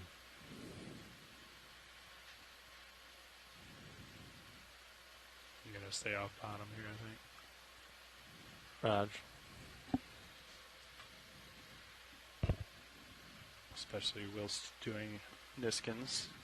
Yeah, they don't want sediment in there. Oh, I know. Nice, clean, fresh water. Fresh water. Well, Get that salty eDNA. water. Navigator, Go ahead, Fernando. what time UTC, what time is off bottom, UTC time? Stand by. Like in 40 minutes, like 2200? 50 minutes. 50 minutes. 2211. Okay, so 2210. Okay, perfect. Thank you. Okay. What are we looking at down here? Video? You ready for Niskin 4? All right, ready for Niskin 4. Niskin 4 is go. Resetting now and firing. That's number 4 closed. Great. Start to come in video? Yeah. 2121. That is a sea cucumber. It accents the water. Sure does. Oh, your lights back up. Oh, yeah, up. look at that little fish. To the right, there's a little eel pout. Oh, hey. So tiny. Let me deploy your lights. Get some. Sure.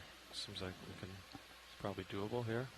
If you come a little wide video, I'll try to creep in on that guy. We can get a good video. Is it an eel boat? Yeah.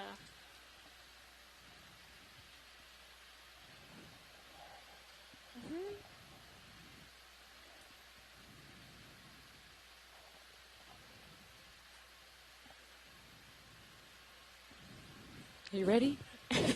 Well, Last Niskin. Well, we'll look at this fish, and then we'll do Niskin. Cute little eel pout. I'm worried when I touch bottom, he's going to swim away. But Oh, yeah, probably. okay, let's come on in video. Try to get that a go. I think the family is I don't know. Here we go. Zoricidae. Oh, right next to a little sea cucumber or sea pig. They're friends. Just hanging out. Look at it breathing.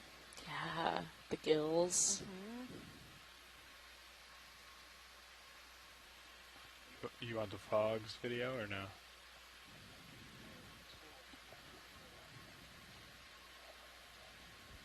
Okay, I can probably get a little bit closer, but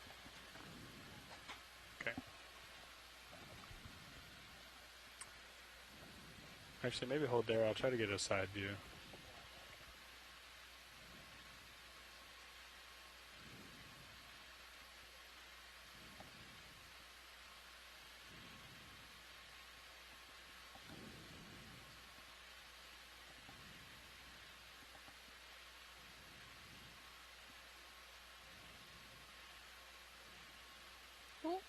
Okay. He's like, no, It's sir. like, you are not looking at this side.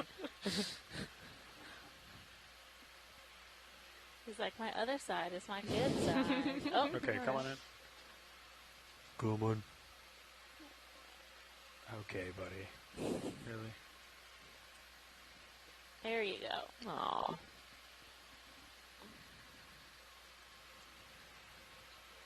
Copy. Could you throw lasers on Copilot? Get my hands tied up. And then we zoom out. Hopefully we'll get them. Let me know when you're done here, video. Sure.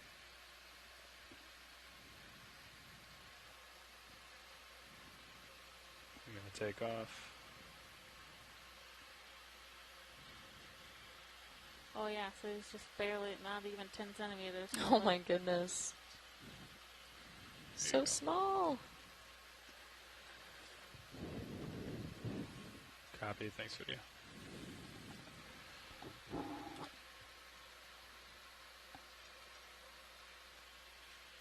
Great shot. It's interesting to think about us zooming in on that 10 centimeter fish, and this ROV is like the size of a Mini Cooper. Another move. I was just about to suggest that. Get another 20. Due north. Copy that. Due north, 000. Sure. Copy that. Bridge, this is RV nav. I'd like to call another move if you're ready. Range 20 meters, bearing 000 degrees, speed 0.2 knots, please.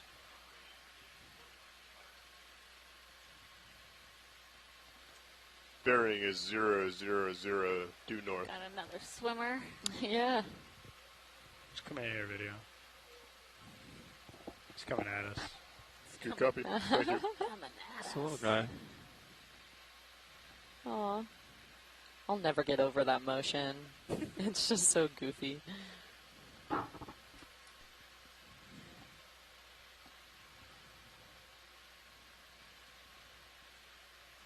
That's all the time you got there, big guy. Cave is underway, pilots. This is probably way too small for a still, huh?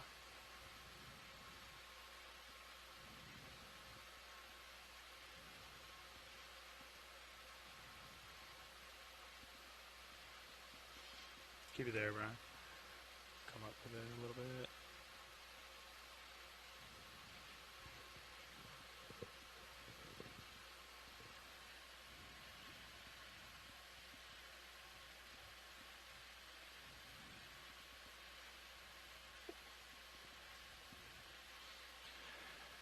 I'll tuck her down. It's break time. That's enough for me. It's a lot of core work for that little guy. Yeah, really. Flapping back and forth. We have one more niskin bottle, but there's a little bit of sediment in the area. I can confirm said sediment. I don't want that. We don't want that.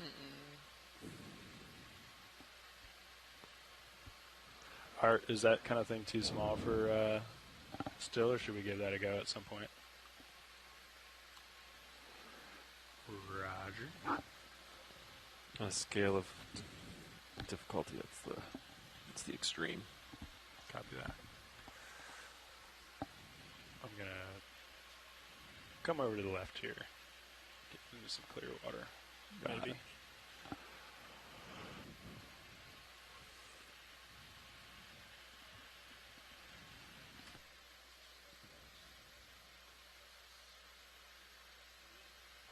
Yeah, I'm aware.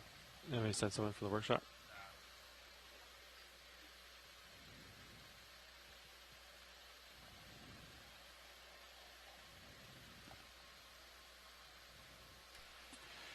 You want to go for the 5th?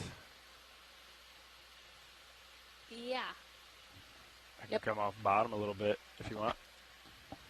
Yeah, I mean, I think we're pretty good. Okay. Niskin. Can you tone? I got a thumbs up. We got a thumbs Here we go. Reset. And fire. Mark.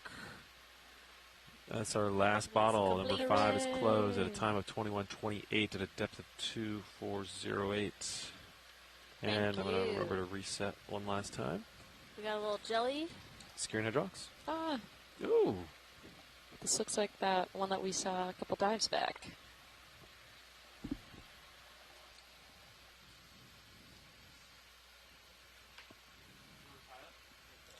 Come on in. Wow. Hold there. I'm tilting up. Wow. His name is Squishy.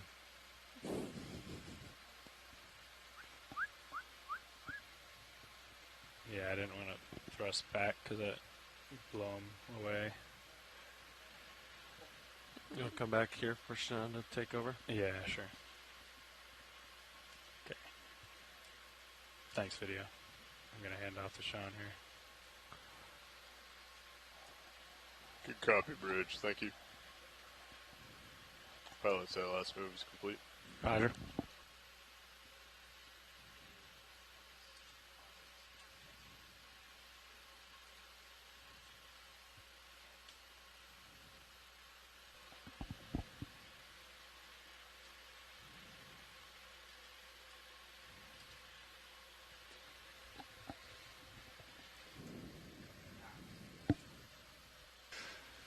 Okay.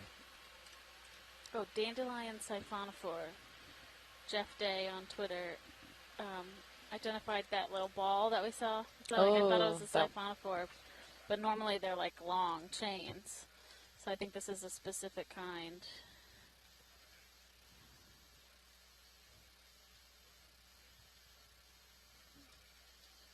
Yeah.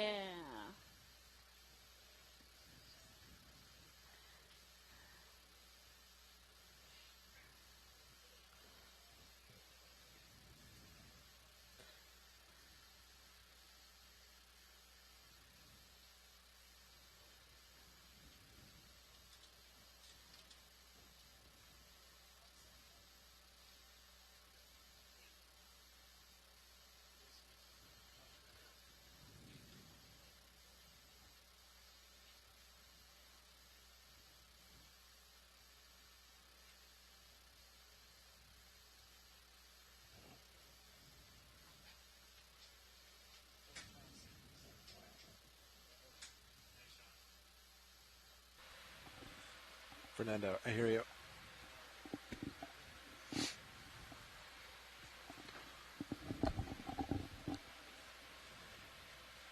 Okay, copy that.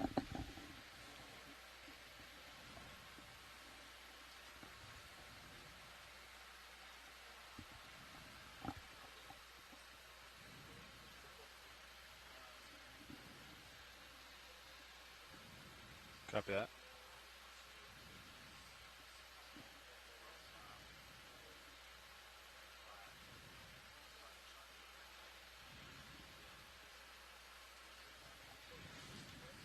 Oh, there's another one of those anemones. Oh, yeah. Understood.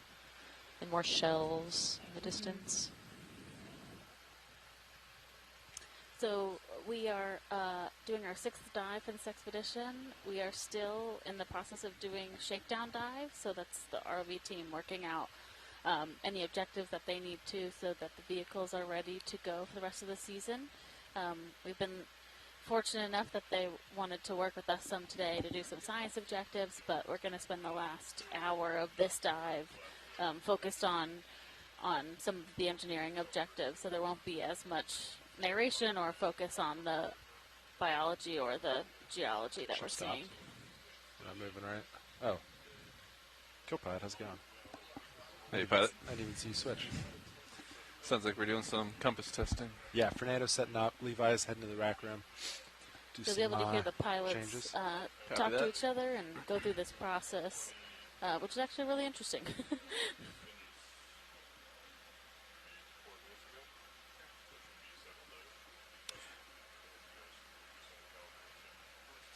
Looks like ship is currently moving, correct?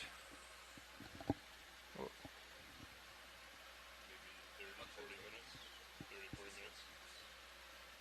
Check with Nav as soon as he's ready. Hard to tell. Yeah, it might be holding station.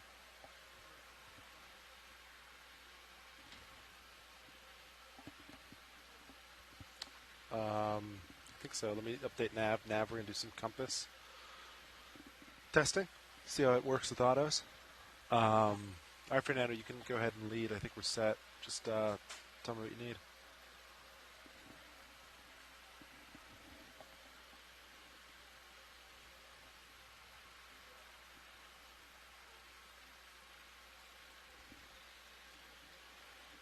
Copy that. I have auto heading in at the moment. Should I take it out?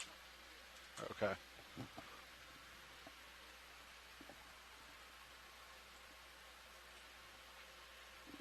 Okay.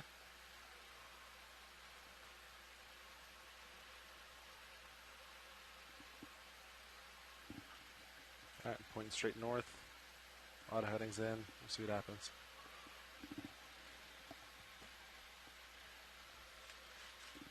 Yep.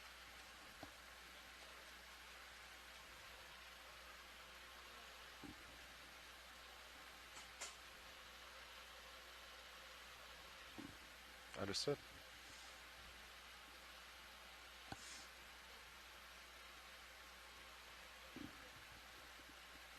Yes. Lights out. Indicators off. Looks like it's off.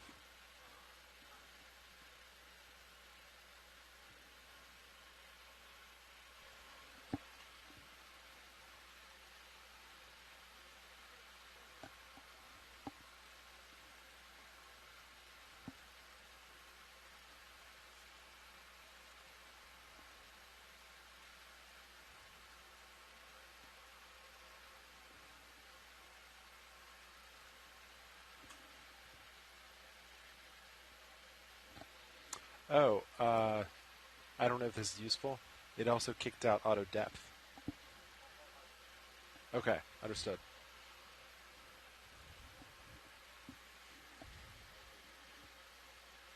Why would auto depth kick out?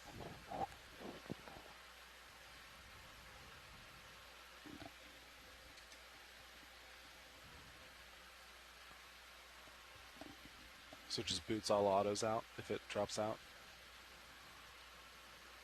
Not just the autos that use it. Use that source. Okay.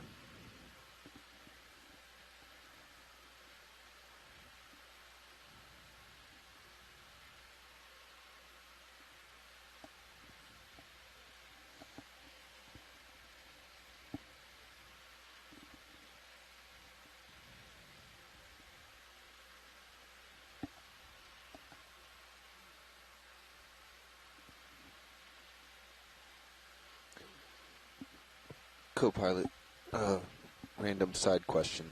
What is your top left knob on your joystick? No, the little turning knob, the encoder. What does that control? This one? Unused for you, I think. Okay. If you click through it, does it change? Okay. Okay. Nothing. Nope. All right. I might take a poll at meeting today to see if we want or are able to attach that to fog lights.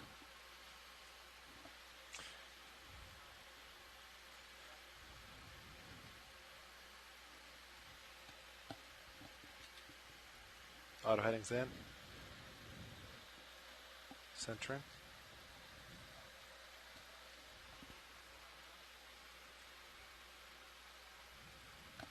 Ooh. Oop. Auto heading out. Did not like that.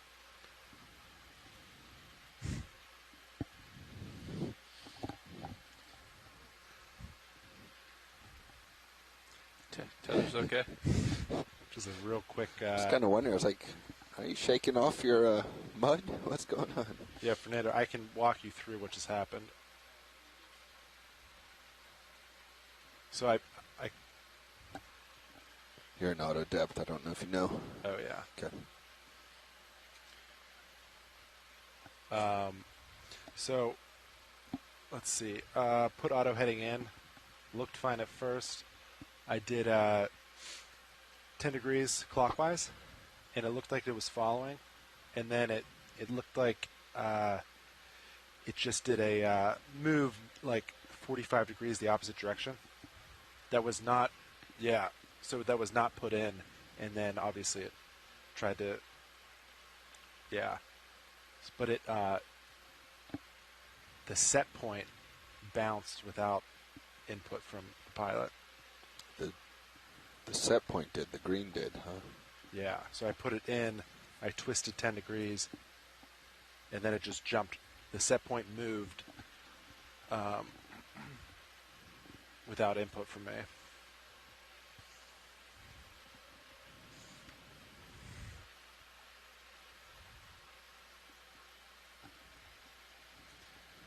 So that wasn't auto heading overcompensating. That was something else. That was the set point moved. So it wasn't over. It was acting as I think it should.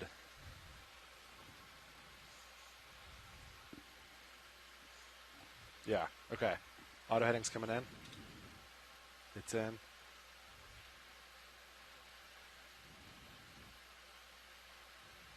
Okay. It's a couple degrees right. Looks fine.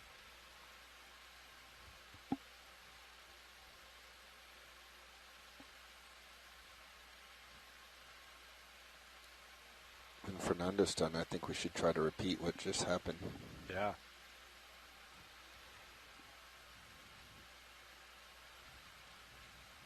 Okay, right there. All right, I'm out. So it didn't move the set point. Yeah, okay. So maybe it didn't.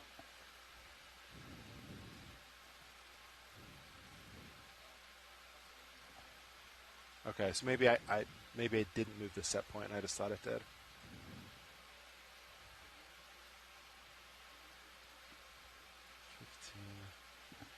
Yeah, copy that. No, I took it out. Let me know, and I'll put it back in. Okay. It's in.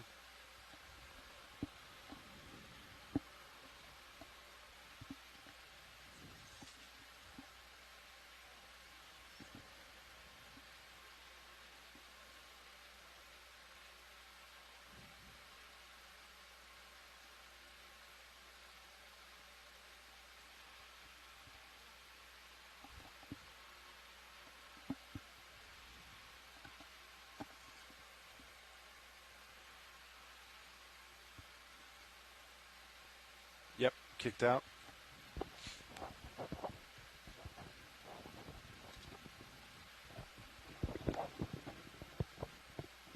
I'll start slow.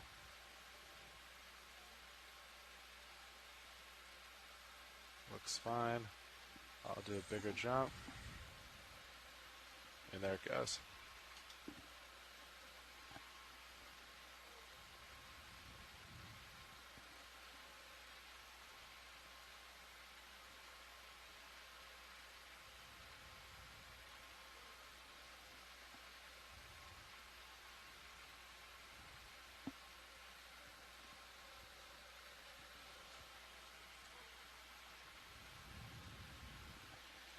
Oh, it just kicked me.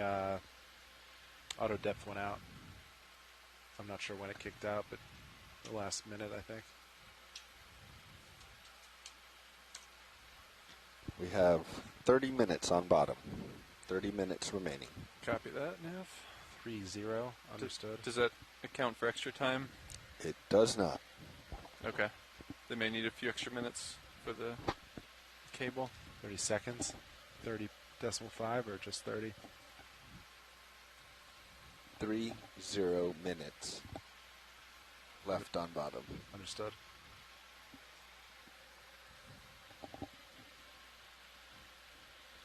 Yep, auto depth's out. All autos out.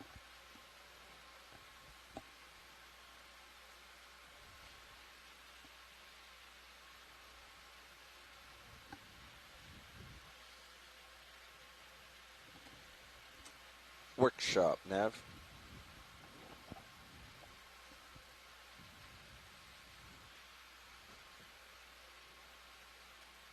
Be advised, we have 30 minutes left on bottom. Watering team, stand by.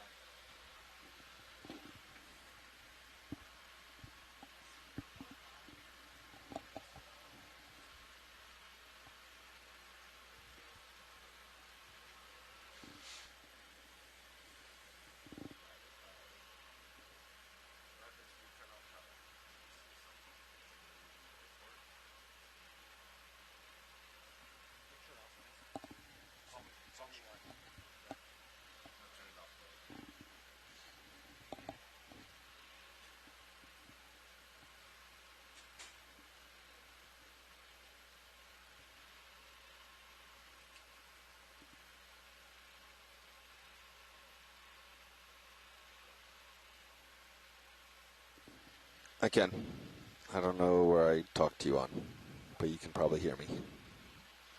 All right, let me know when you're plugged in. Correct. Yep.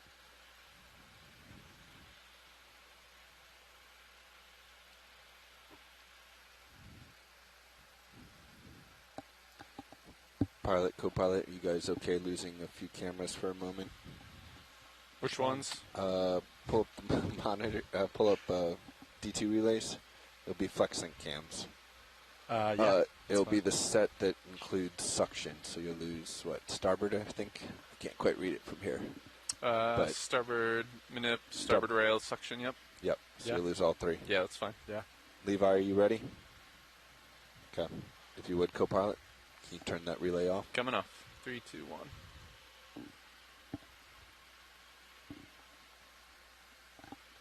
All right, back on. Coming on.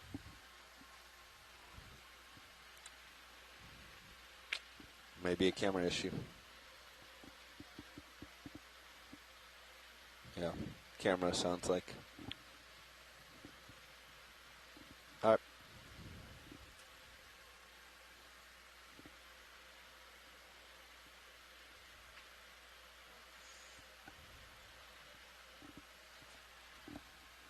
Got something about 5 meters out. Oh, yeah. Is it the fish right there? Oh, yeah. There's no way to know. Hard telling, not knowing. All I can see is what Blueview's putting out. Strong shadow, highly reflective. Of an unspecified shape.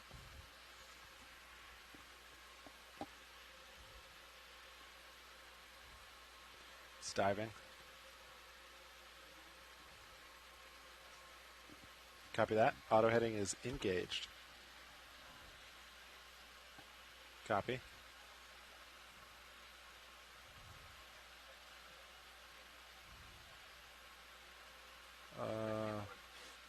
Correct. It is not doing anything. I see no... It's off?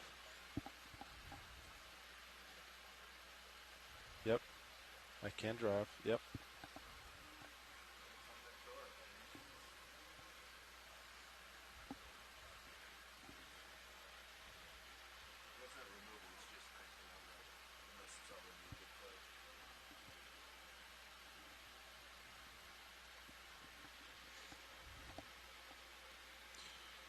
Auto heading is engaged.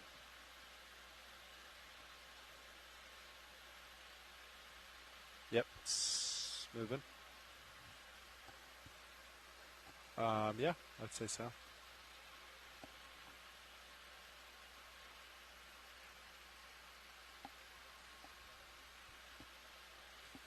Yeah, it's overshooting. Yeah, nice and soft.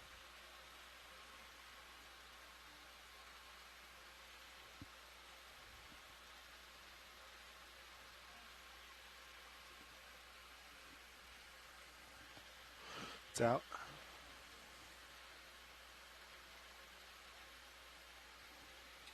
It's in.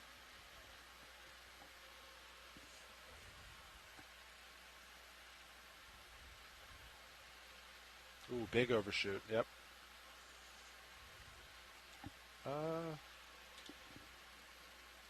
Yep.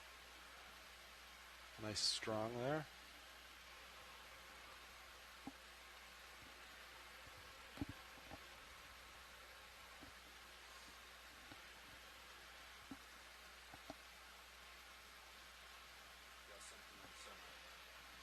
Yeah.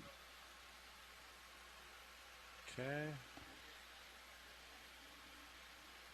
All right. Stable. Auto heading's in.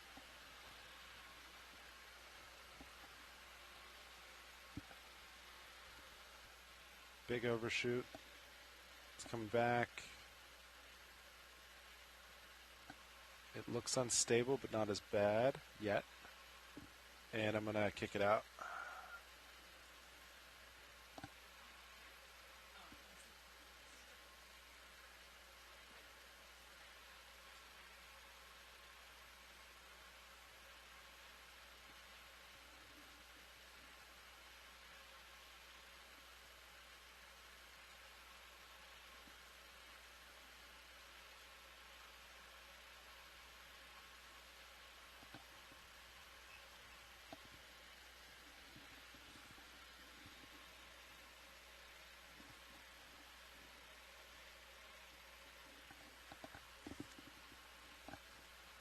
Does Sirius have the same compass? Copy.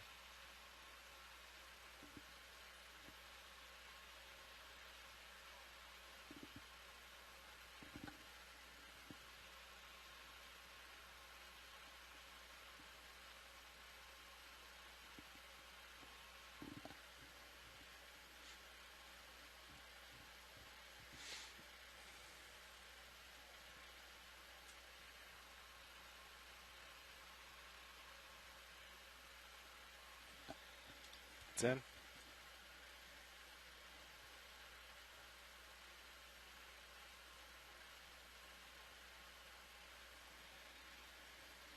Okay, I'll do a big turn.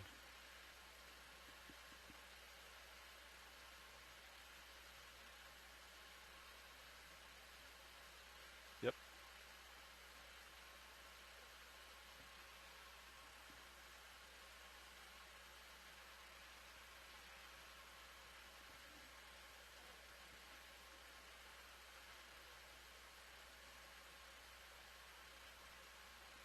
It's not, yeah, resonating.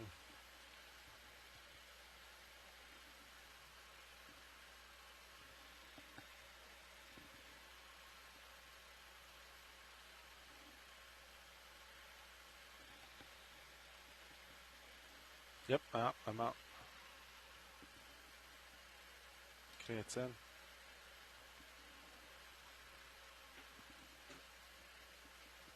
Okay.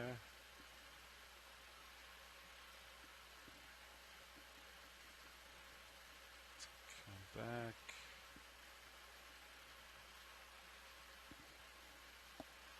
Okay, I'm going to kick it out. Looked like it was getting a little out of control there.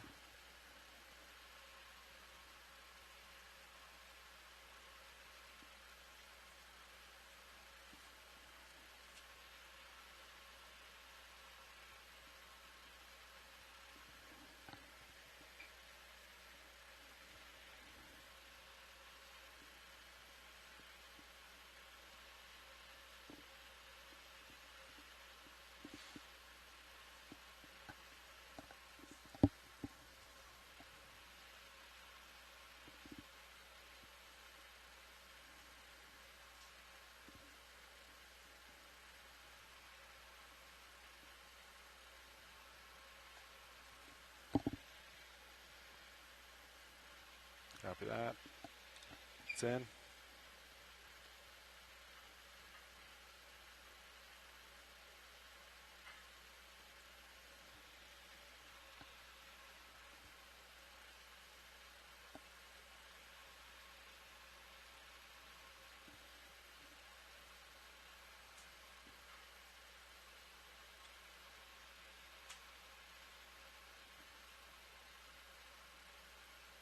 So it looks like based on thruster feedback. Oh, never mind. Disregard.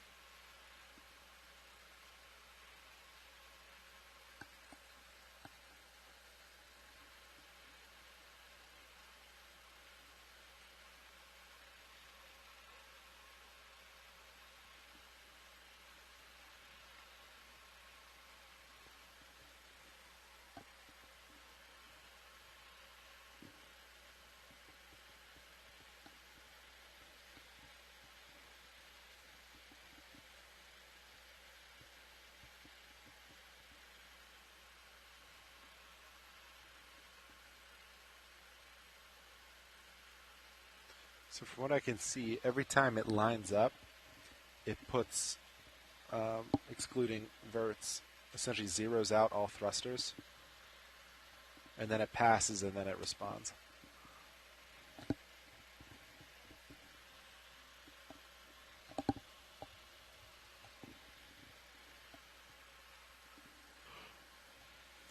It's in.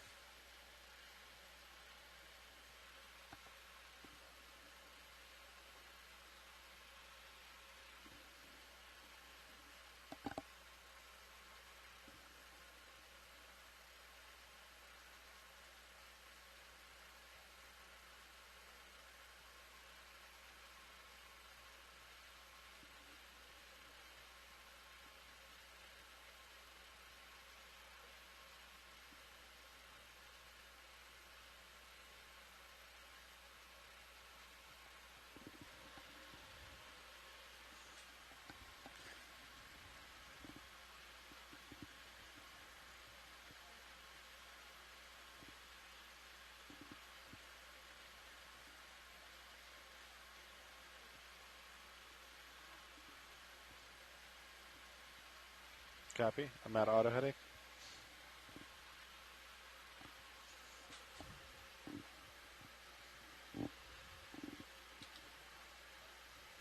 It's engaged.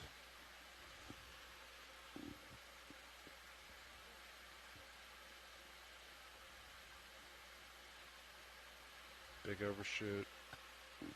Come back. I'm kicked out. Do you have any integral gain in there? Have you tried just proportional and integral?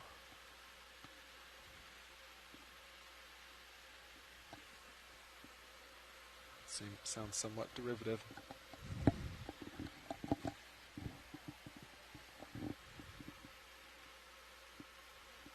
Might dampen out the overshoot, potentially. 15 minutes remaining on bottom. 1-5.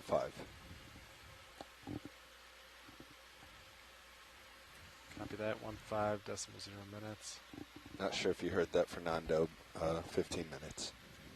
That does include setup or no? That is 15 minutes off bottom to get to 50 meters Copy. at So 4:30. Be coming up. So actively coming up. We're 30 meters per minute on the winch. And 15. So for you experts, probably 12 minutes plus 3 minutes setup time. Copy that. We could preemptively do lights and stuff. Start getting swing arms in, that sort of stuff. Do we need extra time for the rinser? They just turn up the flow when we come up bottom. They don't remove until 50 meters. Right. Yeah, but do we build in time at the end to remove it? Copy. I can. If you... It's usually very quick. Pulling it off is usually very fast. Yeah.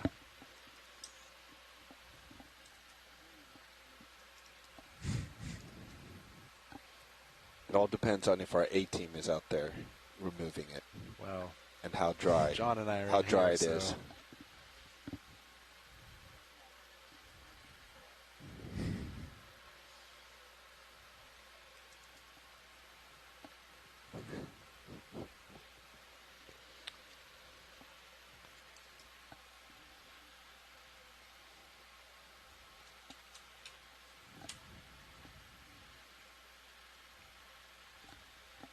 Engage. Engaged. Move in. Nope. That was a big one, huh?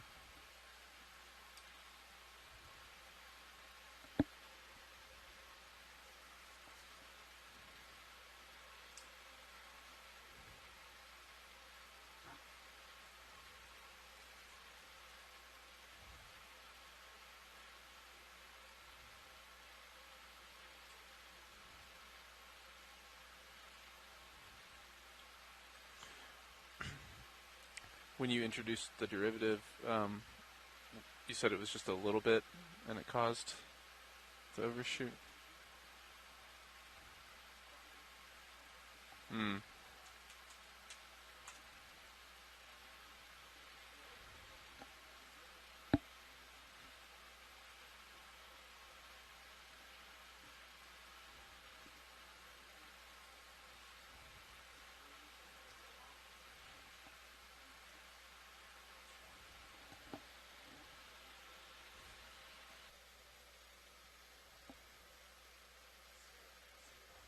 Hmm. Mm-hmm.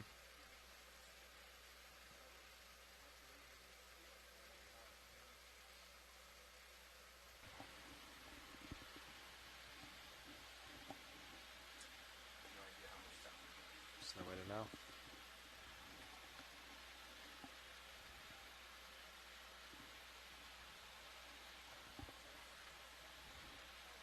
Yep. We're in. Time to start bringing arms in, co-pilot. Yeah, I was about to ask. I can bring them in anytime. Yep, So. let's dress the hydraulics. Coming in. Stand by.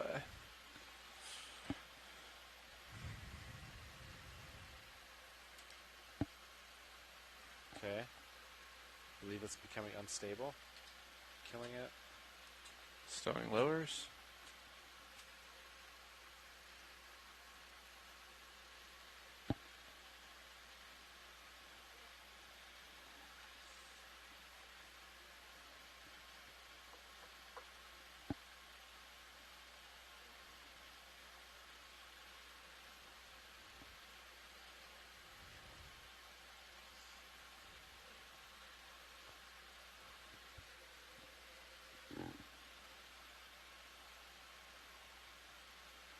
Stowing uppers.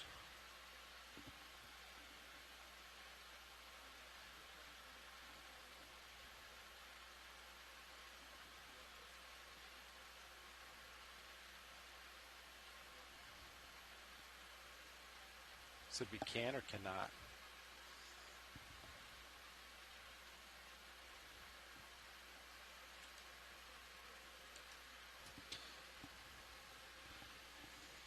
Pilot, your R3 clipper is on station if you wanted to try to get closer to the fish. Copy. Just kind of keep my distance so I don't disturb them too much. But if you wanted to grab it right before we leave. Let's see. Looking at turns. All lights are stowed, pilot. You want to wait to snug up the shilling on the way up? Yeah, that's fine. Okay. Let's see. So you have a positive decimal for a turn. So you need to come to port. You come to port. Yes. Like 8 minutes. Yeah. Okay.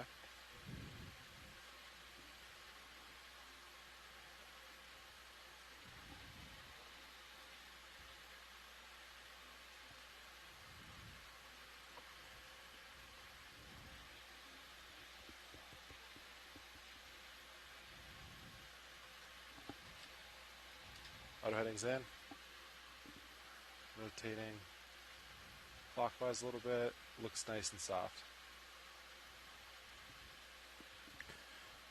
Yeah, Sean, I think I'll just come to port whenever we go up, and you'll turn slightly to starboard.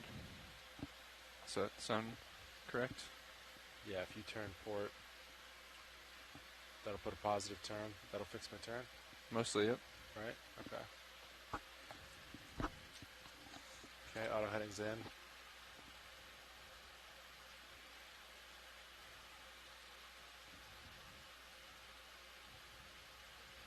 Little bit. Yeah, yep. 10 degrees. Yeah, about 10 degrees.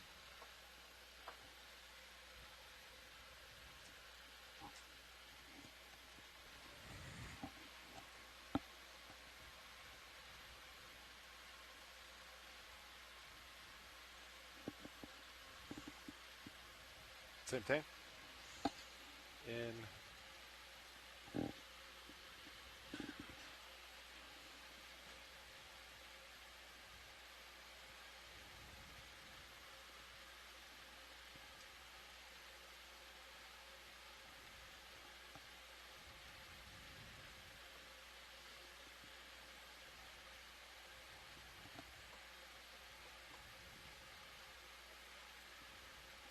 It's out. It's in.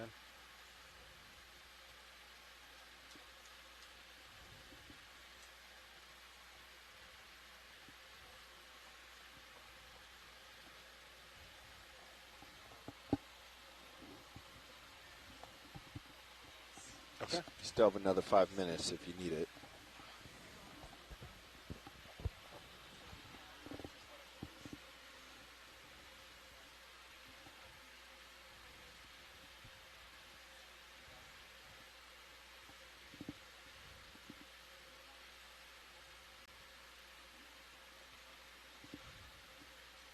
Copy.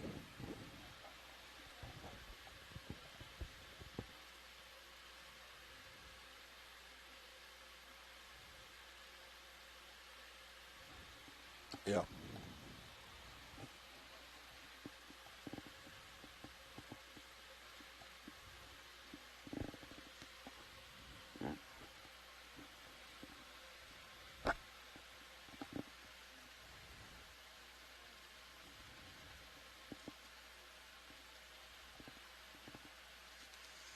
Copy.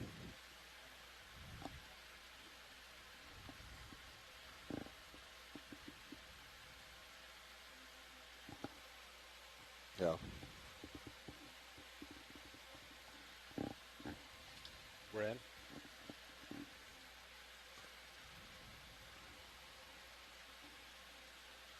Yeah.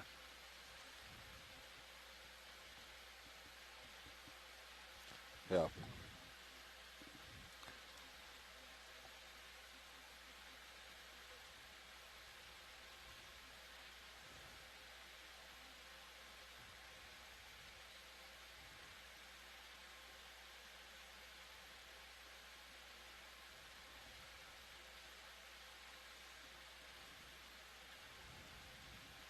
Yep, it's out.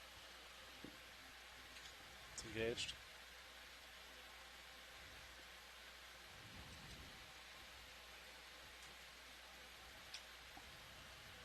It's out.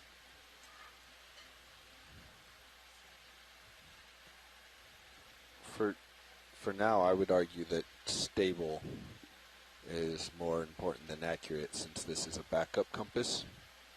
Right, so in normal ops we'll be on the fins, which has wonderful auto head control. Should that fail and we're on the backup compass, we're going to be aware that we're on our backup, and at that point we really just need stable to make sure the vehicle doesn't do something weird. For the remainder of the dive, we can just be in manual mode or treat it gently. So is this the new compass installed in the winter? It's the new, yeah, it's the new compass gyro. And of course, it'd be great to get it as precise as the fins, but until then, I think stable is more important. Agreed. Yeah.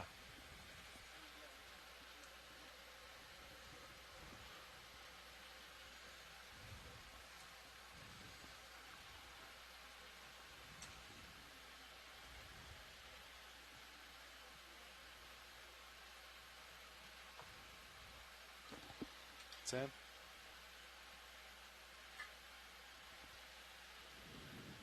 I think, me personally, I think overshoot is fine as long as it doesn't start to run away. I'm thinking at the surface when we're recovering and dive supers come in, asking us to keep auto head in, we don't want a wave knocking us unstable.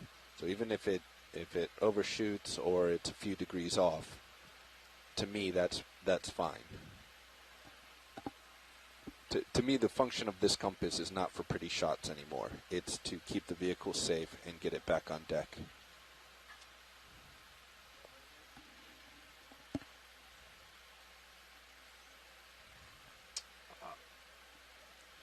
It's tough to say. I mean, if you're asking me to compare it to the last compass, then I would say yeah. But if you're asking what, as a backup,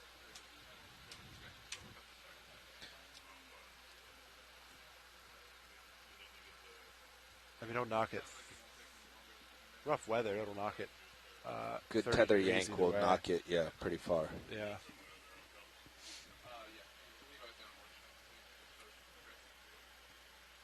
$30 degrees. Final minute, team. Ooh, look at that wave. Final minute.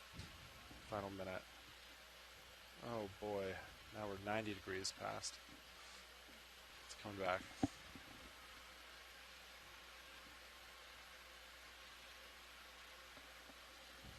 And we can discuss this today, Fernando, at the group meeting and see if we all good data. how we feel. And we got time tomorrow to continue to work on it. It's definitely a data point.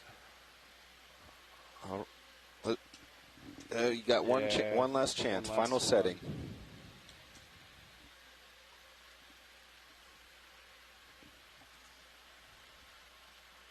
Okay. Auto heading's in.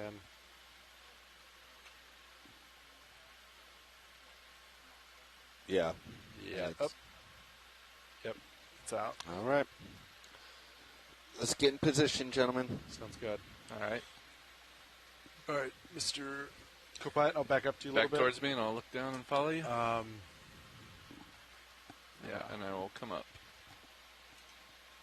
Increasing delta. Slowly, gingerly. Yep, I'll keep this for a little bit. You're coming up in the winch. Yep. Let's get a healthy delta, and then we'll do a spin. Roger that. I don't even know that you need to get delta to do the spin, right? Actually, yeah. Copilot's just coming around. You could probably, when you're ready, you can go ahead and go now. Line up. You're okay with that? Yeah. Okay. Coming around to port. And then, Fernando, can I turn my fins back on? Thanks. Sirius heading aligned with ship. Tether in view. Copy. I'm going to push forward. Delta 20. Just hang there until. Copy. Holding. Get fins back.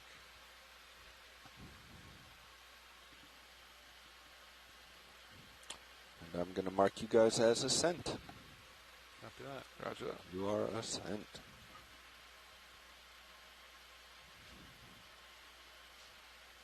I'm going to look full down.